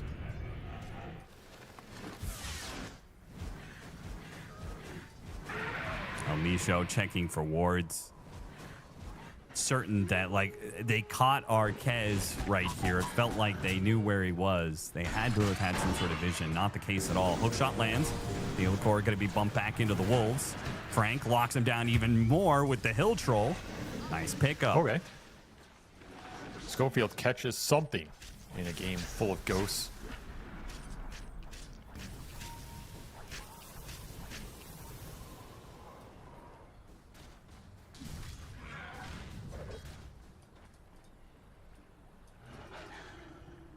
Aegis out in 50 seconds. Pretty successful Aegis period here, I must say. Top tower is under attack. Yeah, probably gained like a solid 3,000 or 4,000 net worth off of this Aegis. More. They're just TPing all their cores top. Interesting. Looking for something here, but they're only going to find Viper illusions. So little rat action coming out from Playtime now. They have 2 Mantas to play with on the Kez and the Viper, plus the Shard for the Lycan, a bunch of Wolves on the map, trying to combat this lane pressure. This really is a disgusting summon space game. It's funny, they go hunting for heroes, which they were up here. They don't find any, but they actually would have been better suited to just hit the bottom lane. Because nobody was there. I do hope that more people back up Yuma for this, because I don't think Playtime's high ground defense is particularly good. Global Silence gets used to make sure that Wit still dies, as he tried to get away from the Beastmaster, but fails to do so once again. Nowhere safe to farm. Brood is just controlling too much territory. You have to somehow kill Yuma in this game. You have that Viper strike, and then as he runs, catch him on the wheel. Manta doesn't dodge the Viper strike. It lands, but it doesn't really matter. He just walks out of it. Clockwork, whoop, saved by a box here. Whip pushes Yuma back, but Tai Lung, not feared at all, keeps going. And now the BKB from Yuma. He wanted that Schofield kill real bad, and they commit to the lane of barracks. Get the one ranged. With the Kez coming back up in a second, they call it quits. It's only 28 minutes into the game. There's no rush to this, I suppose. Now that they've proven they can go high ground, they now don't have to do it all in one blow. You have to find something here in your playtime. Like, these smokes need to connect on a core target. It's going to break on Yuma on a high ground spot, though. They find him, but what can you do? Nothing. Maybe get the silencer. Whip is going to stop the TP. Look at that. Nature's Wrath, though. The roar goes out on the Viper. Yuma, he goes for the Viper kill. Can they get him? The hill, the wheel, it doesn't land. And that means Yuma's going to bypass it and go for the Viper. Boy. They got the kiss as well. Frank is making a run for it with the shapeshift. Playtime, he said, you know, they had to do something here. They had to get a catch. And I don't think you were wrong. Unfortunately, they seem like Too hard. they can't catch, and even when they can't win the fight. Just so far behind. There's overwhelming net worth because this Furion soaking up the map, the Beast. They're just going to call it. What a dismantling here strategically of this first pick Viper. Like, there's just no way to play the map for this lineup that needs to find either pickoffs with the Clockwork or abuse Lycan Vision, or this Viper's too static of a hero. They got Zoo hardcore. It's been some time since I've seen a Zoo strat work that well. And boy, did it work well. Brood against Lycan. We talked about 3 in a row. Well, now 4 in a row, and perhaps easily actually the most demoralizing loss of all of them. And it felt like that was a must-win. Now you're down 0-2. You lost with your Viper. If you pick it again, yeah, you can ban some of the Zoo and say, like, we're going to get a different situation. But it's just demoralizing. You had all your signatures. You picked them instantly in that draft, right? They wasted no time, and they got dismantled. So you're just getting out-strategized right now. Your style is getting countered by LGD. They're ghost shoving. They're not letting you play the pickoff game. They're not feeding you some early skirmishes. They're not getting out-laned. What are you going to go to in the tank if you're playtime to say, okay, we're not that one-dimensional. We have other ways to win a Dota game? Because right now we're not seeing it. They're continuing to force the same issue, and you have to recognize what's happening in these games and make some adjustments. So we got to see something wildly different from playtime in this game 3. If we see the exact same lineup, I think LGD are more than prepared to deal with it. And maybe they're the ones who have to draft draft better late game and force LGD to try and end the game on you, not in a way that involves Zoo, because obviously you don't want to take that risk again. It's a possibility. I think that Kez was kind of pushing in that direction. Like, I think Playtime do have better scale in this game. If they get fat on everything, I think Kez can carry this game. Brood's a weird hero. It's always hard to gauge, but I think Kez is the king of this match, but you can't get there. Like, there's just no way to play the map. And that, I think, is the biggest factor. How are you going to plan to play the map? Especially if you have 2 supports that don't farm and don't push waves. You're very locked into trying to find kills or create a threat to establish map pressure, and Zoo just handles that easily. Beast has also won both games, and Beastmaster on 2 different roles has looked quite strong. This is probably a hero you have to up the priority on or respect, or just debilitate completely. He's driving this series right now. You know, this Beastmaster, he's driving the bus, and the bus is not going to a town that you're feeling good about. Yeah, it's like that's the one part that you know you can change going into this next draft without ruining anything too much, right? Like the Furion is in response to your mid Viper. The Broodmother, Yuma's cheese picks have to be last pick, right? It's the Beastmaster that is the foundation that you can go, okay, we're just going to ban away the Beastmaster on the first ban phase, and that will shake things up. Maybe we get our hands on the Hoodwink, which has also been a very good hero for this patch. I mean, Schofield absolutely killed it in game 1 of the upper bracket final. LGD identified that problem and have taken steps to get Hoodwink on their side ever since. And maybe that's the true story of these two teams up against each other, is LGD making more adjustments, making fine draft attunements, stealing some of the higher priority heroes, playing faster. They got rid of the Bane. They are getting good matchups for Yuma later on.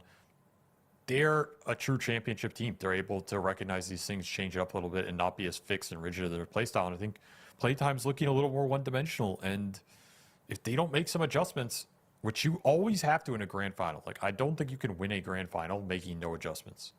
It's really hard in this era of Dota. I think you used to be able to, like, way back in the old days, you know, because you're just some team secret and you're so much better than everybody else that you could probably literally pick 5 blobs and win the game. But nowadays, teams are good at changing stuff up, recognizing situations. The skill gap has closed a lot. It's pretty hard to win a grand final if you're a team that's incapable of adjusting anything. So the onus is on them. Like, they have to come into this game with a revigorated mindset and believe that they are capable of changing the map state they have been presented with in these games, because that's the biggest issue. Yuma went 12-1 and 4 in the first game on the Kez, 4-0-6 on the Broodmother in game 2. He's having an excellent series, and they've also now just proven they can win with the Kez and beat the Kez. They prove that they can beat the Tiny and win with the Tiny. The number of heroes as we go down, like we talked about how you can change the opener, but later down that decision-making process, it feels like there's a number of heroes that LGD have said, these are heroes that we can win with, and we can also beat it if it's on your side. So you can't even, pick it just to block us. You can't even perform a block pick for it. So playtime, it's going to need almost, it feels like a miracle for them to be able to change who they are as a team and their drafting process to come up with a winning strategy against LGD going down 0-2. But we've seen this before. Playtime, can they do it? Can they make the comeback? We're going to go to a break and see in game 3.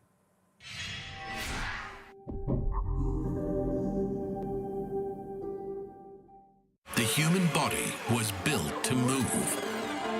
Not trapped at a desk in one singular posture for 12 hours a day.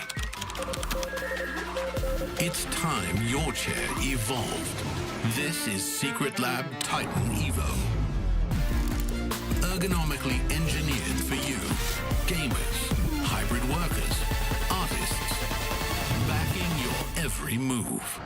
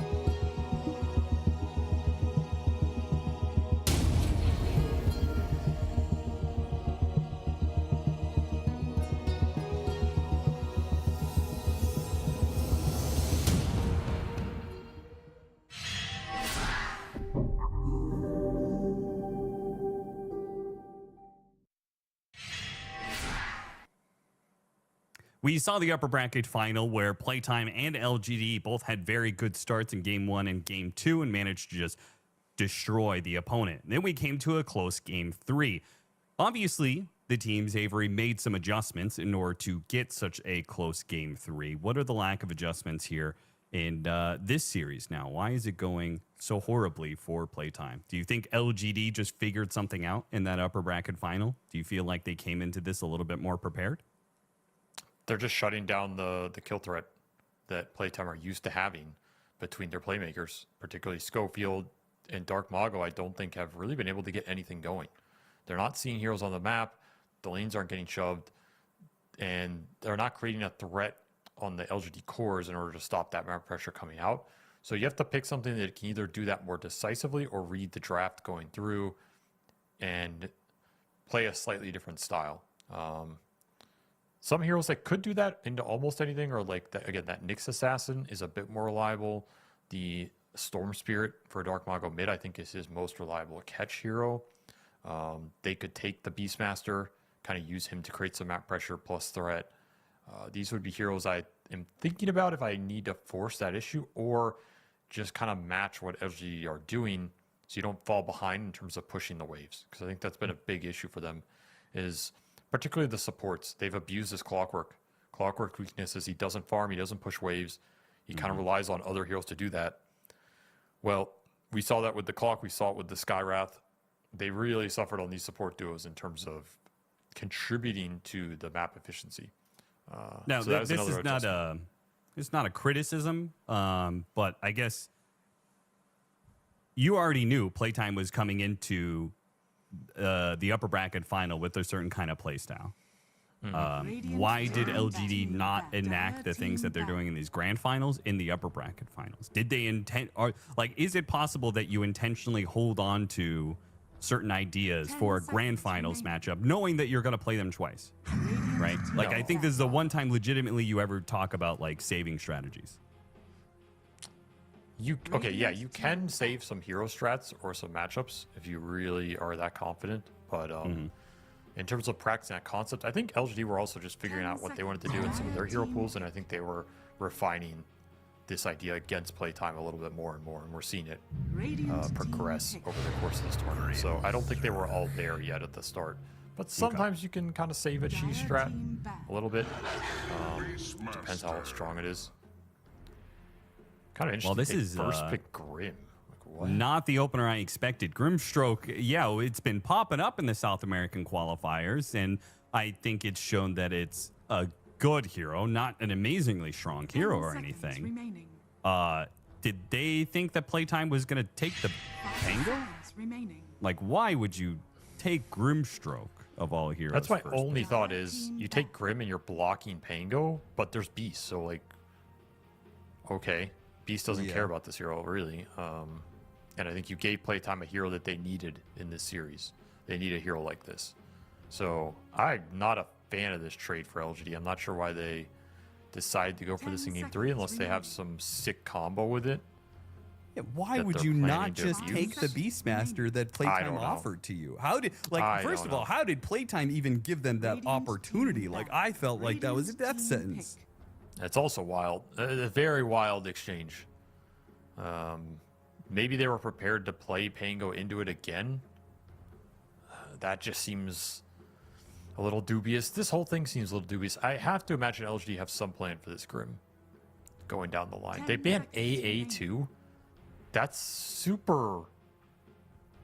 There's got to be something cooking here. There's no way you ban AA here unless you're planning to go some like Alchemist or Huskar type hero. Or, yeah, Huskar got banned. Timber saw.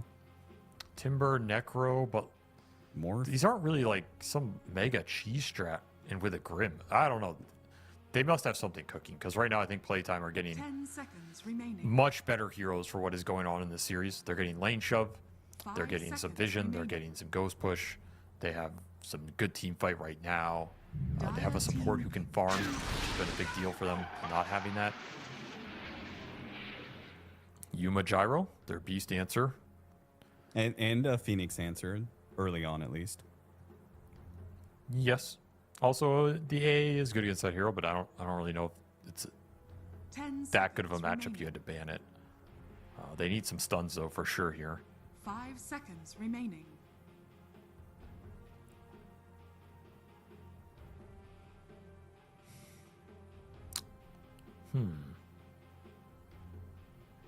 Still Snapfire in the pool? A lot of magic damage overlap. If you don't take it, Playtime could also take that hero, though, and it's quite good with their lineup. Snapfire beats Beastmaster mid, right? Yes, he does. I think the Snap looks it's better more for likely a Playtime, Frank but hero, right? yeah, that is also a consideration. We're not going to see Dark Mago play this beast. You know where it is. That's why they take the gyro early here, because they know the player hero combination's locked. They're going to take the KJ Omni Knight to back this gyro up. It is a strong combination. Shouldn't underrate this hero. I mean, it's kind of a meme pick, but at the same time, if he can just defend against strong spells and keep some hyper carry alive, it can be a strong idea. Monkey King. Is that Schofield Monkey or what? Yeah, that seems very odd because I don't. That's not a carry to carry matchup that's like good for Monkey King, right? It's not like oh, we know they have Gyrocopter carry, Monkey is the go-to answer. I feel like that would be like something like Morphling, you know. They did play this earlier today.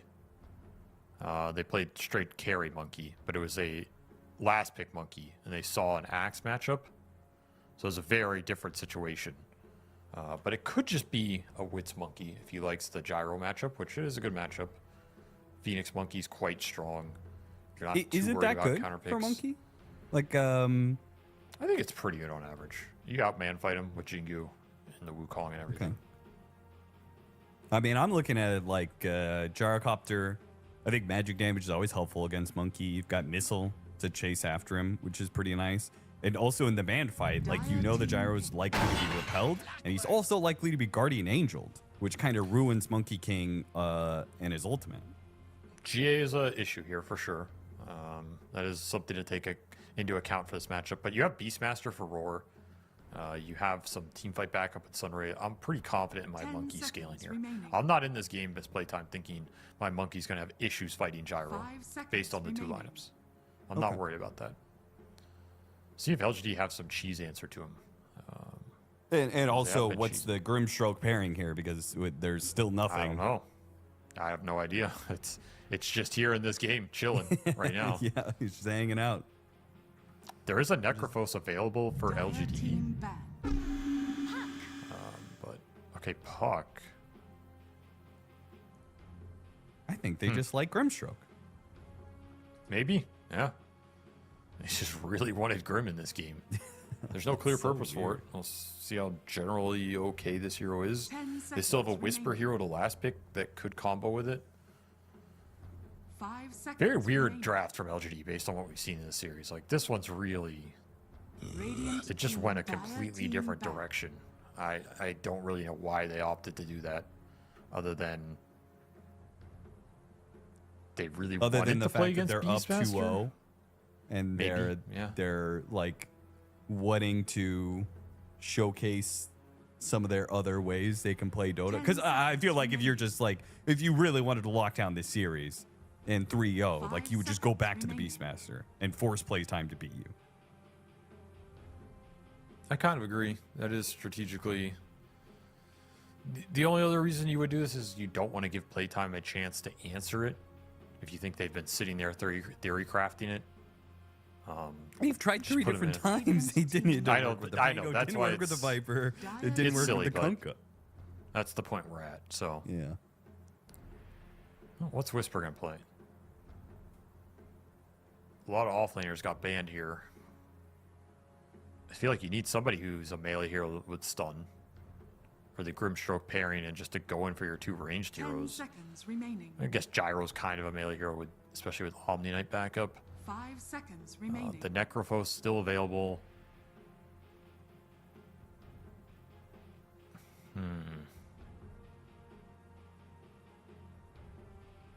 What did you think about Razor against the Monkey King? Radiant team pick. It's okay. I don't think Whisper would play it, though. Yeah, that's fair. It's just going to Largo. Well, that's a stack of heroes. Omni Knight Largo, their 5-man ball is pretty tough. There's a dispel against the monkey if you can get it off before he slaps you. 10 seconds remaining. Kind of interesting. Still, I think this is a really weird lineup from LGD. They're like very different from what we've seen them play. Does scale pretty hard, I guess. That part is the same, but it could be very slow. You may now Ooh, select Leshrac. heroes. What the hell? That's a wild card for sure. This looks like a fighting game, though. Like, everything we talked about is how LGD are abusing them by playing the map better, and then this lineup does not really do that. This lineup just fights you head on. Yep. So they're just taking it to playtime, and this looks like the most winnable game for playtime. If they play well, this is in their wheelhouse, their style of game. A bunch of skirmishers, a bunch of fighters, just straight on team fight. You're not going to get ratted. You're not going to get zooed. You're going to be able to find pickoffs and kills. It looks a lot better for them, honestly. I'm surprised LGD went back to this style.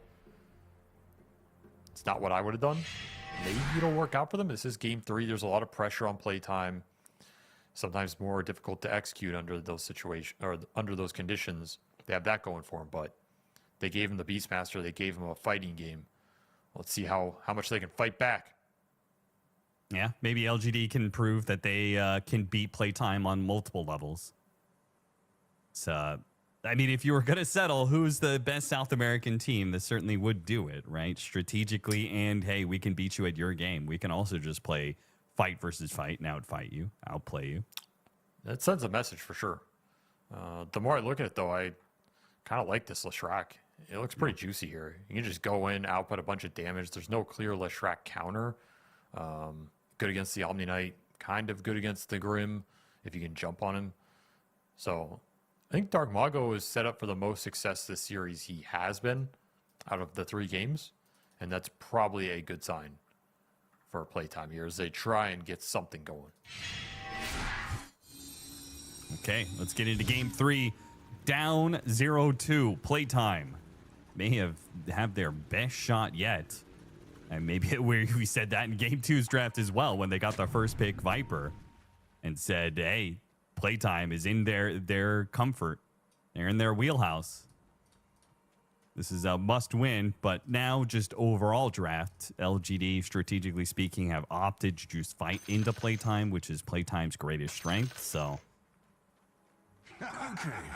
still have a chance. It's funny. I almost feel like the first pick Grimstroke works better for playtime. It would have double roar, double lightning. I think Inkswell on Leshrac is really good.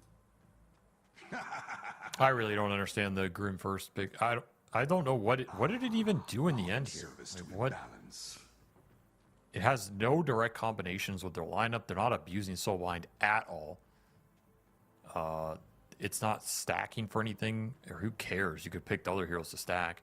It's not debilitating anything from playtime. You soft block pick the Pango, but then they instant snap Beast, which is the hero I think they wanted over the Pango anyway. Like, this was really one of those draft picks I'm just bewildered by. I do think the kill combo with Largo is kind of good, right? You Inkswell. Sure. Catchy Licks make sure that the hero stays in range of the Inkswell while they're getting gone on. They're being Frog Stomped and Phantom's Embraced. That combo is nice. Maybe they just wanted the Grim to, if they're going to fight playtime, maybe they just wanted Grim as a strong skirmisher. Playtime are just going to run at you and fight you, then it's the type of game Grimstroke wants. Yeah. I still think we have seen the effectiveness of these near instant silences. Skywrath Mage and Grimstroke have shown a lot of value of the silence, so maybe that's just gone up the tier list. Well, it's all on the line. One game for TI here. Your LGD would make their organization very happy. Let's see if they can clinch it out, or if the series goes on. 4 kill. Plus 27. Yuma on the board. Dark Mago trying to scout out where the ward is by using the nighttime vision on the tower. Doesn't find anything, though. Smoke's going to break. Whisper gets headed off by Schofield. And the long wrap from Theo might just sneak a bounty rune away from playtime here. So they have an opportunity to get 3 because of this. The battle begins. El Misho's going to go for the contest on the other side and does not manage to outclick Yuma. Therefore, 3 bounty runes for LGD. Successful start for them, though. Didn't Playtime get 4 runes last game? Yeah, they did. And they lost, so that doesn't bode well, perhaps. We'll see. They are going to put Schofield in this safe lane again, swapping the supports, trying to create some more pressure going into this Omni Knight lane, who might struggle against the Phoenix a little bit. Though he went boots level 1. Kind of signifies you're going to pull waves potentially. Which, if you're going to pull waves, you should have just put the Clockwork up here anyway. I think the Phoenix Monkey was the strongest combination you could have created in this laning phase. So they gave that up. Managed to keep the boards alive against the first flat cannon. And keeps them alive for the second one as well. So Frank is doing a good job microing in this bad matchup, at least to start things off. Dark Mago pressuring Tai Lung under tower. Meanwhile, bottom lane, Schofield getting pulled back in. They finish him off. Whisper couldn't get close enough to hit, but Theo Lacour is able to finish the job anyway. Strong start, 3 runes plus First Blood. And an extra range deny on top of that. Well, let's see if Dark Mago can even this out with a strong start mid on this track. I mean, the early CS battle, maybe he can pull some extra weight.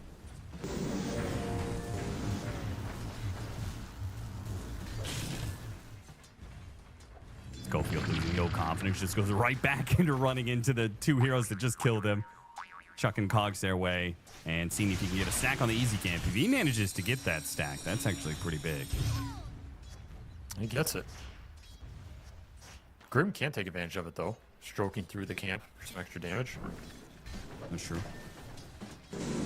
See how easy it is to pull. Double melee lane sometimes can be difficult. Take advantage of that pull if there's a lot of pressure going into the carry.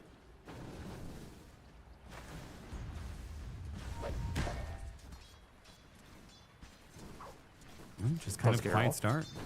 And I guess there's not too many lane shenanigans they can really do. No early rotations they can make.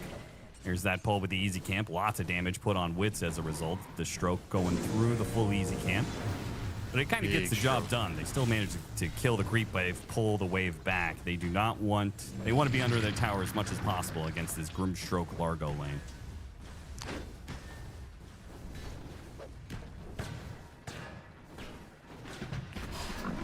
Schofield really wants the Lotus here.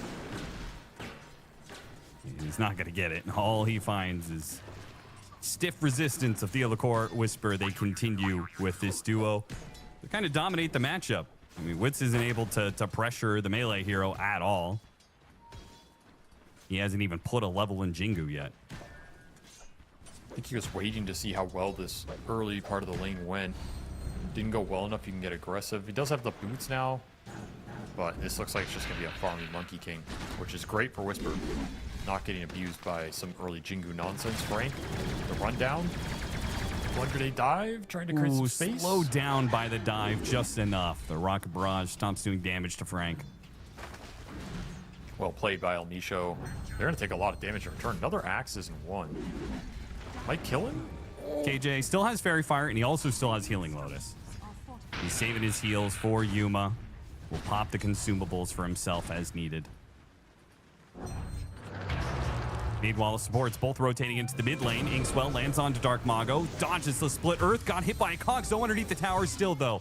He got off the Ord to finish off the life of the Leshrac and jumps away to safety. Will not be able to get the Water Rune. Dodges one of the Fire Spirits, doesn't get hit by the second. Third is off the mark as well. El Misho maybe had a chance here to kill, but not anymore. Not with only one of the Fire Spirits landing. Tai Lung's playing really well this series. He is finding these little openings, giving up very few deaths. Just being a force on the map. And Playtime struggling to kill him in all 3 games. Whenever you can't kill some guy mid, it's rough. It's like you just feel this guy's presence is always there. He's always pressuring Zelene, he's scaling. He effectively had 0 deaths on that beast in game 1, outside of when they dove at the end.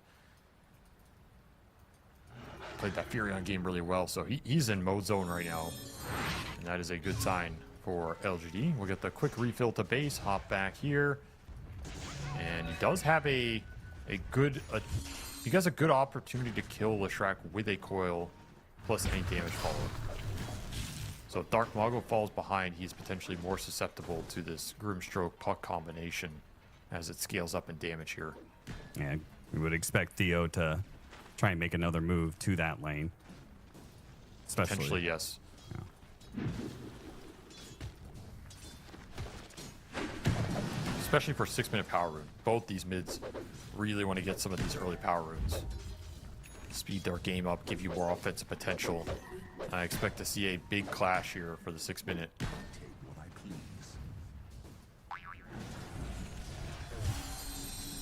KJ trying to secure top. Puck. Orb goes out. They don't actually jump to that one. Ends up being bottom where Theo is sitting on it. So unlucky for Playtime, as a shield rune means Tai Lung, who is already winning this lane, can be even more aggressive.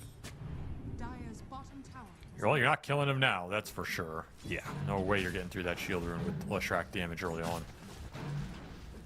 Another stable laning phase for LGD where they're pulling ahead. Top 3 net worths belong to their 3 cores. I don't think Playtime has won the lanes once this entire grand final. It's been an issue. Pulling in with lick. That's that play. The lick into the Inkswell. Inkswell not really doing that much damage. Level 1 as Grimstrokes. Oh, another catchy lick. Bringing him low. The stroke doesn't land. Fairy Fire goes off just in case. But the Monkey King is just always under the gun. And he has to hop away. The LGD threatening another go here, because the catchy lick is always up. It's a 9-second cooldown. Gets him again. Frog Stomp, still not enough. Wits with the magic wand stays alive. They're really putting the pressure on. Aggressive Glyph, which was for this lane. They had an early Legion shield on Whisper from some of those stacked small camps. Schofield, now he's dead. This lane is getting out of control. And it's going to be a Perseverance build up for the Monkey, which, I mean, it's either Mage Slayer or Battle Fury, right? It's got to be Mage Slayer, right? It's pretty good, this game. That's what I would assume. I'd assume it's Mage Slayer here.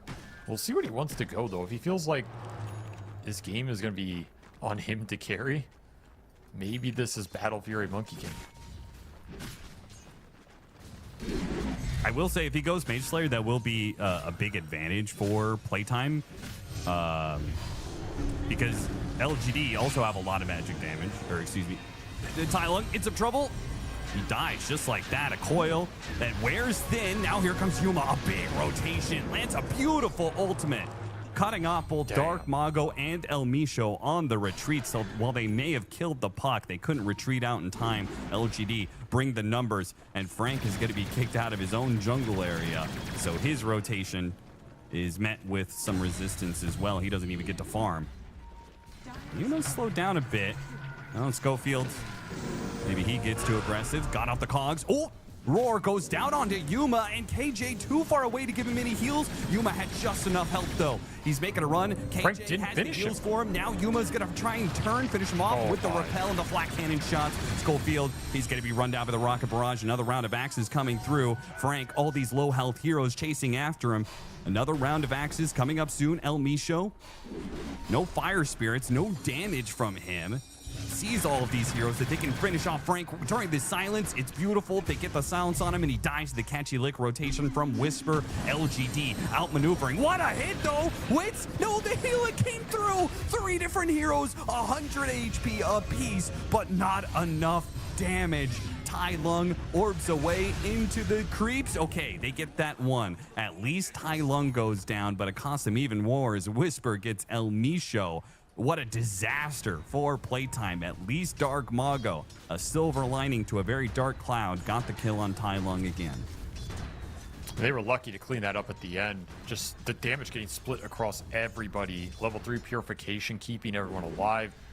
They could have just killed Yuma off that roar. They thought he was dead off of the last poke. They did not commit the axes into him. A huge misstep by Frank. Did not check the wand charges. And it ends up costing them so much in that sequence. These are supposed to be the skirmishes that Playtime want. And they should be winning them. And if they win those, they can get the power runes and win even more skirmishes. Instead, it's gone the opposite way. LGD continue to control power runes for Tai Long.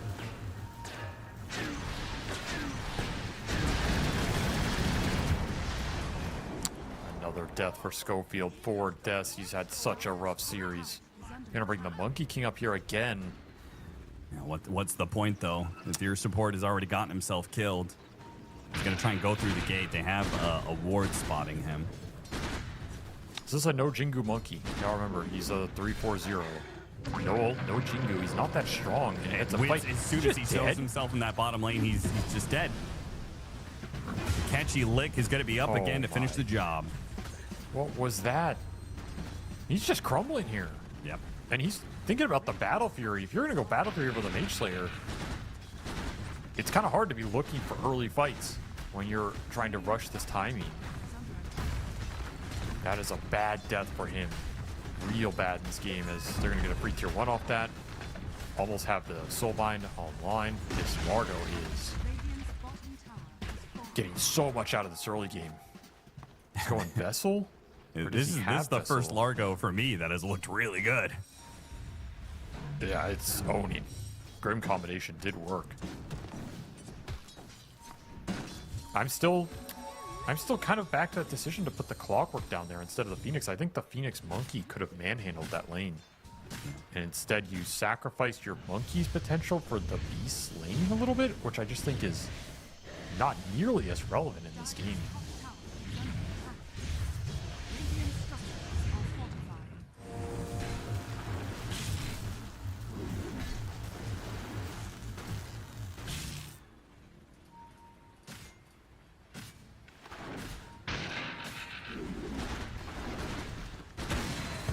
Rune for Tai Lung. He gets another power rune here. He's gotten every single one, I believe. There's Vessel for the Largo. A lot of early fighting power available for LGD right now, especially if the Gyro is willing to join the fight.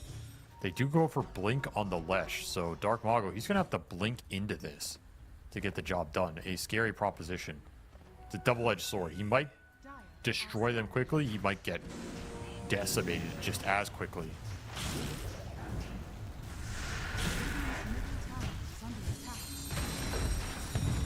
LGD taking early map control once again. Another mid tower that's going to fall.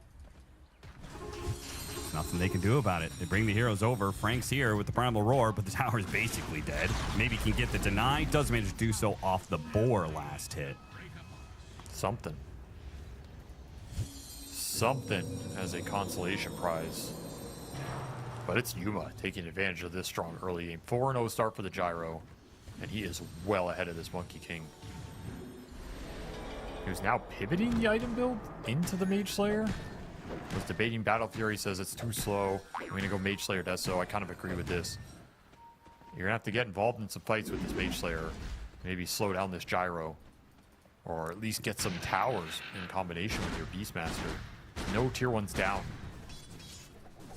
Yeah, Very for me, this is difficult supposed to be a clear advantage for Playtime, the Mage Slayer. Because Mage Slayer is really good on both sides here, but only Playtime can build it. Right? He's matched up against 3 different cores that all do magic damage. Mage Slayer is also very effective against Leshrac, but you can't build it on any of these cores for LGD. Go Mage Slayer Puck. Sounds kind of base. There's probably a world where that is a good build. Tai Lung fighting for another power rune. It doesn't spawn here. They may get some support kills instead. The Supernova is actually protecting pretty well. Oh, that hook shot had landed. Tai Lung might have been chain stunned underneath that. Instead, his Arcane Rune allows him to continue to beat down heroes. It's Wits to be the first one to die. He tried to join his supports in a defensive fight, and his supports get out. He's the one to fall. Well, maybe not all of them. Schofield, he's not out yet. Chased down by the Puck with this Arcane Rune. He is able to orb after orb. They run him all down in the end. You're joining with the monkey, but you have no Jinku points. You can't get a Wukong off. You just get frog stomped into oblivion. And there's nothing to help you take that fight. And where was Dark Mago in that where's the team? Like, they're bringing Yuma to every engagement, you know?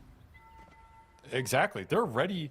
They're ready for Playtime fighting these fights because they know that's what their line is designed to do, and they're bringing everybody. And then They go for Yuma now, but guess what? KJ and Whisper are already behind him, so it's not an easy kill. And there's that Guardian Angel, and your ultimate's doing nothing if you're Wits. Dark Mago, he's gonna have to be the one to pull through with the magic damage, going after Whisper. Whisper trying to dance himself away, cannot get out of there, so they bail out the gyrocopter. It's offlaner for offlaner so far. Schofield has already used his hook shot, turned back around with the puck, and it Inkswell that hits both of them. What a soul bind. What a soul bind from Thea LaCour. Got the silence on the Monkey King, Tai Lung, and Thea LaCour as a duo dice up Playtime. Just as they thought they maybe had an opportunity, Tai Lung shuts the door on this one. A double kill, 4-for-1 exchange. I shouldn't have questioned this Grimstroke pick. They knew what they were doing. It is destroying this game. 3-1 and 12 for Theo. Combining with this puck, just decimating the fights. He's even going to pick up Schofield here in the end. A full team wipe off of... Damn. What started as kind of just like a casual poke on this gyro. Let's see what's going on. Okay, the Omni Knight's there. You got to chill. And they just get torn up. Chasing too far into the puck, who has ruined their game. And they're in the deep end now. You're down 0-2. You're in a game 3. It's 19-4. Almost nobody has momentum. You're starting to feel your TI dream slipping away here.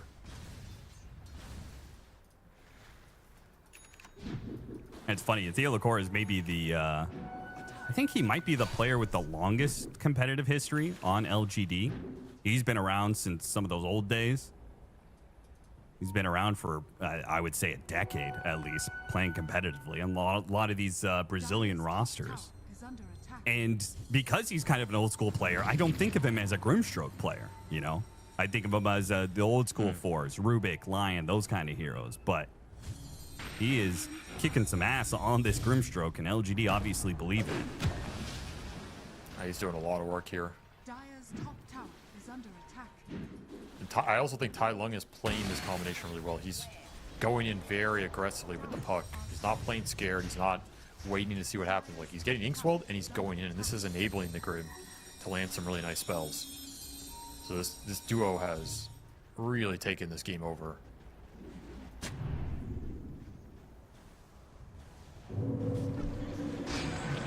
Another jump forward, Dark Mago.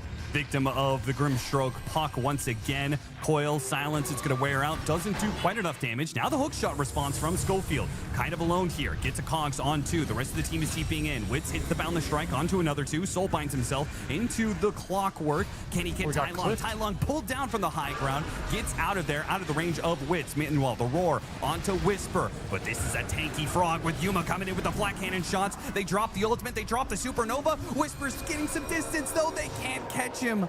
He's too tanky, 2100 HP. It's too much for them to handle. Even in the fights that they're kind of winning, they still lose as Frank gets picked off as well. It ends up being a 2-for-3. The Largo coming in at the end. He cleans up the Leshrac. He baits out so many spells onto him. Survives because of this tanky early vessel. It's just all LGD. Like you said, even in a fight that's good for Playtime, they can't convert it into anything. And now you just get a gift from Gabe himself, an amp damage in the river for Roshan. With the big ults on cooldown for Playtime, it just seems uncontestable. Schofield's always reading these objectives moves. That's what makes him part of the reason why he's such a good clockwork. Always rocket flaring the Roshan pits and tormentors at the right time. But if you're far enough behind, you can't contest it. It's all for naught. This gyro is going to be a big problem because he has the Omni Knight behind him, so all of his network just gets amplified. He can use it really aggressively. He doesn't have to worry about getting wood. He doesn't have to worry about getting Wukong. He has the Repel GA behind him. That's a huge deal here in terms of how much he can just run in the fight, play aggressive. It just means you can So also far, rush though, Lesh- damage items, right? You don't need a BKB. You can just go Yes. straight to Daedalus. Silence on Almisho. Get Hurricane Pike. Coiled as well. And then silenced. Another kill for this duo. It's been terrorizing this game.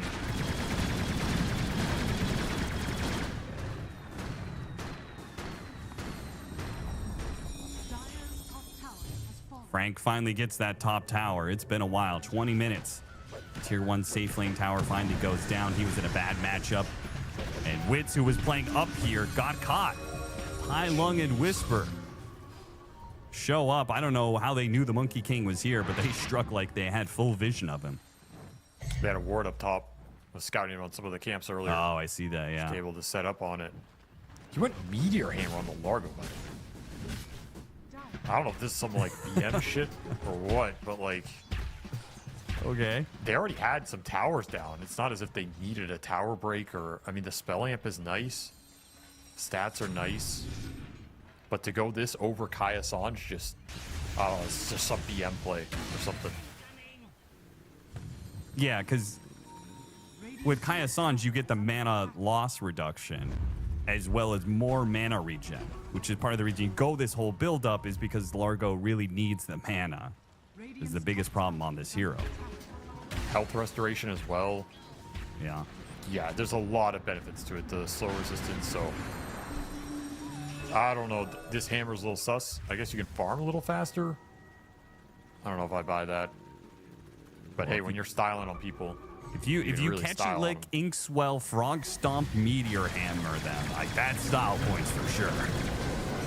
oh yeah, I'm not denying the style value. See if it comes back to bite him in the ass.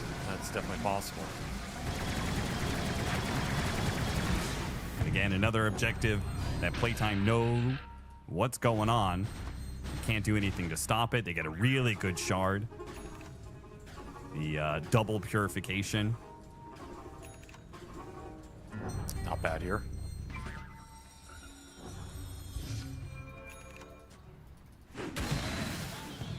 Okay, there's your Deso Monkey. So, to me, this is a moment in this game, in this series, where you have to Oh find no, he something chopped down his to play. tree. Whoa! Is he gonna die? He took because of it, that? shot down. He gets up to the trees again. Oh, close Oh, my call. God. Frank on the pullback of the axes accidentally cut down the Monkey King's tree and almost left him victim and said it's just a Schofield death. Things are just not going right for Playtime in this series. That is safe to say. Yep. Again, you have to find something in this period because this Puck is going to scale really well in this game too. He has Croca Genius to up his damage. That is always scary to go late game against. I just got to run into Wits here. It feels like Wits has had to spend.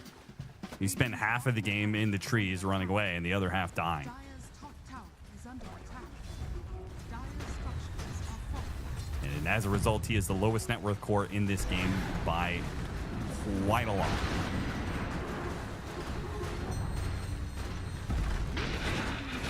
He is over 4,000 net worth behind the gyrocopter.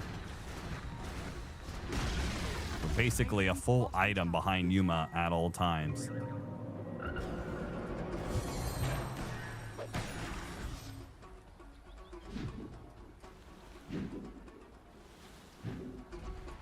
Radiant's middle Very tower quick cross map smoke with some extra move speed from the Frog. Run into Catch El something Micho here, hit by the silence, catch he licked. Radiant's middle Damn, too easy right now.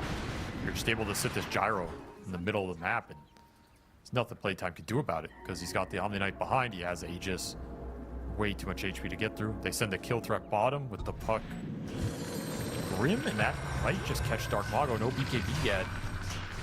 Playtime, what a reading out all over the map. They can't seem to get anywhere to farm. Every part of the map is taken over by LGD with rapid patrols back and forth. And while you're doing that, Yuma is taking objectives. Took the tier 2 earlier. Now the mid tier 2 is almost dead. Because his Aegis is about to expire, he's not going to keep it going. But I feel like he could if the Omni Knight is sitting behind him. Radiant's top tower Oh yeah, that's effectively an Aegis, right? Yeah. Like, I don't think he cares. And he went Hurricane Pike Manta, Falcon Blade, so he has 3,000 HP.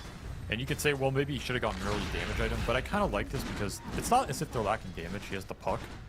And when you have 3,000 HP, that's a lot of time for KJ to react. Right. Like, if they go in and roar him, they drop a Wukong, you can kind of sit there and be like, you know what? Commit your spells, and then I'm going to bail him out. Schofield hookshot at his own carry there. Wukong's command goes out, zones away LGD from getting aggressive into this tier 2, but it's going to be another time the Playtime are retreating. When was the last time they were on the offensive going for kills? Roar goes out, silence on Wits. The puck is going to hunt him down unless he can jump into the trees ahead of time, but no. The damage just keeps on ticking. Tai Lung now going to try and get out of here. Another phase shift. Can they kill him here? The phase shift, Supernova over the top, get the damage on him, gets a little help from KJ. They're going to kill the Supernova. Another phase shift, another heal. They keep the puck alive. They can't kill a damn thing at this point. Last time they got a kill, it was the 2 supports, but the cores lived through. Maybe Yuma. Okay, they got Yuma. They finally got something. A soulbind onto the 2 of them. Are they both going to die for this one? Tai Lung, double catchy lick. A frog stomp goes out. Schofield with a buyback. One dies, the other falls through, and Schofield left alone against 3. He falls as well. The buybacks can't even work to bail them out of this hole that they find themselves in. A 16,000 net worth lead for LGD in this game 3. Fountain farming your opponent in a game 3 for TI with a Meteor Hammer at 25 minutes. That's got to be a record of some kind. I don't know what stat category that falls under, but probably just falls under badass or something. Yeah. Dear Lord, they are dismantling them. I was like, that's also a play I think you almost never see Yuma make. Because he's such a... I don't want to say he's a conservative player, but he's very good at prioritizing his life as a carry. Yeah. Like, he has so many games of just 0 or 1 death, right? And for him to just run up the hill like that and be like, yeah, I die, whatever. Like, he knows they're just rolling this game, and he knows how big his puck is, too. And the Tai Lung is the real carry here. He's just killing him in his base. Stylish little stroke. Snakes its way across the screen to finish him off, finish the job that Tai Lung started. Radiant's top tower is under attack. This is getting demoralizing. I mean, you can't GG out because this is it. Yeah. But man, where do you go from here? This puck already has an A on disc. Top tower is under attack. This Frog is just hammering your tier 2. Like some pub game. You're getting pubbed on. 0-10 for Schofield. Completely shut down in this series. And they've got Soulbind to double up on your spells. And Whisper, if he gets a Lincoln's, can double up on blocking your spells. Though he maybe has gone a bit far. Roared, Dark Mago, teeping into the tier 2. KJ with the repel. Whisper, you can't kill him. You can't stop him from moving, and he moves so damn fast and is healing so much. They have 0 shot at killing him. Already has Encore, Lotus Orb available. Yeah, So Encore, Lotus Orb, and then soon Encore, Lotus Orb, and Lincoln's. Like, how do you play the game as Beastmaster? Like, Frank? Oh, there's nothing. Dire's middle tower Nothing you can do. Roar is going to be eliminated very shortly here. Desperation mode for playtime. They're just going to have to get BKBs and pray that is enough to let their core stick in the fight. I mean, it is a great BKB game. You can ignore a lot of the spell damage. You're just so far behind. Getting hunted everywhere, man.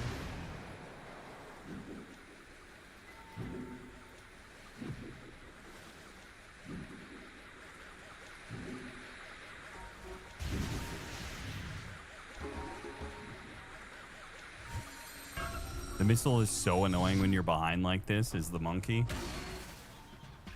Because you can get away from the missile, but it just means that entire time you can't farm. Until the missile hits you, you know the enemy team has vision. They might be setting up on you off of that stun.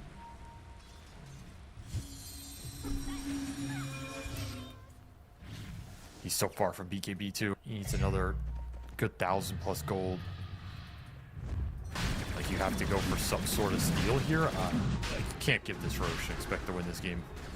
Yeah, this fight is impossible to take, but it's a fight you have to. There's no other options here. Unfortunately for them, LGD is just not blindly going into the pit and all-inning on Roshan. They made Roshan roar. They made you come outside of your base, and now they're going to go for the punishment. Tai Lung looks for the opportunity. They've already used the coil to kill the Clockwork, so no catch here. Wits is silenced up, though, and he's going to die inside of the Wukong's command. He can't even turn to one of the statues in time. The puck just does too much for LGD. 6 series from Tai Lung, that is for sure. Stepping up when they needed him most. This will be a really awkward point here. Roshan is going to try and make its way to the other side of the map, and Dark Mago is still all in on this play. I don't think it's wrong. He has managed to sneak his way onto the other side of the Roshan pit. He has to make some crazy blink BKB move where he gets Roshan, gets the Aegis, and prays that he can kill anything. But I wonder if it's almost unfortunate it's moving here for playtime. Yeah, like, I think they would prefer if it sat here and they went for the Roche kill and they could somehow just jump in with Phoenix Slash and make something happen. Because you need some big turn like that to turn this game in series right now. And the fact it's going to go top means, like, how do you get to top if you're Lesh, still a tier 1 mid? You don't have a smoke. Yeah. You'd have to TP to the outpost, but you know LGD, like, they let Roshan go to that top part of the map. They're not gonna just do Roche, right? They're gonna don't even clear out have the the area outpost first. Oh yeah, that's true. It's a dire outpost. You got the tier 2 top. You can tier 2 top wrap around. You know, that might be the play you have to go for here, because you can't afford to watch an Aegis go into the gyro. Like, it's just a game ender. Oh, there's another amp damage. Oh, an amp damage. Oh, look at that. He doesn't want it. Hello? Saving it for somebody puck. Look at that. Okay. Oh, well, if Dark Mago can grab that with the smoke that El Misho has brought him. Okay. I don't think you had the damage before. There's a 3,000 HP Largo, a 3,000 HP Gyrocopter, but an amp damage, that might give you the damage. That might give you the opportunity you need. You can just jump in here with a Supernova. That is a lot to deal with. Flash Rack. Rocket Flare gets in the vision. Here he goes. Jumps in. Hook shot. It's off the mark. And the Aegis is grabbed by Yuma in time. Dark Mago will have to pull through against the second life of the Gyrocopter. And Supernova does explode on the gyro, and they kill him. But Dark Mago's in some trouble. Hit by the Boundless Strike. Tai Lung is still going to chase after him with this coil, though. The Aeon Disc stopping some of the damage. The snap, though, on Dark Mago is troublesome. Yuma's trying to get out of here. Blocked in by Schofield. Bumped back by the cogs there a little bit. Well, Tai Lung is still dicing up heroes. It is still the puck that is the biggest threat here. No, they got the splitter. Thought him in the Boundless Strike. What a jump in from Dark Mago. It's the amp damage, the Rune of Dreams here for playtime that just might give them a chance in this game. If they could kill Yuma as well, it would be massive. Buyback's going to be used, but the damage they got him. Yuma's surrounded. Yuma's dead anyway. Your buyback is for nothing here. They're going to try and get more. A single moment, a single rune. After Theolacor, hit him with the axes. Got another one. KJ unable to TP in time for the purification save. Whisper at best will be able to get a Schofield Clockwork kill, but what a turn of fortune for playtime. They may not have gotten exactly as planned, but they rolled with the punches. They won the fight anyway. Is that enough to turn this game? That's a huge swing. Almost 10,000 net worth swing, a huge amount of XP for Dark Mago. You denied him this Aegis that could have pushed high ground. Completely caught LGD off guard. They left that rune, and they paid a big price. And then just weren't prepared for this Lesh going in with Supernova on top. And that was with Gyro getting the Aegis. If Lesh gets Aegis, that's an even worse situation. Yep. Dark Mago making something happen here in the twilight hour. They're not out of this yet. Wits was the biggest recipient of gold from that fight, I believe, because he got the last hit on Tai Lung, 973 gold there, and 537 for the Gyrocopter. So Wits has essentially just gone from a 2-item core, who is the lowest net worth. He is still the lowest net worth hero, but he will get a BKB complete. He'll be able to play a little bit of Dota in the next team fight, where all of the fights have just been him killed by puck 100-0 over and over again. BKBs are a big deal. LG don't have a lot of damage to put into BKB targets. And we saw them trying to deal with Dark Mago when he went in. It's only really the Gyro who could do anything to him. And he needs more sustain. He needs the backup of the team there to be able to take that fight. They even got the buyback out of Whisper, which brings this frog down the chart considerably. What a jump. That was as good as you can hope for in that situation. Dire times, dire measures. You had the smoke. You made the right play. You got a nice rune. You got some momentum in this game. You're going to have triple BKB now. Some hopium. Yeah. I mean, a lot of the damage goes out the window at that point in time. You still have a gyrocopter who's obviously very farmed, has a Daedalus, but he is the only physical damage threat here. So during that BKB window, your cores will stay alive. And it's going to be LGD who might have to back down from the fight. They're going to have to kite out those BKBs. A big factor for playtime is they did catch LG off guard, and the fight was very split. LGD couldn't group up, maintain a formation, be close enough to each other to bail each other out. That's a big part of their lineup strength, is the saves, the sustain, mutually being around each other, just for the Largo buffs, the Croak, the GA.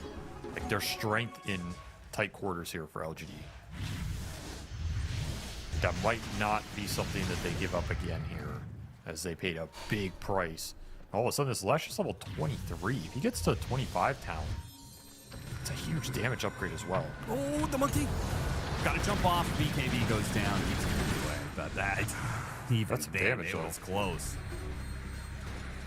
Serrated Shiv with the plus damage on top of Daedalus, on top of all these other little things. It's actually adding up for the gyro. He's hitting for over 300 here. Pretty significant.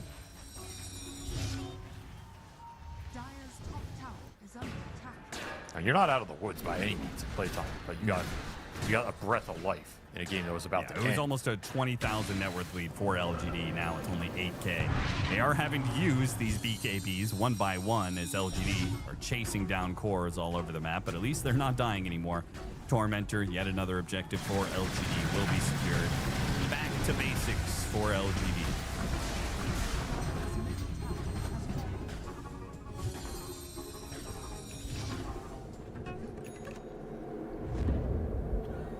Just keep grouping. Don't give up that sort of opening again. The fact you lost that Aegis, though, is you can't really go high ground, which means now you have to wait for the next Roshan, and that's it's so far away. You need to make sure you keep finding some pickoffs like you were for the majority of this game. Right. Well, they certainly will get the supports.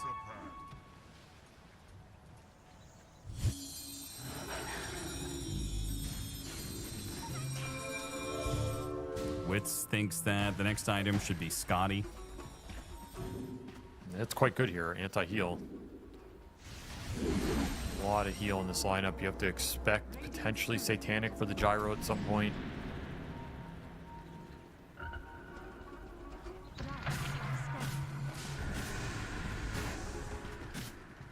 What is this man fight?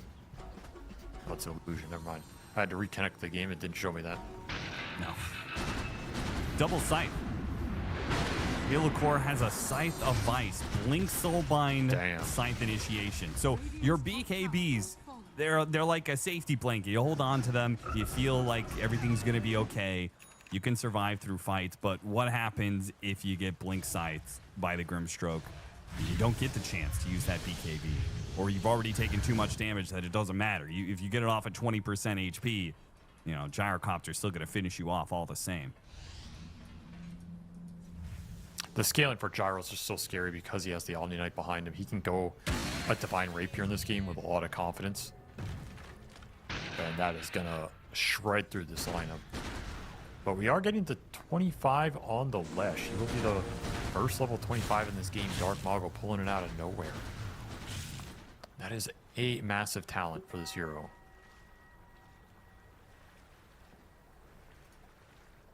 You got a Bauble or a Pendulum as well. Not bad options here.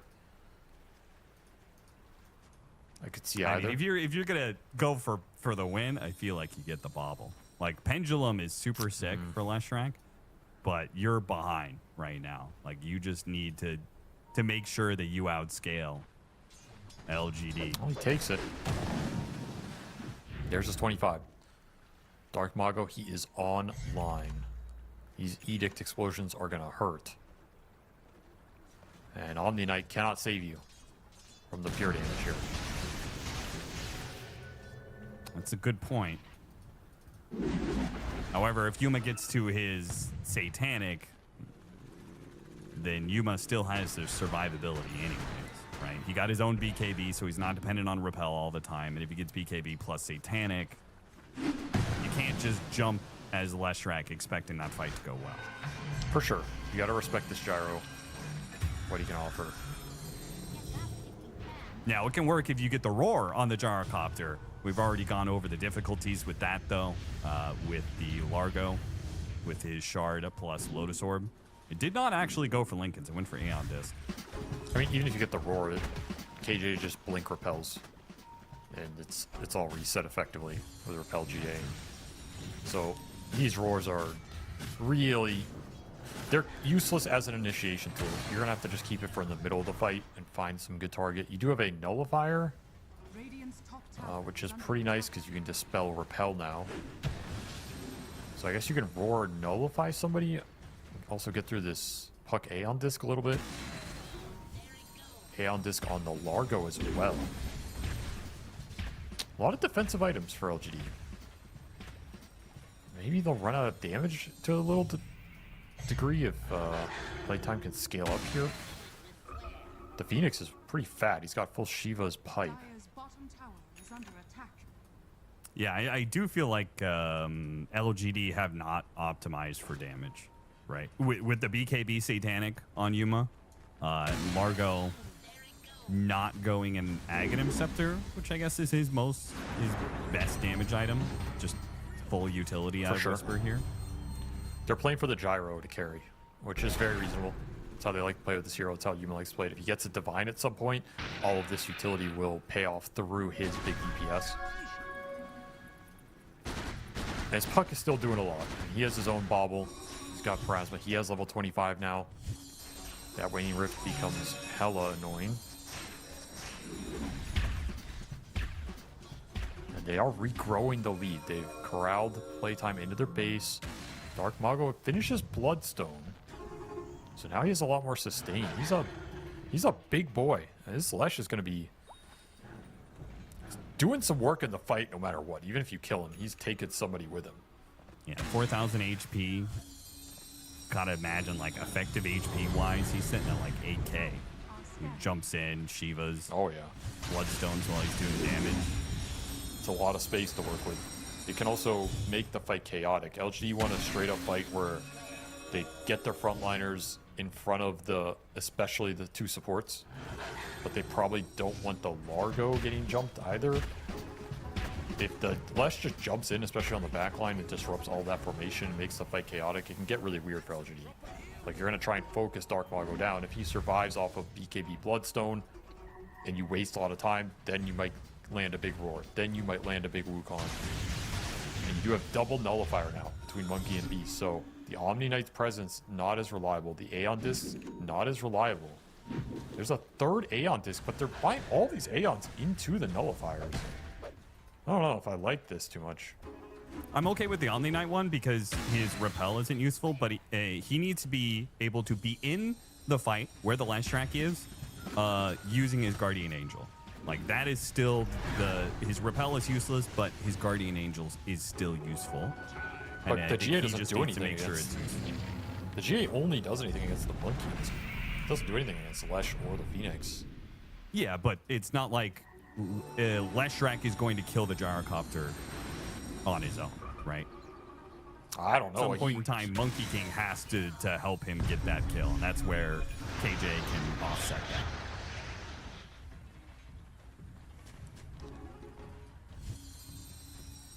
I do kind of feel like they could use a pipe, honestly. Yeah, pipe's pretty good this game. Aegis also pretty good.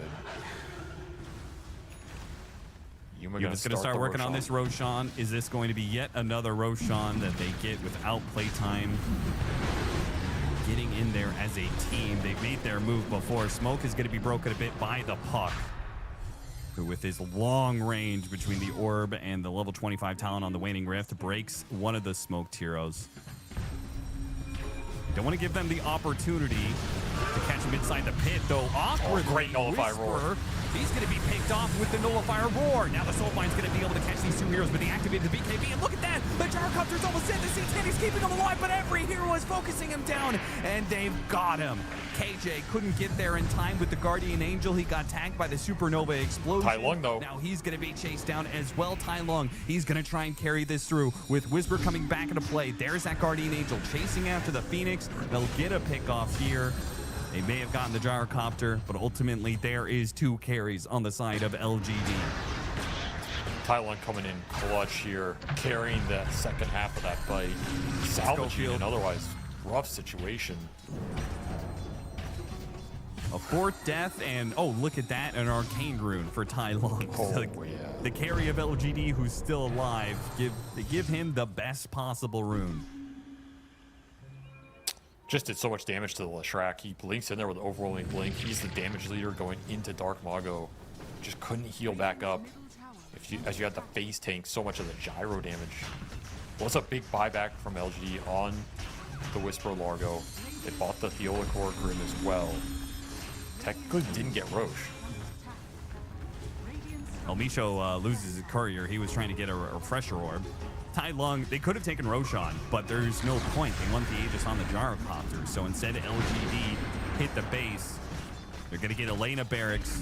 Playtime will hold on to their buybacks. Is this risky if you die here in the base somehow? Yeah, for sure. Got a Yule Scepter. Let's see if they can catch him in the cogs. Awkward positioning. Got a Nullifier on him. But Puck, without being hit by the cogs and chained into something, is under no real threat. Mag's coil so strong. You will get out here, so you just go do Roche. Almost impossible to contest without the Clockwork Vision. Oh, he's going to buy back for it. Schofield will not let death deter him. So once more, gonna force a Roche Roar. Can get here though? It doesn't look like it. Love how Tai Lung is keeping them back, playing in the triangle and their base at the same time. These constant Illusory Orb, Waning Rift, jump back out, jump to the orb over and over again. And it keeps them away from the Roshan pit, securing it for Yuma. So he's got an Aegis and a Refresher Shard. Now they just need the gold for the Divine Rapier, and they can all in. Combine that with level 25, and you will hit peak Gyrocopter. Honestly, I think they kind of have to win with that. I don't think their lineup gets any stronger, the way they've itemized. Mago. He's got a ward on this, so he'll see this coming now. But he maybe didn't respect it quite enough. Blink Scythe goes in. The Gyrocopter didn't fall through, though, and the Gyrocopter's pretty slow with no boots. He slots in the Dreads. Dark Mago pops the BKB. Big Split Earth goes out immediately. The Repel, and here comes Tai Lung. Tai Lung caught two inside the coil. And it pulled out of the Wukong's command. It's going to be both the Guardian Angel and that save, but Tai Lung is the one to die instead. Somehow got caught inside of the Wukong's command. Gyrocopter pushes forward. Can he carry this fight? The Supernova right in front of his face, but they feel like they can't kill it. And the Nullifier placed onto Whisper. Dieback. It's going to be a dieback on the offlaner. And Yuma is so damn slow, he's going to BKB TP away. The hook shot! Schofield build his ultimate for this moment right here. Playtime have been given another opportunity. They shouldn't lose anybody here. 2 deaths on the Gyrocopter. The Nullifier goes in, flank-handed shots. Dark Mago with the Bloodstone, he'll stay up. That was the only potential risk there, was would Dark Mago die to the damage of the Gyrocopters. He stays alive. They wipe LGD. There's so much staying power. These cores, they found their moment. Dark Mago holding this game together with a beastly Leshrac that they can't bring down. They found the Roar Nullifier connection on the Puck.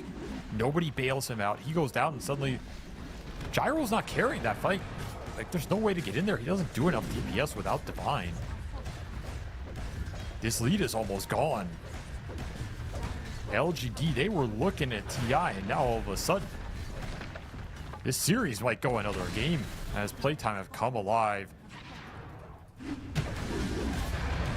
To do some base damage here. They have a Basher on the Monkey. He's level 25 now. They have 25 Beastmaster.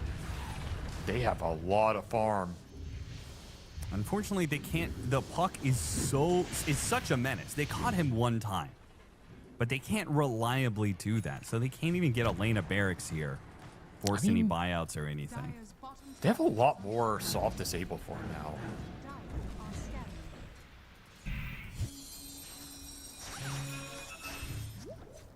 I think it's hard for the puck to exist. Even if they don't stun Tai Lung, he can't really sit there and deal damage to them without dying.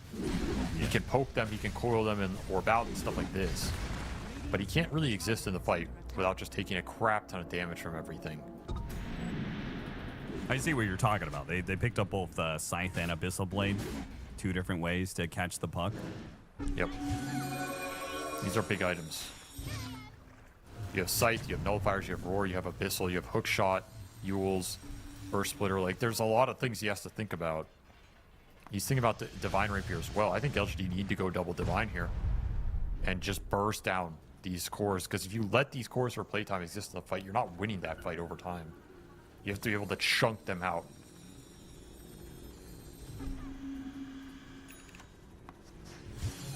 That's quite the risky all-in play when you don't have the extra life anymore.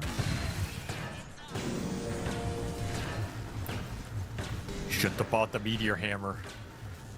You shouldn't have bought that damn Meteor Hammer. That's all he's thinking about right now. What about Gyrocopter not going Axe, right? Yeah, that one's a little more defendable because they're playing a timing push with Aegises and stuff in Omni Knight. And they were winning this game considerably. Sure. But it does hurt you now. Your scale's a lot worse for sure. We do see Divine #1 come out for the puck, so Tai Lung hitting way harder now than he was in any of those previous fights. These coils with the Ags hits are gonna hurt if you can't get out of them. Do you leave it on attack damage? Yes. Coil, and then once the coil is done, do you switch it? Is that how you play this?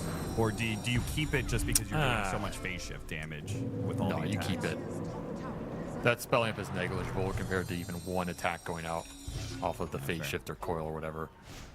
Puck can right click a lot in fights too. So yeah, I don't think you're playing some fancy shenanigans with that.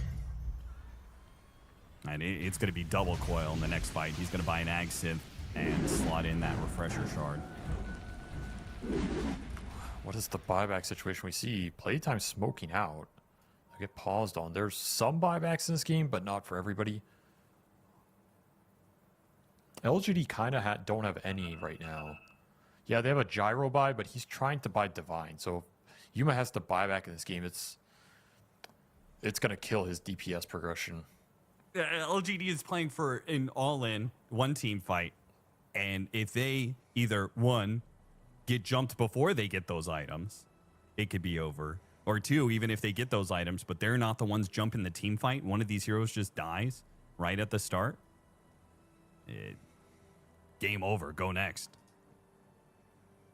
I agree. Like they have very little wiggle room here in this next engagement. Whereas I think Playtime, they have buy on the Monkey, they have buy on the Lesh. They could just plow this Leshrac and he dies, he buys TP's Outpost, and you go in again. I don't know if LGD have the sustain to deal with Dark Mago's entire mana pool twice. It's an issue.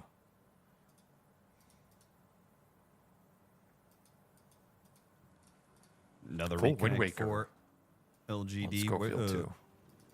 Yeah, that's a big pickup. It's big against these coils in particular. Wind Waker is your best option against the late game Dream coils. You know, Leshrac is one of the best heroes to utilize that too, right? He goes in the middle of the fights. They try and focus him down. Wind Waker him. He's still getting off his AoE spells. Hook shot from across the screen. Found the Omni Knight. KJ. Scythe of Ice. All in to kill KJ. No more saves for LGD. At least not until the buyback anyway, but they used a lot to be able to get... Oh, they got the puck! The puck went in for the coil. He's able to jaunt to his orb, though. Couldn't get the chain stun. So Coil's doing work here while they can. The puck did what he could to see if they can get a fight out of this still. Another jump forward, slowing down the Leshrac. Now he's pulled in. Catchy Lick, Scythe of Vice. Got him down to half HP. Dark Mago still has his BKB. Does not use it. And LGD, no instant buyback there from KJ in that fight. They managed to hold on to it. That was really scary for LGD, man. That is not the hero you want being found first. Somehow they salvage it into a 1v1 trade with the Aeon Disc and the coil just being such a massive damage threat without the puck even having to be there. They have to get a second Divine on this gyro. They just send it. This game has become very scary for LGD. There's a lot of pressure on them in this one all of a sudden. And buybacks available for playtime. They have some wiggle room here.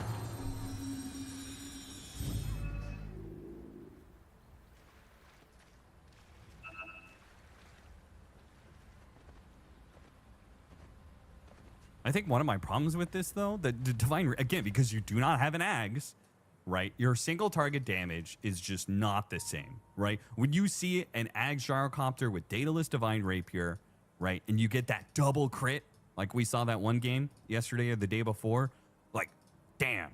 It's just so insane. It's over 3,000 damage in an instant, right? He doesn't have that Ags. And if he buys the Divine Rapier now, he doesn't have that much mobility either. So he doesn't have the burst, and he doesn't have the way to play in and out of the team fight or jump off of, you know, the initial coil, right? He doesn't have Swift Blank or anything like that. I actually feel like the Divine Rapier for Gyrocopter is not going to be effective until he gets another item on top of that. Those are valid arguments here. I think he'd rather be in a different position at this point. For sure. This is what you got. A lot could come down to the hexes as well. Coils, there's double hex and soulbind and coils. If you can just start on some of these playtime heroes and put the gyro in there, he's going to have a good time. Initiation counts for a lot right now.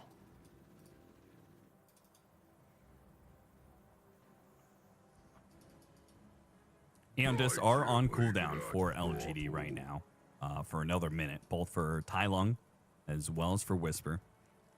It's almost level 30. And, kind of a nice talent to get this level 30 talent for the Dream Coil. You have like a 20-second Dream Coil with all this insane poke damage. You could just play fights purely off of him going in, coiling, jaunting out, see what happens, wait 15 seconds, do it again. That's kind of absurd.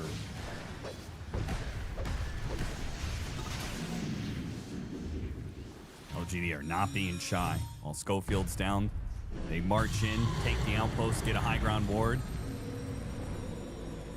And even approaching the base and using the banner without the Divine Rapier being purchased on the gyro.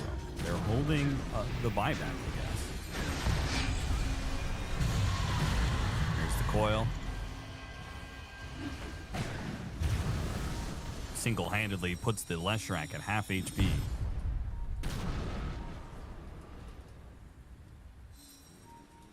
And it's very hard very to fast Roche. Oh, you can't go high ground without Aegis in this game, so buyback situation is all core buybacks available for playtime. Still a very good situation for them. Haven't bought out or anything.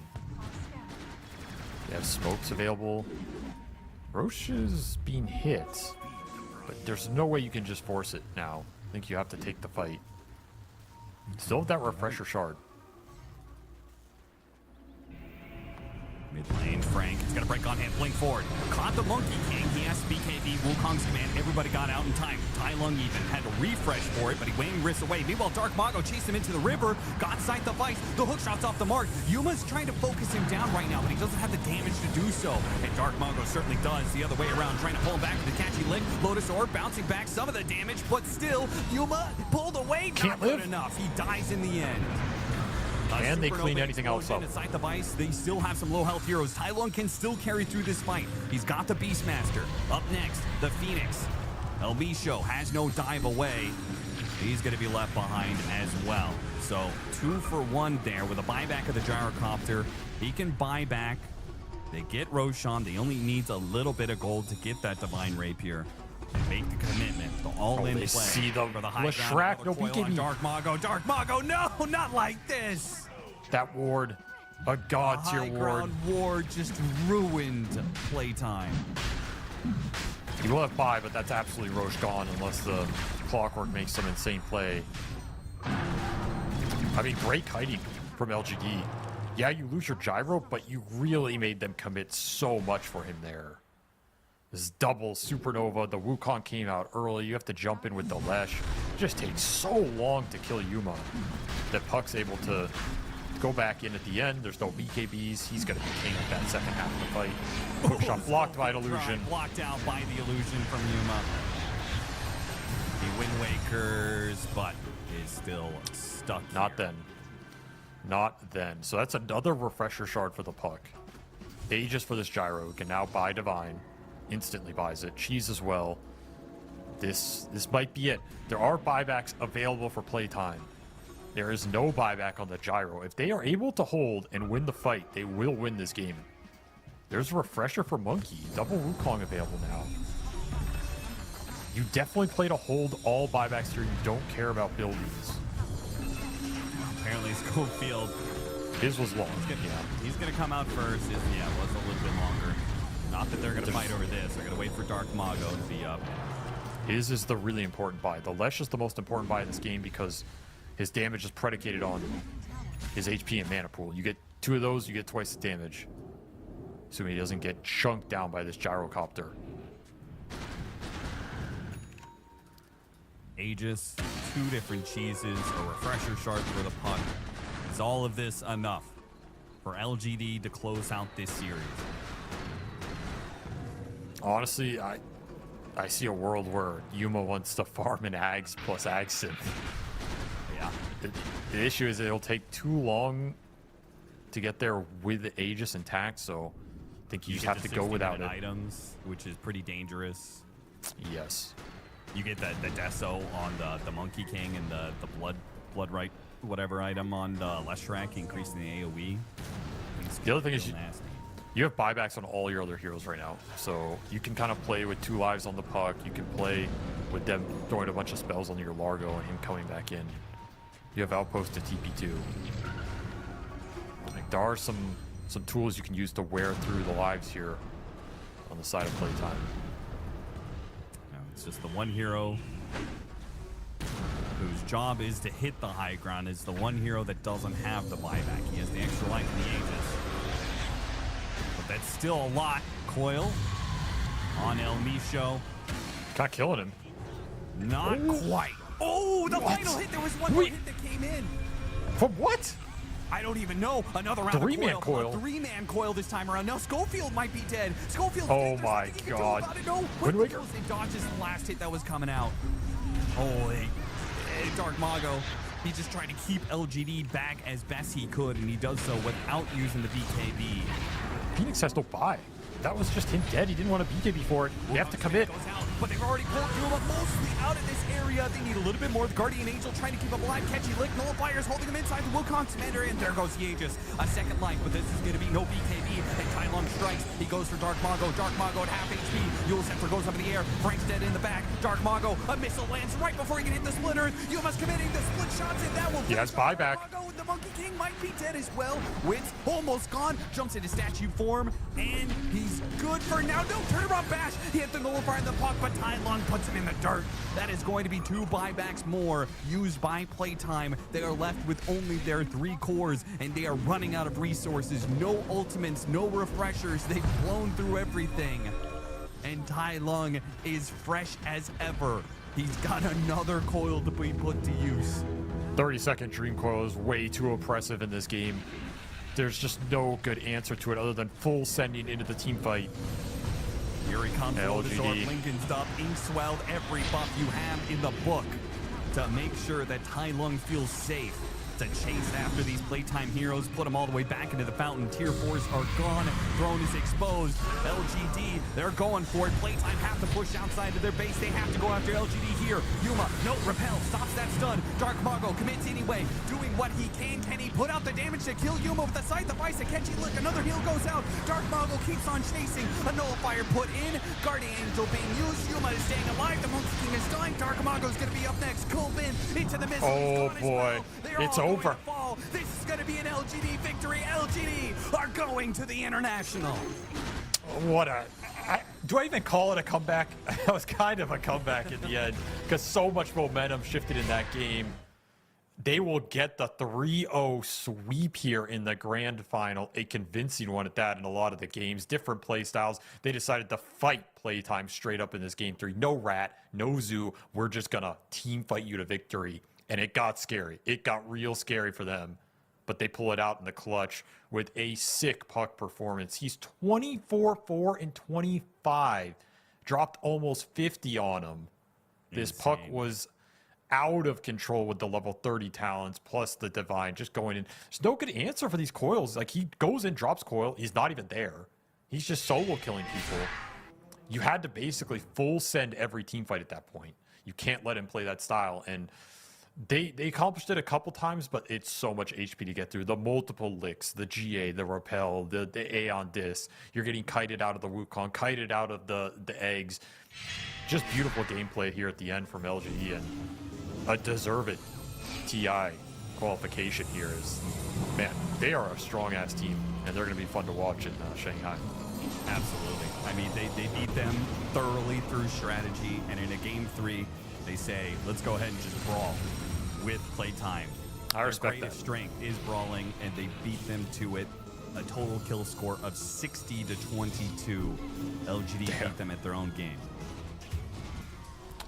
Still some minor things that they can work on in terms of closing these games out. I think that's like, if you're going to point to one weakness of this team, but man, they do so many other things so damn well, and they can recover games like this where you slip a little bit. That's such a good sign, because not every game is going to go 100% smooth, and you need to be able to regroup, reset your mentality, and not throw this kind of game away. That's a huge deal for them. I'm somewhat more impressed by that than if they just like close this clean, because it's easy to win games you're like 20-30k up. It's hard to win them after you throw that lead away. And they managed to regroup here. They had a game plan. They closed it out. They protected the right heroes, played with the right buybacks, consistently got Aegis on the gyro, and he's almost just a bait. Like, Tai Lung is the real carry in this game. What a MVP level performance from him, and he crushed the whole series, man. Like, he is MVP of this series for sure. This young gun stepping up in the clutch when they need him. He's going to get a chance at TI to prove himself, and that'll be cool to watch for sure. It certainly will. It's been the formula for many a successful TI team.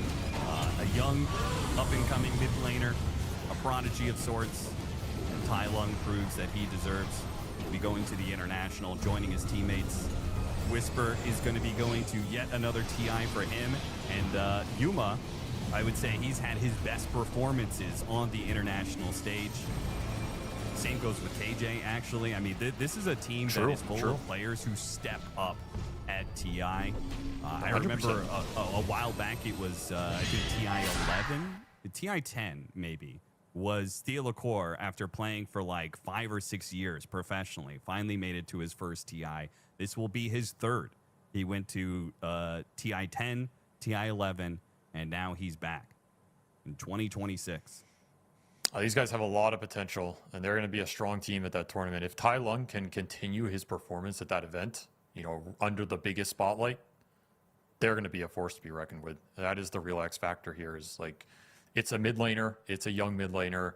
He's your clutch player. He's your guy you want popping off. He absolutely popped off this game. Over 100,000 hero damage.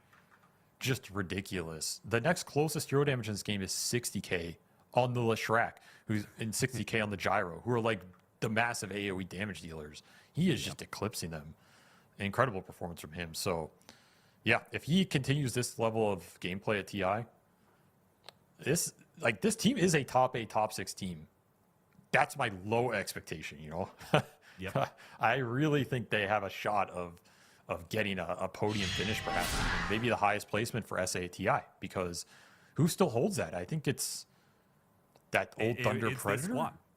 It is this core, right? This squad tied with Thunder Predator 4th, 5th, Right, they 6th. tied. They had an opportunity, just like Thunder Predator, to make it into top 4, which would have been new for South America. And I agree. I think this is the squad that has the most promise to make this deepest run at TI. They've already proved it once, and it seems like they've only gotten better. And I believe we're going to get a chance to talk to some of the players, or at least one of the players, in an interview to celebrate their victory and going to the international. Oh, sorry. We're not going to be able to get an interview, unfortunately. Oh, sad. It's a little sad. We'd love to. You have to interview me, I guess. That's all. That's all you get, Austin. I want to talk to, as much as I love talking to you, Avery, I want to talk to KJ because he made that promise, right? In the losers interview last year, he said, I'm going to be back. I'm going to be back here. He's and back. He hasn't done it yet. He's made it to the international. That's step 1. Step 2 is making it through the groups to make it into playoffs so he can be on that TI stage, because that's what he was talking about. He was talking about playing in front of the crowd, playing in the stadium, with all eyes on him in the spotlight. And so they've got step 1. There's still more steps to go, but very convincing victory over Playtime. And again, Playtime, I mean, they had a hell of a season. They've shown as they grew throughout the year to be a top contender for international events, not just as a South American team, but against everybody. And unfortunately, we will not see them at this TI. Fair to say it was tough competition. There's only one spot for South America, and LGD were clearly more deserving of it. I would agree. They're a more formidable team, more well-rounded, more consistent, especially. And I think when it comes down to these late-game team fights and the idea of how to win a game, I think that's where that experience, particularly for Yuma, shows, right? Like, he's just cool, calm, collected. He knows when to buy back. He knows what to play for, use Aegis, knows how to high ground. These things matter in these high-pressure situations. And I think that's where LGD separates themselves a little bit. Playtime, I still think their ceiling's like incredibly high, but we saw it here. They're a little one-dimensional in some ways, right? If they don't get that snowball off the cheese lanes, if they don't get that high-paced skirmish going, you end up in some of these games like this one where Schofield has 17 deaths. And it's just like... It's just spiraling, and it spirals real bad. So it's not a player skill issue. Like, we're not going to look at the squad and be like, they don't have the skill. It's, can you overcome Dark Mago's hero pool and people knowing what's coming?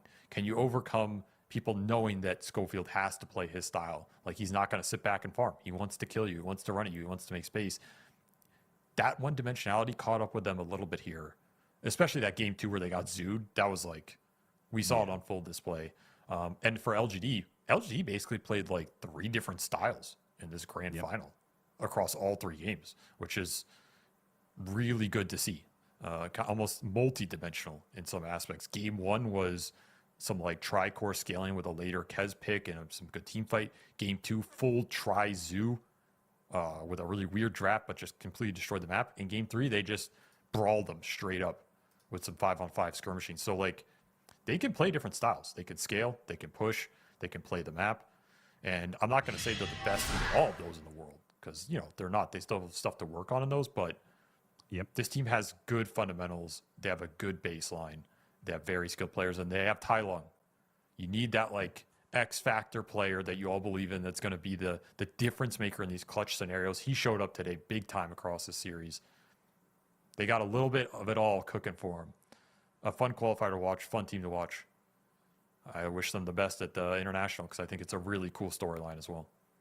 Yeah, for sure. And that concludes the South American qualifier. We, of course, have many more regions to go. I believe China is already wrapped up. Southeast Asia has already started. We're going to get into North America and Europe. So be sure to check out, because I'm sure there's going to be fantastic stories and great games through all the international qualifiers, because it is the World Finals. It's the World Cup. It's everything for these players. It's the one tournament that matters the most. And so being able to just be there for that event means everything to them. And they're all going to be trying their absolute best in these qualifiers. So be sure to keep watching these games. But from now, from me and Avery, and of course, T-Gov and Nomad, who are also covering the South American qualifiers, thank you so much for joining us here. And we will see you somewhere else.